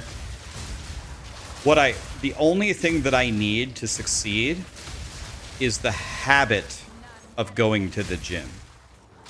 Once I develop that habit and lock it in, everything else will happen naturally. And when you first start going to the gym, if you go ham, if you row your boat until you're dead, and then you play basketball until you're exhausted, and then you lift weights until you can't lift the dumbbell anymore, then the next day you're going to be so sore, you're going to lose the habit of going to the gym. So, my main focus is learn to consistently go to the gym. It's a lifestyle thing. Then we'll worry about what I'm actually doing at the gym. But I'm not the kind of person that goes to the gym that kind of dicks around and sits on my phone all day looking at Instagram pictures of cats. I actually do things.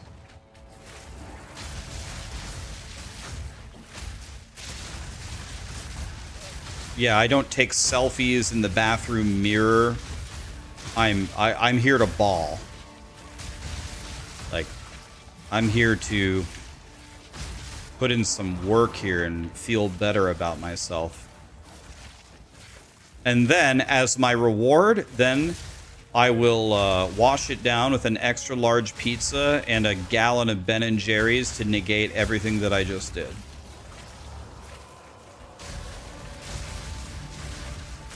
What's my in-game name? Rax Spark Cock.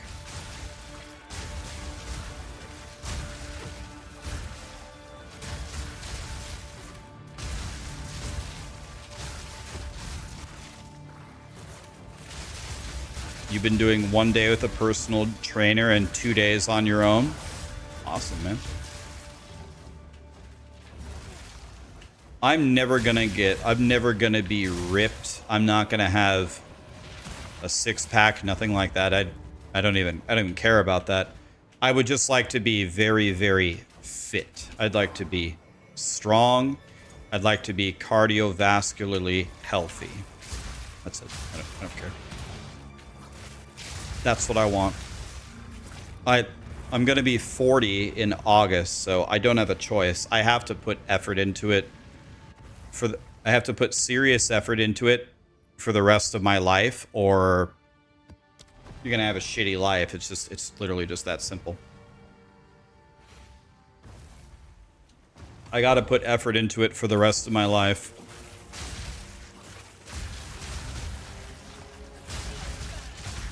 Yeah, I'm old. You're 40 in July.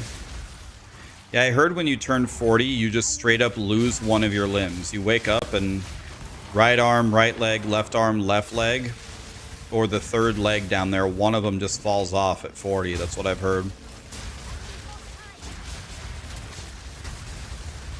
I miss being 18 and having a 6-pack just by eating McDonald's. Dude, in my high school, I was the skinniest kid. I was an extremely fast runner, really good at track, really good at soccer because I was so fast, because I was so thin. When I graduated high school, I was 5'10", which is 178 centimeters. 5'10", 119 pounds. I don't know what 119 is in kilograms. 50 kilograms? 55 kilograms? I weighed 119 pounds at 5'10". On my senior year of high school physical. I was literally a figment of your imagination. Skinniest kid.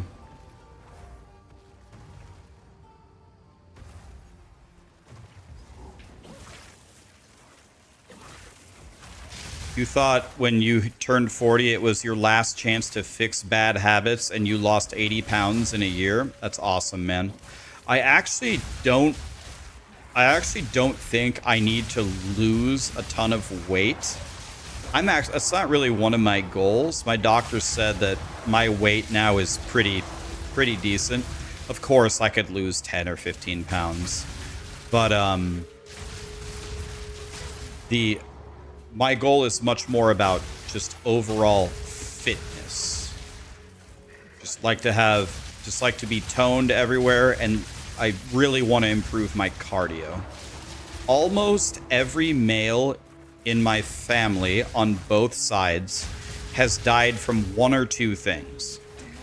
Every male in my family has either died from cancer, which I don't have a strategy to combat that, or heart problems. And that's something that I can definitely work on.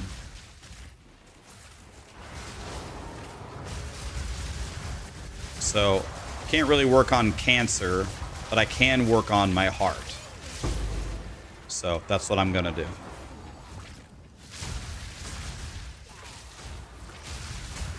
Exercise lowers the odds of cancer.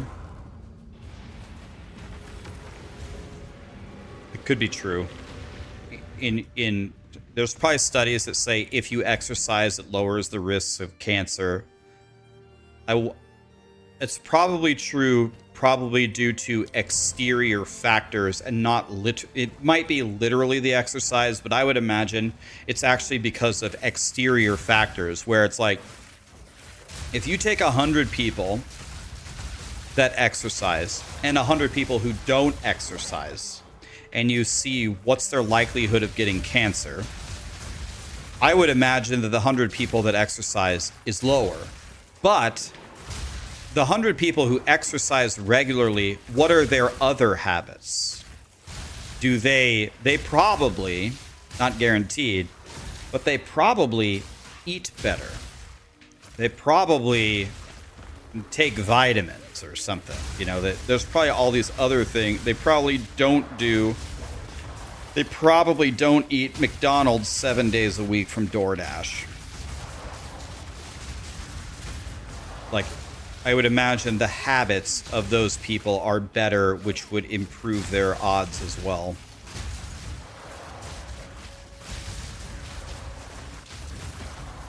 Then why is there children with cancer? I'm not sure if you're trolling or not. Certainly that comment has nothing to do with what we're talking about. Anybody can be born with multiple health issues. It's not... that is... What? What? I don't even understand the question. What? Talking about clinical studies of people who do and do not have cancer versus exercising, not whether a child can be born with cancer. Oof.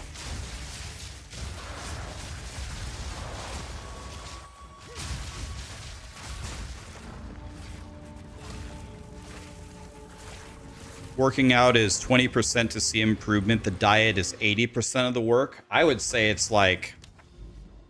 Well, it depends on what you're talking about. If you're talking about your weight, I would say you're absolutely right, but I would say it's more skewed toward diet. I don't think it's 80-20. I think it's like 95-5. How much you weigh, other than medical issues, is like 95% what you eat and 5% how much you exercise. You could run 5 miles, or you could not eat a donut. It's like 95-5. But what I'm talking about is fitness. If you eat broccoli and kale and spinach and blueberries and carrots and all the best foods for you ever, and salmon, but you never exercise, you never go on a walk, you never raise your heart rate, you never do that, you can be a very low weight, but extremely unhealthy.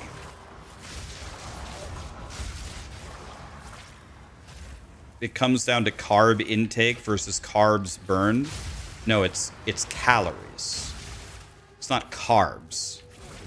That's what all the special niche diets that want you to download their cookbooks and watch their podcasts want you to believe. It's some simple mathematical equation of calories. It's calories, not carbs. Calories.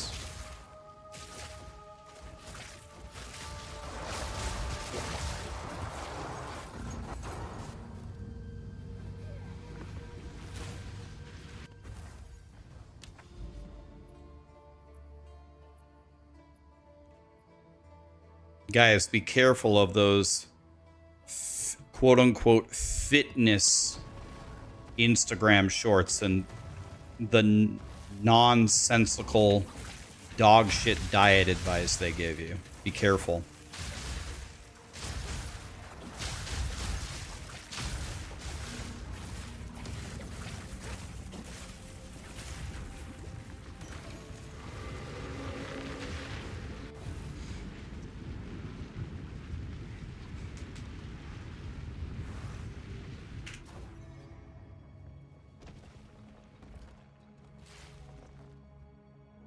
Is this for real? The one moment that I don't need Spy Masters, the game gives me 2 Spy Masters? Are you trolling me, Grinding Gear Games? I don't need any more Spy Masters and I get 2 of them? Grinding Gear Games, can you explain this to me, please?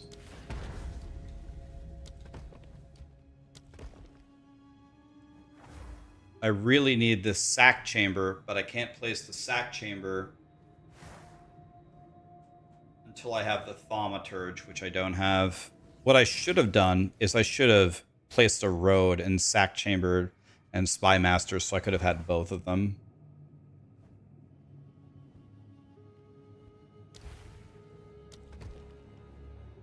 Oh well, too late now. It's fine.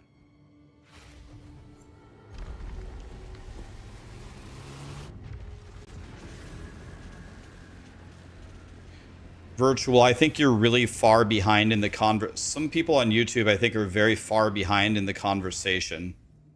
You might want to hit refresh or move up the drag the little meter forward. I think some people are a couple minutes behind on the conversation.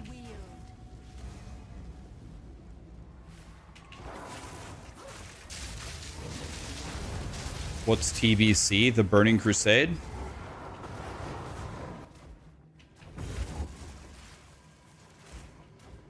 I need more time.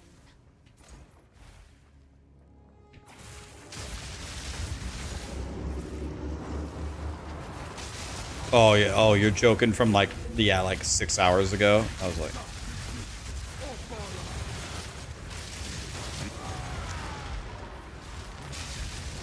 right. Yeah.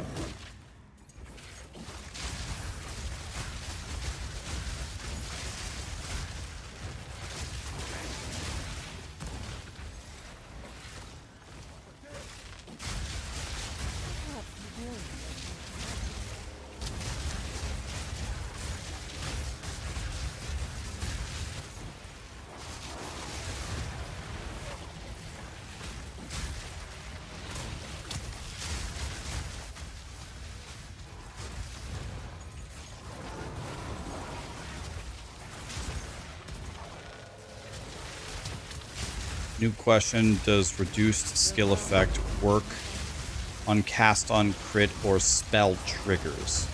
What you can do if you ever want to check if something works is, like, you have cast on crit, you sock it in the Comet or whatever, and you can try different supports, and then when you open up your skill menu, when you're going through the menu, instead of looking at cast on crit itself, if you're trying to support Comet, check the actual tooltip of Comet socketed into cast on crit and see if the numbers change.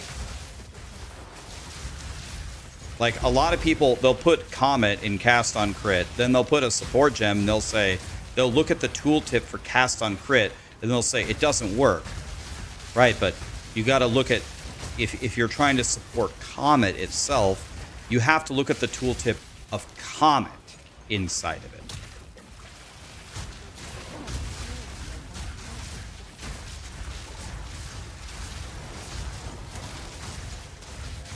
Is there a guide on this? I have no guide on this because the build is way too expensive. Way too expensive, completely unreasonable price for anyone who either doesn't degenerately play the game all day long or RMTs and cheats. It's the two options, essentially. Those are the two ways you can play this build.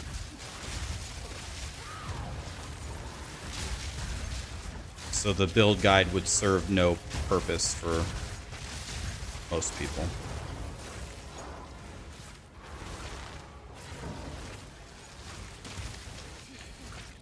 Oh, how do I get out of here? Grinding your games, please make the monsters attack us. Please stop making them hide in the corner. Please, can we please get a patch? Please, can we change the monster behavior to actually come after us?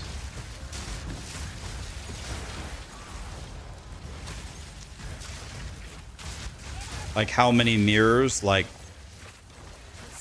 five mirror build.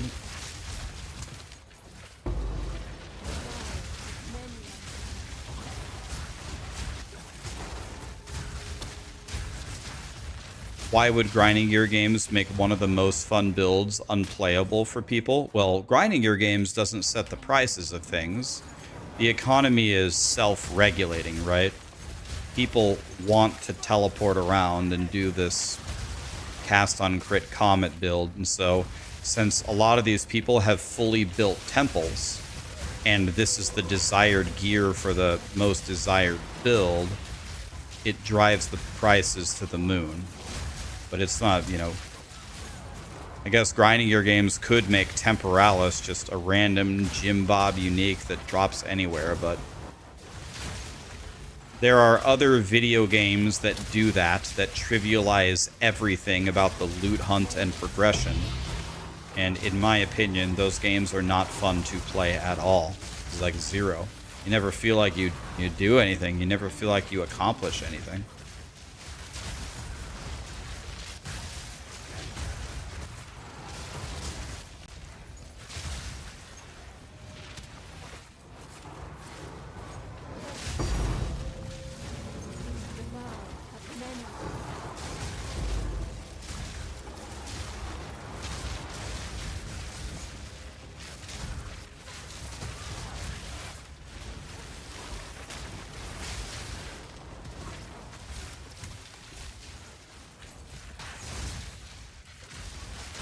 Is there a middle ground for the build? Someone said that there's a content creator called Just Anthony that made a budget version of this build.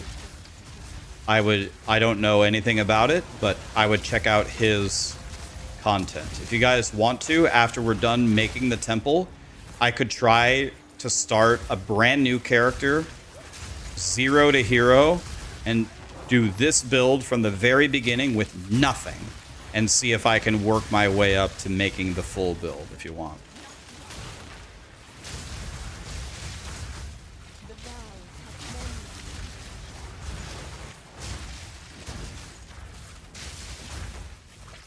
Well, I could never make this, well, I guess I literally could, but I would never make this build on SSF because I don't want to farm Temporalis because I hate Trial of Suck my ass. So if we make it on SSF, then we're not doing we will not be doing a Temporalis build just because I don't want to do, just because I hate Trial of Suck my ass.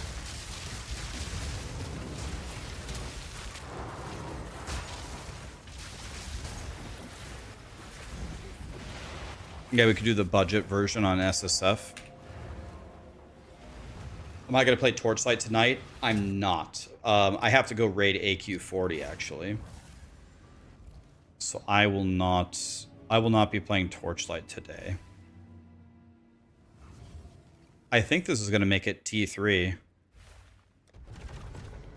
Yep. Damn, no Thaumaturge again? Man, I remember that guy told me, he said, the most brutal room is later on trying to get a Thaumaturge. God, he was right.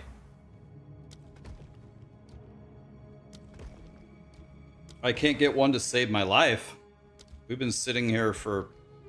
How long have we been sitting here for? 2 hours? Jesus. Will I please stream WoW? I am going to stream WoW. I'm going to stream it on February 5th.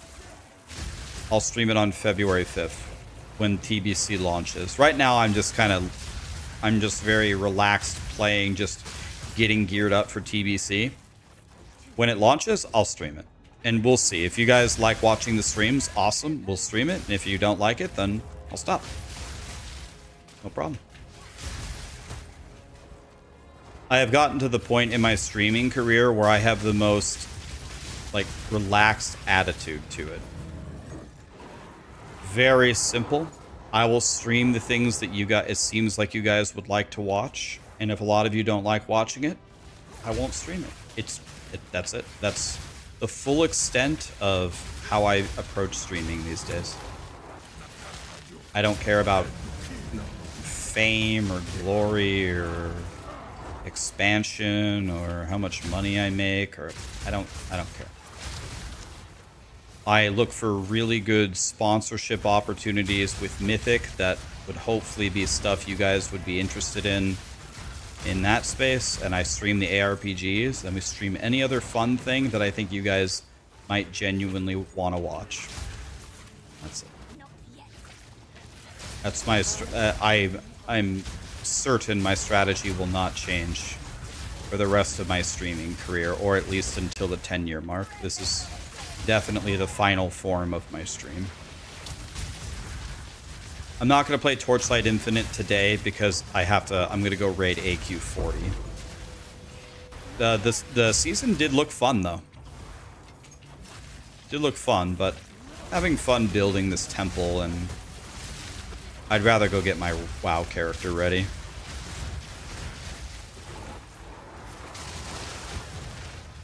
take a jalapeno.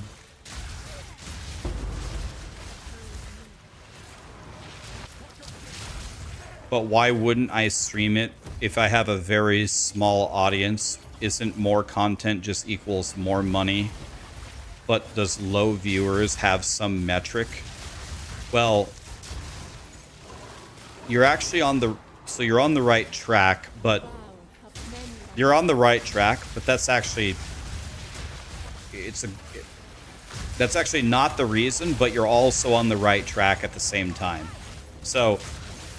The most important stat that a streamer can have is CCV, concurrent viewership. If I have 4,000 average CCV instead of, what do we have right now, 1.3 or something? If I have 4,000 instead, I will make way more money, but it's not in the way that you might think. It's not that I'll get more subs. It's not that I have higher ad revenue. It's that sponsors have to pay me at a rate of 4,000 CCV. And the difference between that and 1,000 is mind-boggling. But, so you're right there. You're absolutely right. But that's not the reason, though. That's not why I wouldn't stream it. The reason why, if my CCV dropped significantly, why I wouldn't stream it is because that tells me at least half of the people watching me don't want to watch it. That's why. So yes, you don't want to do things that will crucify your CCV because it's an outrageous financial loss. But the main reason is if my viewership goes from 1K to 200, 80% of people don't want to watch this shit. That matters to me more than the money. So, if that makes any sense.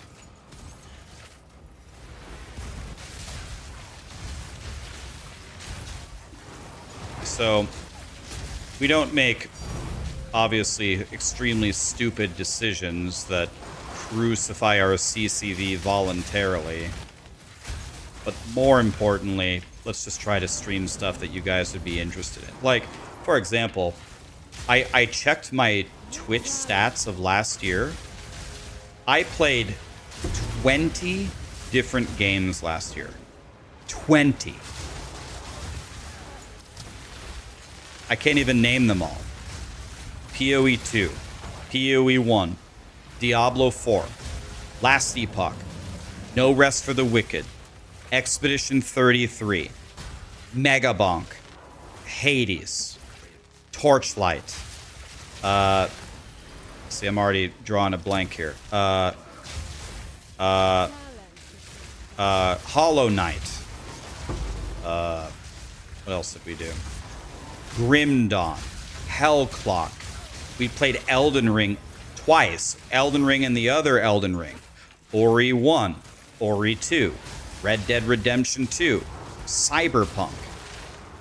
Like we actually played 20 games. Yeah, you guys remember better than me. So, any game that you guys seem to be interested in, we played Palworld even. We played Enshrouded. Played Witcher, yeah. So, any cool game that you guys want to see, we can play. We played Peak. That was fun. Yeah. That's another one. Peak. Yeah, we played Monster Hunter Wilds for a day. That was a life-changing experience.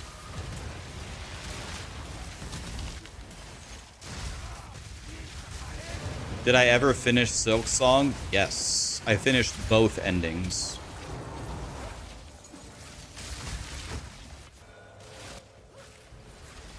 Borderlands 4, yes.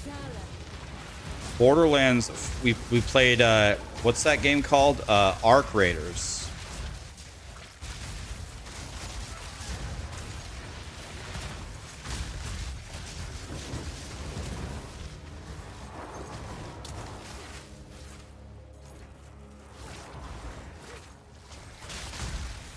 We played Sloromancer. Yep, Sloromancer was good. The farmer again? This guy is single-handedly paying my bills. What's up, dude? This guy loves me. What's up, guys?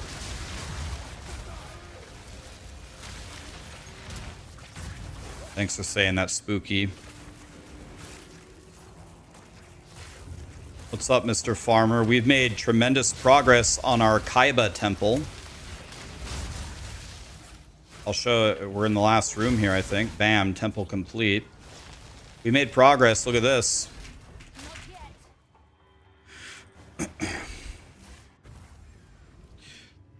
Look at this, boys. We're doing the AB. Look at this. All Spy Masters. Not to make things weird, but I do have a very big snake.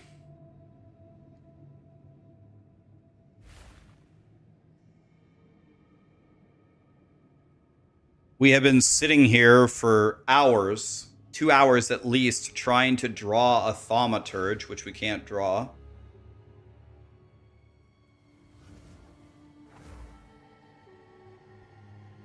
You bricked your whole thing at exactly this spot? Oh god, let's hope we don't do that. We need thaumaturge right here. It's already jalapenoed. Oh my god, he raids me and we draw it first time in 2 hours. Thank you, farmer. God, thank you. Finally. We're just going to have to ask you to stay. We've been sitting here for hours, just begging. Okay, we're doing stuff, guys. Okay, we're doing stuff. We actually don't want any of these. All these are bad.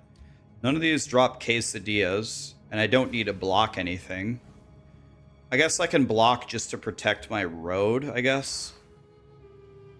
I guess we're going to use this road to block later, so maybe I just protect the road itself for no reason. I don't know. Lock it, and in we go. You looped your temple the other day, and you completed both snakes, and you upgraded every room.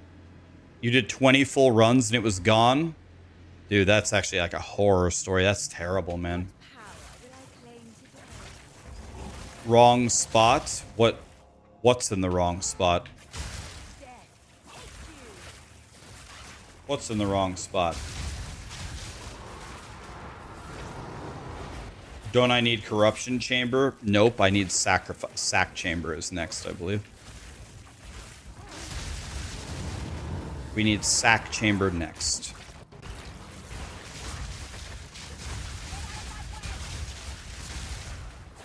Sack chamber, then corruption, thaumaturge, alch, smithy.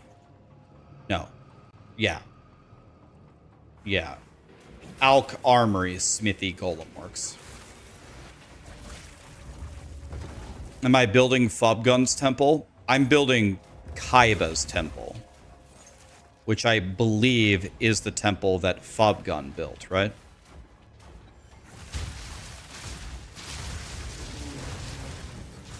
You're a little bit ahead of me. It took you 20 runs to get the sack chamber. Yeah, I think Kaiba is the one. I could be wrong. Did Fubgun make Kaiba's temple? Is that correct? Is that the temple he made?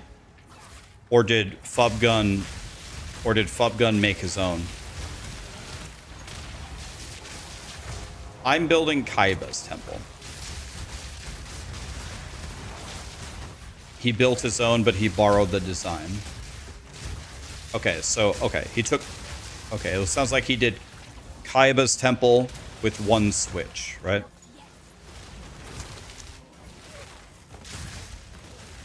Fubgun said himself, give the other guy credit. Right. I mean, that's how I've always known Fubgun to be. He always gives credit where credit is due, as far as I have known him. But I think Kaiba is the one who made this temple. I'll be honest with you. I'm perfectly happy to have 11 or 12 spy masters instead of 11. I don't ever want to run the risk of losing the temple. So the extra spy master is just more jalapenos, right? So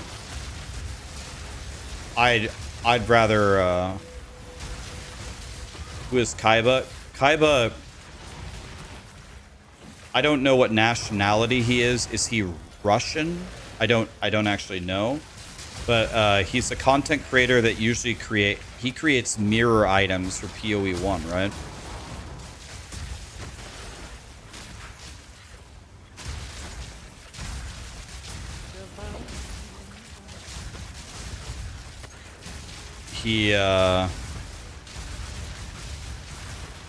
He makes a mirror. I remember the very first league I ever played, in Settlers League, I mirrored out of Kaiba's shop. I'm pretty sure his bow for Tornado Shot was the first item I ever mirrored in PoE.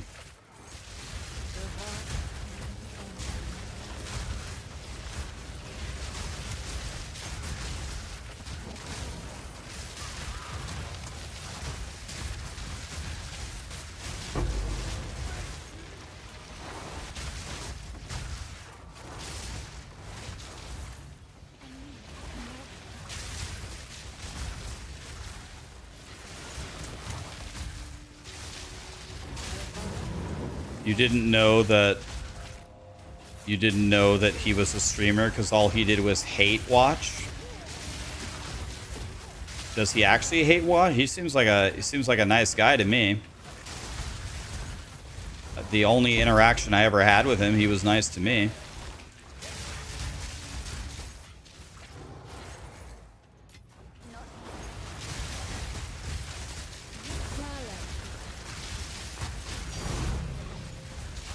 What is the tech at my point with the sack chamber? I mean, it's literally just the next room that I need, but I think the sack chamber is going to be required to very easily do the golem corner, right?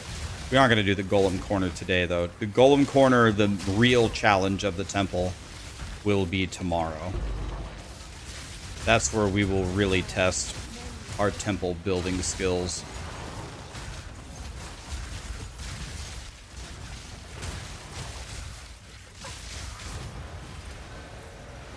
Dude, I have so many medallions here.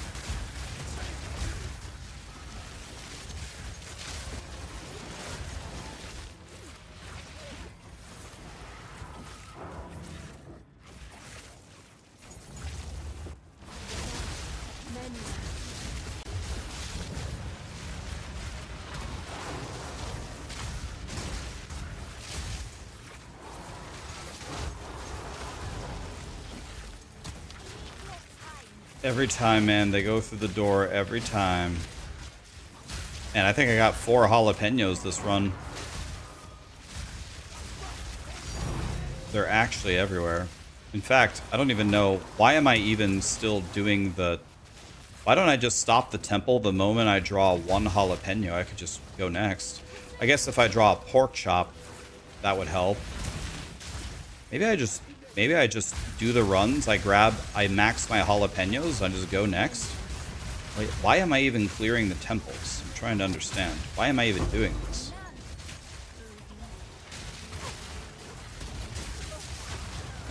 It just kind of dawned on me. Now my income is so high. I guess I'll finish this one and then we need to I need to just walk forward until I'm full on my jalapenos, then just go next. I don't even... I'm wasting time doing the temple.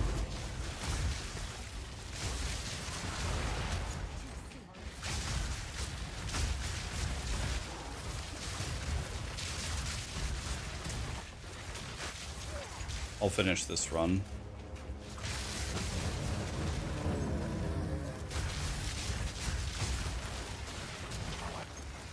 Okay. Looks like we're about done. Oh, never mind, I lied.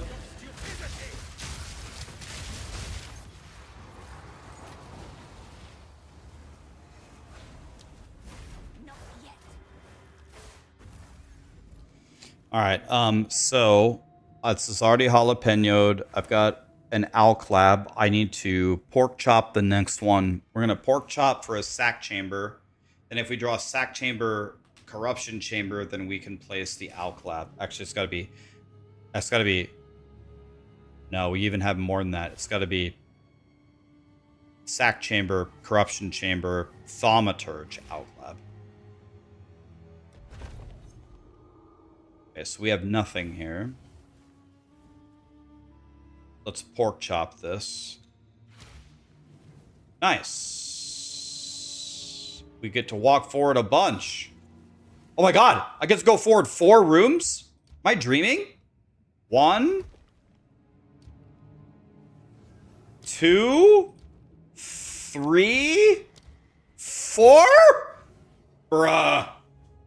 I just walked forward 4 rooms. Bro. Okay.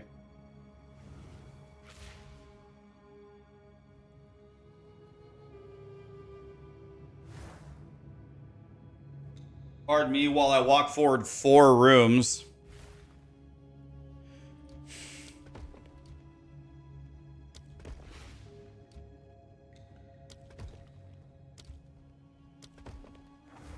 So I want to draw... I actually probably have to do a full clear here. I would actually probably like to maybe hold on to this as well to give me some room to place some rooms here. That was unbelievable. We absolutely do not want to sack at all.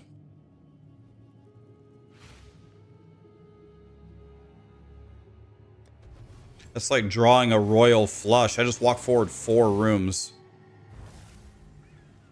That was actually pure math. I was like, wait a minute, is that a 4-room draw?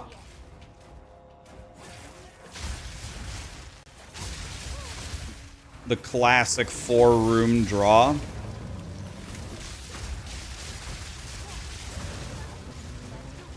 That was insane. How do you upgrade the sack chamber? By using its ability to sacrifice a room, but I absolutely do not want to do that. I want to save my sack chamber. I need a bunch of jalapenos. I need like I need 4 jalapenos. 3 to cap me at 6.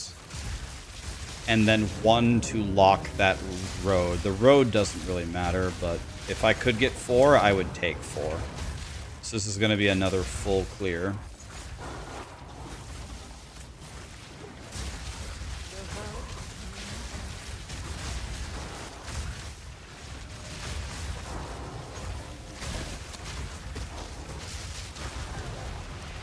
There's 1. Okay. I'd take 3 more if I could get it. Because then I could jalapeno the road and then draw 2 more. And then I'd have 6 going forward.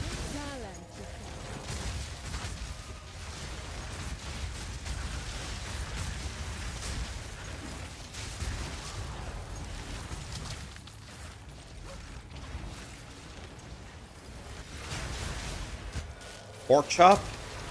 I'll take that. That's worth its weight in gold. I'll take a pork chop, absolutely.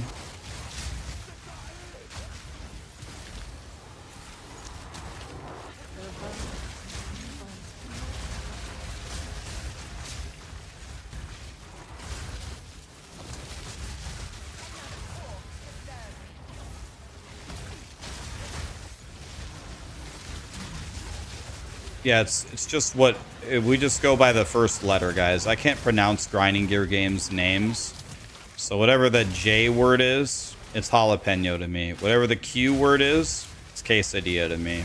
I don't know. I can't say those words. I don't know how anybody could even speak those words without having a seizure.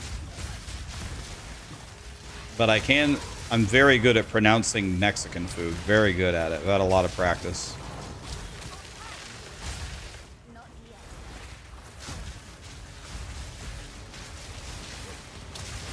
So that's what I call it.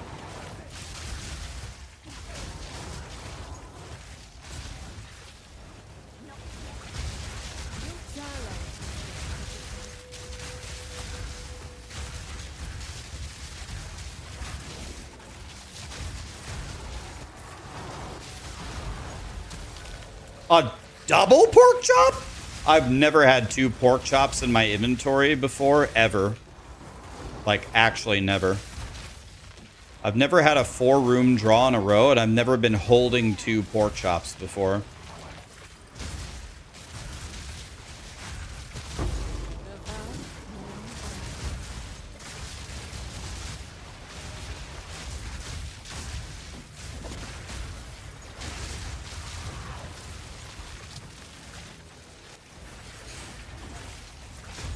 Unbelievable.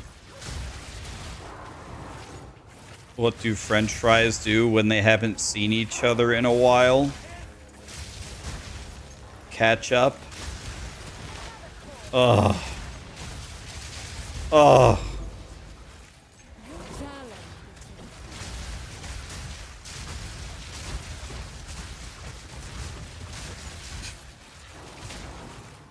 Ugh. Jesus.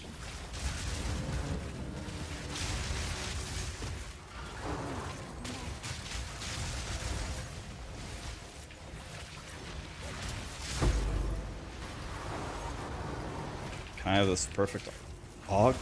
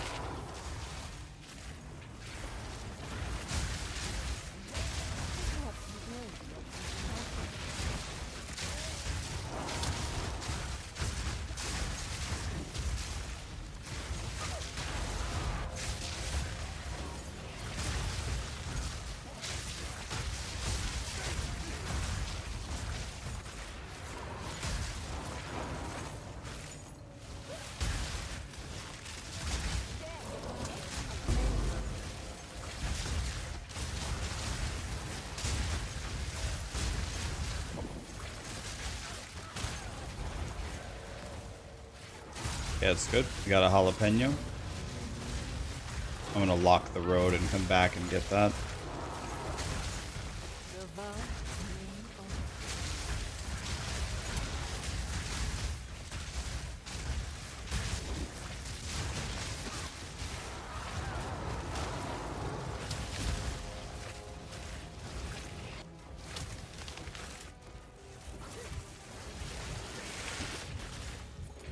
Oh man, dude. The DNA one is even worse. Oof. They keep getting worse.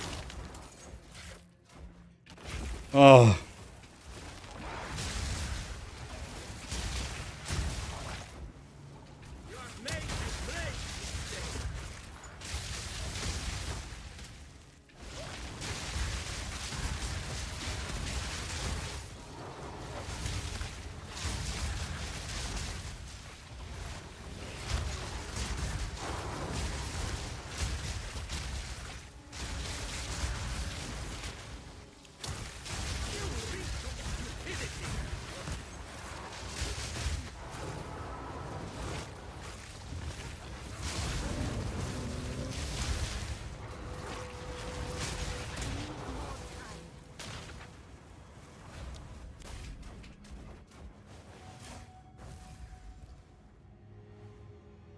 Let's jalapeno this. Go back in. I think I remember where the jalapeno was about.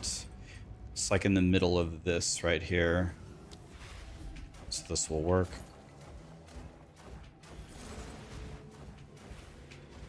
I need more time. Not yet. There. I'll hold this medallion. Okay, these two will get deleted.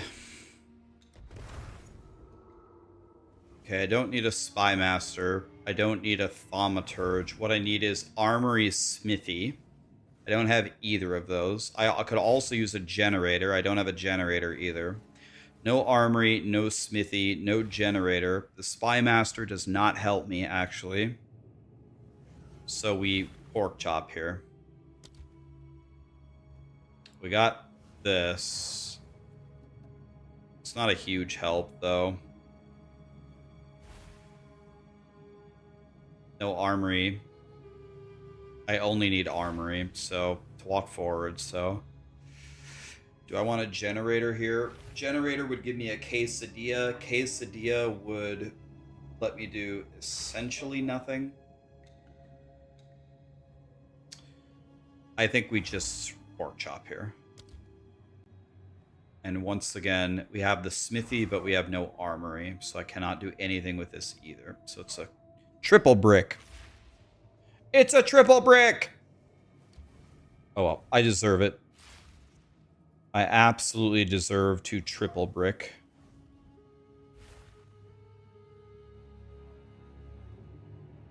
That's fine.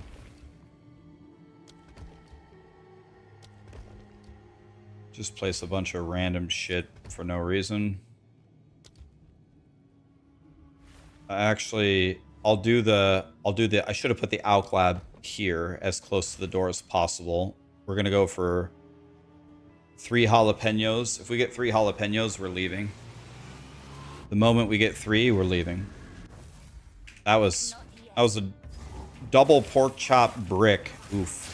I guess I deserve it after walking forward 4 rooms in 1 draw.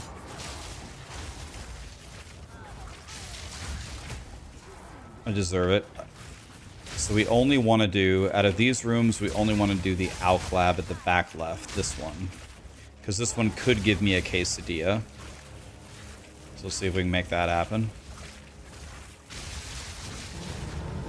Nope. Okay. So now we're looking for 3 jalapenos. 3 jalapenos, we leave. Don't have to finish the temple. Yeah, I'm starting golems now. Yep. Which is the hardest part of the whole temple. So we're about to get super challenged. So we'll see what happens. Can I get 3 jalapenos in 1 run?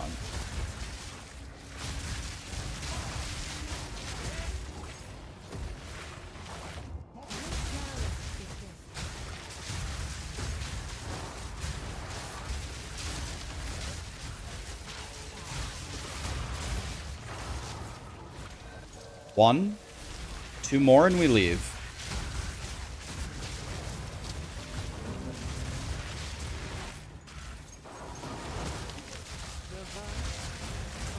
Or we could also get like a smithy or a golem works room.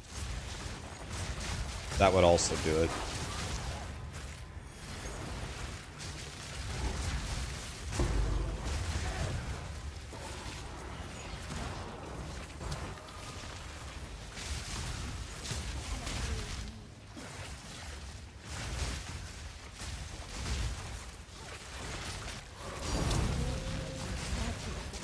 Divine Orb, cool, but it's not what we're looking for.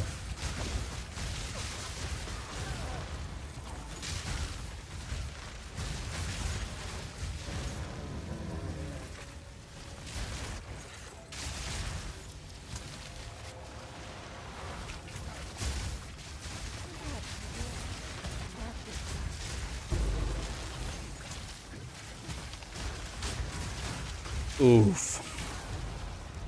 That dad joke's even worse. Oof.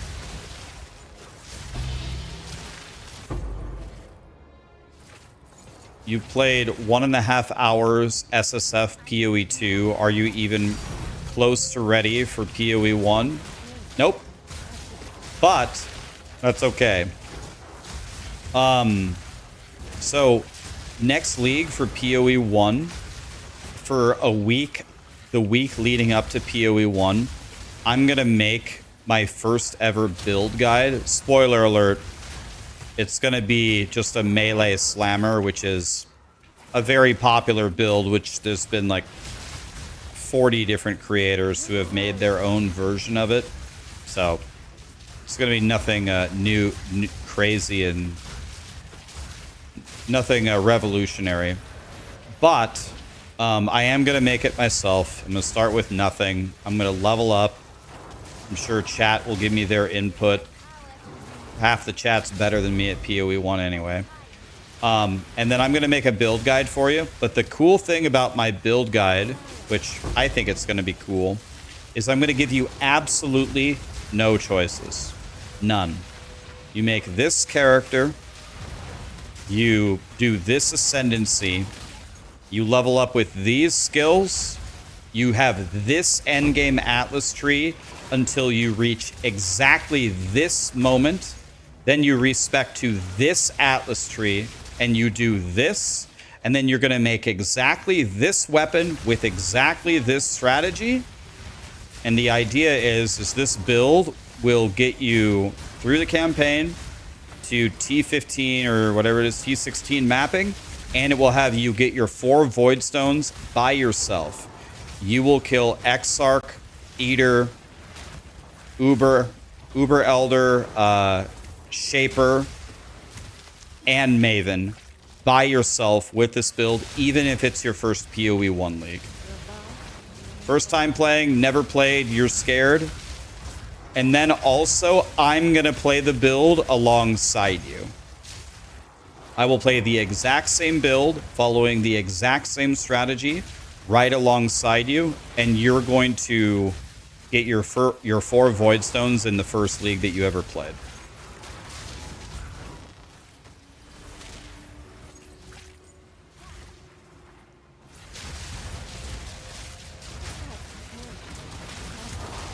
Andrew, what happened? By the way, Andrew, certainly you changed your name, right? What did your name used to be? There's no way you have that hoodie badge and that gifted sub thing, and I don't know who you are, but Andrew Vapor? Oh, you are Legendary Dad. Oh my god. I think your mod got removed, but your mod shouldn't have been removed. Of course. I didn't know you were Legendary Dad. Well, first of all, let's start with giving that back to you. That was a mistake. My bad, dude. I was like, who the hell is Andrew Vapor?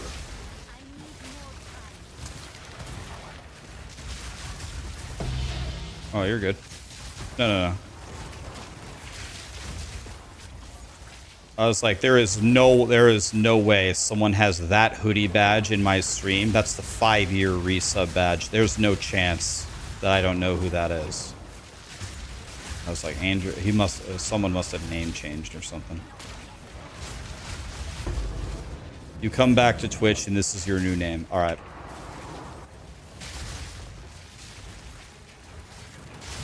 I'll give you your sword back.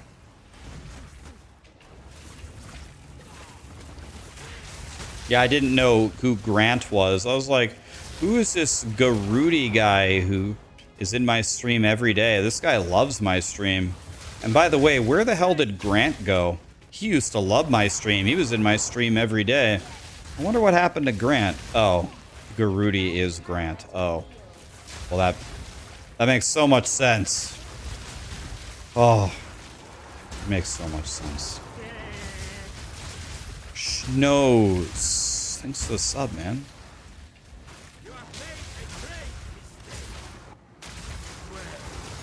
Oof. God, these dad jokes. They're so bad. That one's even worse. Oh. I don't think we're going to be able to recover, boys.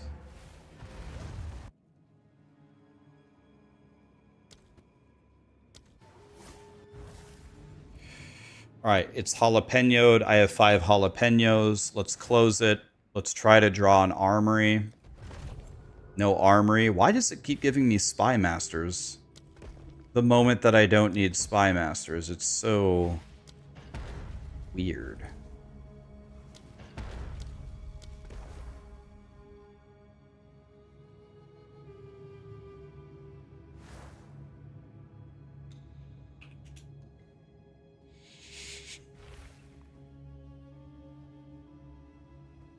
You'd take my spy master? Sounds good.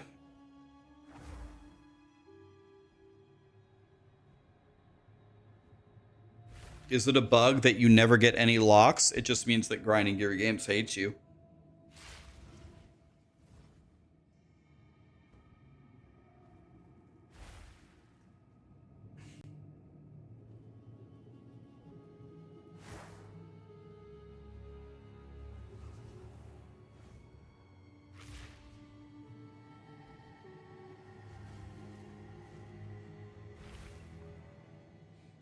Okay, guys, I have something very important to do tonight that's life and death. I have to go raid AQ40 on my green-geared shitty shaman. So I'm going to go do that, guys. Thank you so much for being here. We literally, look at our progress today. We went whoop all the way around. We're doing it, boys.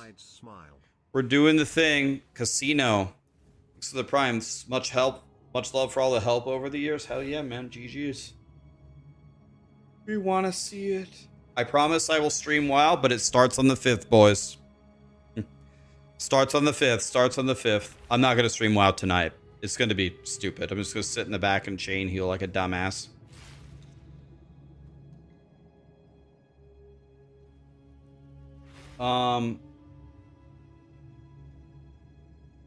Captain Lance is doing a podcast about Path of Exile. Why don't we go check that out, guys? Am I a shaman? I am a shaman. You want to know who else is a shaman? Cute dog.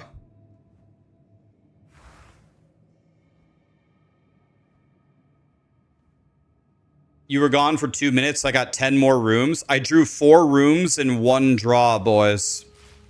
Guys, Cute Dog and Farmer are here. 2 goats. Those are the goats right there.